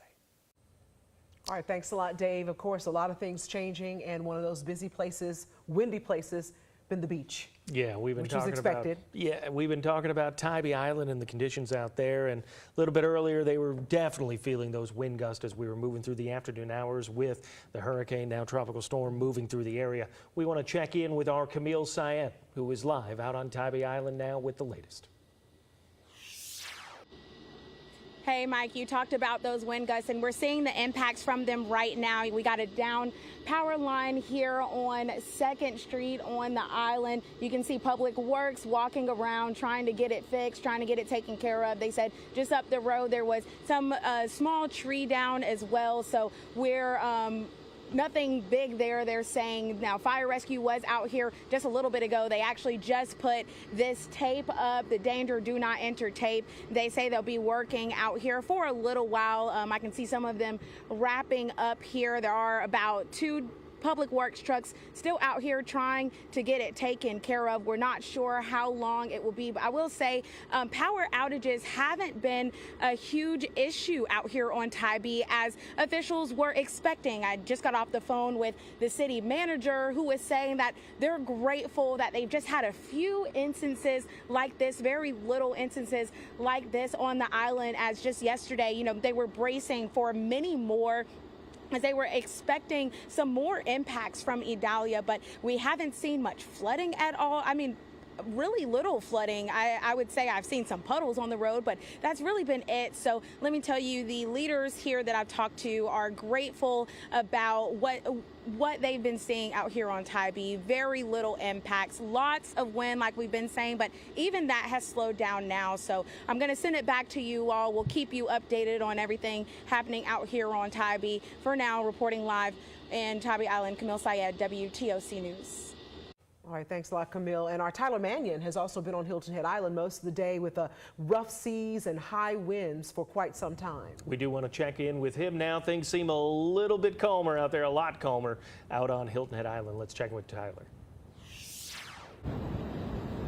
Mike, Don, for the first time today, I can say conditions are actually not getting worse out here. We're seeing less severe winds and no rain right now than we did an hour ago, and I came on and could barely even hear myself talk. The wind's still coming in. I can give you a look at what the ocean is doing right now. Still violent. There are waves still crashing on top of other waves all throughout our view, even way back off into the distance of the Atlantic there. You can still see whitecaps. But again, this is less severe than we saw over the last hour and a half. We can show you what it has done, this tropical storm, over the last few hours. As you just simply look right below me, it's very obvious. You can see all the sea foam that has come up along with sticks. This is all coming from the last few hours of storm surge and winds and rain that we've seen on Hilton Head. This, you can see the tide still significantly farther back than where this line of sea foam and sticks has been brought to. So that was all being brought up by some really heavy winds that we've seen over the last few hours that, again, it hasn't let up yet, but it is not as bad as it was over the last few hours. We can show you what else those winds did, because they really have left their mark out on this beach. Thankfully, we're not seeing any damage in our area here on the Sea Pines Beach Club, but you can see the Shore Beach Services stacked up these chairs that are typically spread out along the sand right here. Well, to do so, they fastened them down and tied them together, but some of them have been lifted completely. On this side, you have 3 separate piles. Over there, there are some that have been flipped entirely as well. None of them actually got away. So the measures they took to mitigate some projectiles potentially being flown into nearby property worked. And that is a great thing for emergency crews out here, for lifeguard crews out here, that what they have done, at least at this point, has been effective. We spoke with the fire chief on the island about what their efforts would be if there was damage. Of course, we still aren't sure exactly how much there's going to be, but listen to what he said about what their efforts would be like. We have 3 boat teams and cut teams for down trees that will be out as well, but we are planning to upstaff for the entire 24-hour period until Thursday morning, and then we'll make a determination at that time, see where the winds are then. Let's get you one last look at the beach before the sun goes down and we lose the light that we've been able to show you the conditions with. You can see all the sea foam and debris from the ocean spread out around this beach here in Sea Pines. The ocean itself still producing those violent waves that we've been talking about. The whitecaps very obviously crashing into each other, and the rip currents still there as well. We've been talking about it all day, but the ocean still remaining not safe. Those rip currents are still going to be in effect throughout the night as these winds still are calming down, but not the safest place to be. Of course, much better than it was in the last few hours. We are hoping and thankful to track the damages over the next few hours. We'll be back on the news at 11 with the check on that. But for now, guys, we're reporting live on Hilton Head Island. Tyler Mannion, WTOC News. And we're all hoping and praying not too much damage out there. We know there are tens of thousands of people still with electricity that is not working at this point, but Georgia Power and the other electrical co-ops around our area, they are working hard. They are trying to get that repaired as soon as possible. And as you saw, even like city workers are out there doing what they can to remove debris. Want to make sure that everything is as safe as possible for anyone who needs to go out on the roads. Let's check in with our Flynn Snyder, who is live in Savannah.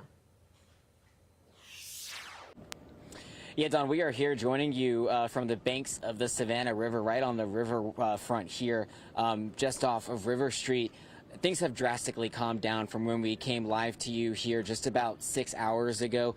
I believe right now the water is a lot calmer than what it was this morning, but the tide is significantly higher. The water level is higher. Fortunately, though, we are told that because of the speed with which Idalia moved through our area, that the tides aren't going to get as high as they were anticipated to. That's good news for a lot of the many iconic businesses here on the side of River Street who closed shop today, put sandbags out, hoping for the best that they'd return tomorrow with a dry interior of their stores. Earlier this morning, we heard from City Manager Jay Melder. He said that River Street was one of the main areas of concern for the city, given that those tides were supposed to go above average, higher than normal, but fortunately they did not. Just off to my left here, we have Savannah Fire's Marine One and also Chatham County Marine Patrol stationed right behind it.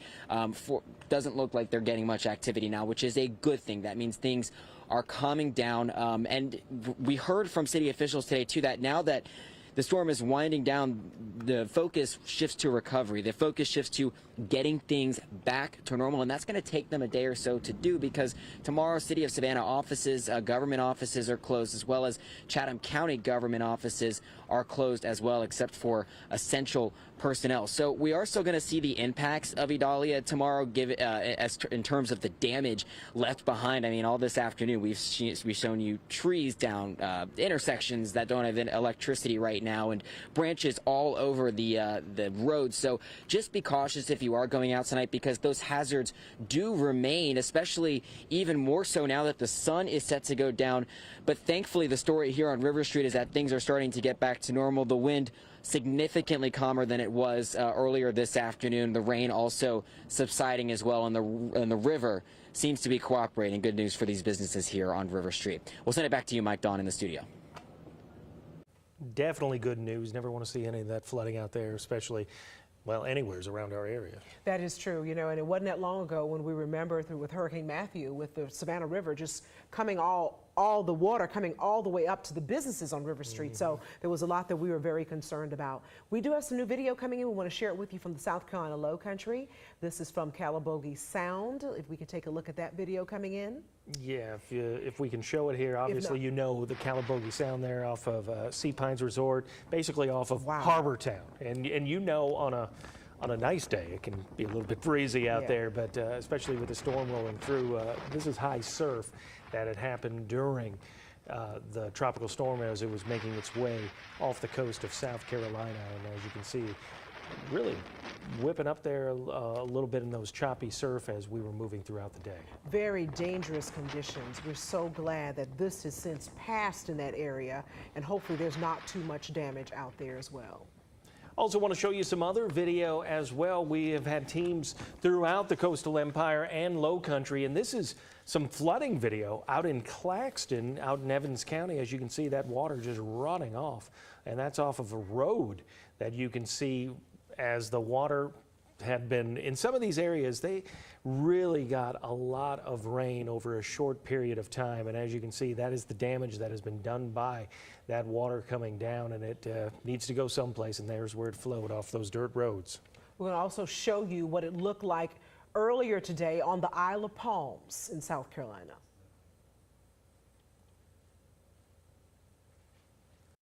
Good afternoon, everybody. Kevin Bilodeau out here on the Isle of Palms right now, where the conditions have been really going up and down over the course of the last hour to 45 minutes. There have been times where it's been really calm, no rain, no wind at all. And then at about 4:30, right when we were about to go on live, that's when things really started to get tough. Winds started whipping out here. The rains really started to come down hard. The wind's still coming down pretty good, as you can see right now. We've had a couple of surfers coming out here. I want to bring one on with me right now. This is Graham Clifton from here in the Low Country. Graham, I saw you out there a little while ago. How were the waves?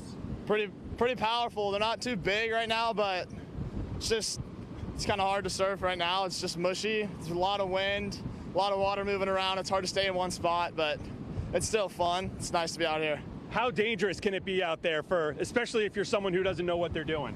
Very. I mean, like, if you get caught where the waves are breaking on like shallow sand, then you can seriously get hurt. It's better to stay in this area where it's not too shallow, but you can definitely get hurt easily if you don't know what you're doing and you're not a pretty good swimmer. All right, Graham, thanks so much. Yes, sir. Stay safe out here, please. All right, so this is what's going on at the Isle of Palms right now. As we said, winds really coming. I want to show you up here You can get a sense of how much the wind is coming right now by just taking a look at the dunes and seeing how far bent over everything is at this point. The water's starting to stand still a little bit just in front of the dunes. The rain going to be pretty much off and on for a good part of the rest of the afternoon. We're going to be out here throughout the rest of the afternoon as well. For now, that's going to do it from the Isle of Palms. I'm Kevin Bilodeau for the Gray News Network. And our State House reporter Mary Green has been with Governor Henry McMaster for most of the day as the storm has been going through South Carolina. Let's hear the very latest from her now. Current priorities here at the State Emergency Operations Center include support to counties, that's our primary mission, and contingency planning for possible transportation, additional sheltering, supply, and equipment missions. The state is expecting around 200,000 power outages across South Carolina in the coming hours. Restoration can't begin until winds die down, and crews will work during daylight hours. The Department of Transportation says all major highways and bridges are still open for now, but it does expect some flooding on roads. DOT advises South Carolinians to stay off highways until this storm passes if you don't need to travel. We are ready to respond very quickly and produce a very effective recovery on the flip side. Now, there are a few shelters open around the state right now, manned by the Department of Social Services, and more are expected to open later where counties determine there's a need. We recommend that anyone who needs a shelter bring blankets, sleeping bags, pillows, personal hygiene products, medications, and any special food if you're on a restricted diet. We have partners supplying food and water at all operations.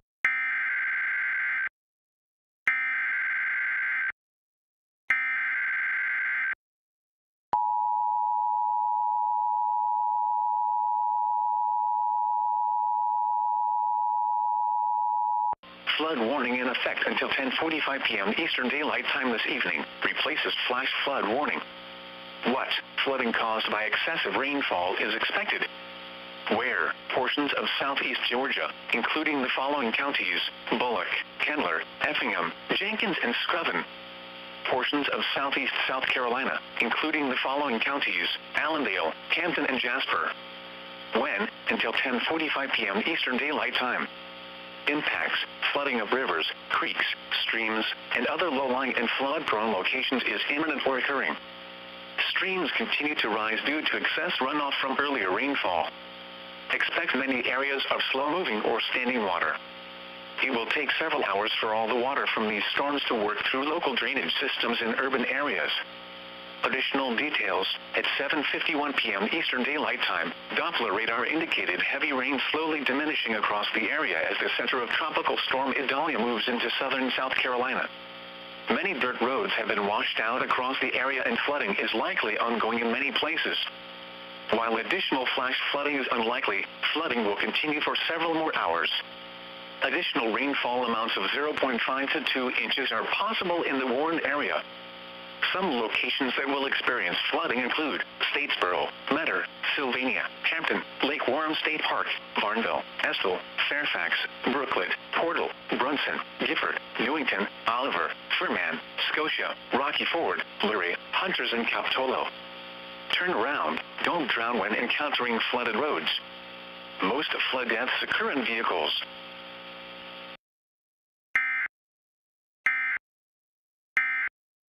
Northeast at 21 miles per hour, so it's been booking out of the area. The max winds are down to 65, and again, we're not going to see those 65 mile per hour winds for our area, but we are definitely going to be seeing the rain coming to an end. As you can see, still a few scattered light showers. The heavier rain is pretty much almost done. The exception would be for parts of Hampton County. It looks like still going to get some rain, but winds gusting maybe up to 35, 40 miles per hour. They will be decreasing pretty quickly from south to north. And so a lot of people see that icon and they get really scared. I think during the 11 o'clock advisory, the newscast ended. It was a Cat 4 and still a Cat 1 making its way across the coastal empire and low country. But we didn't see any hurricane force winds across our area today.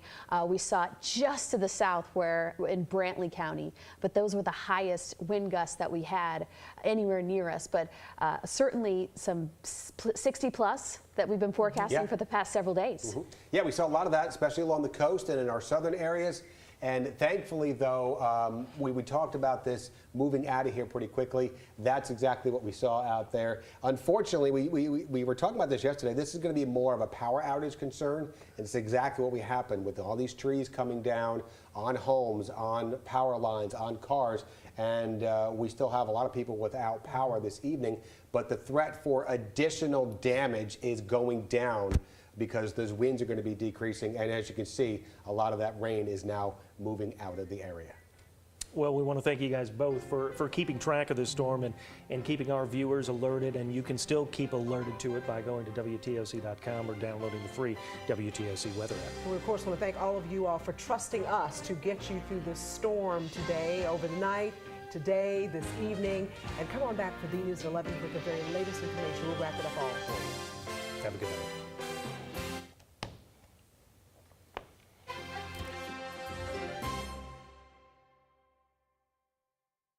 Previously on Big Brother, with Heisem gone. By a vote of 11-0, Heisem, you are evicted from the Big Brother house. New alliances were forming. And Cerie, Izzy, and Felicia started a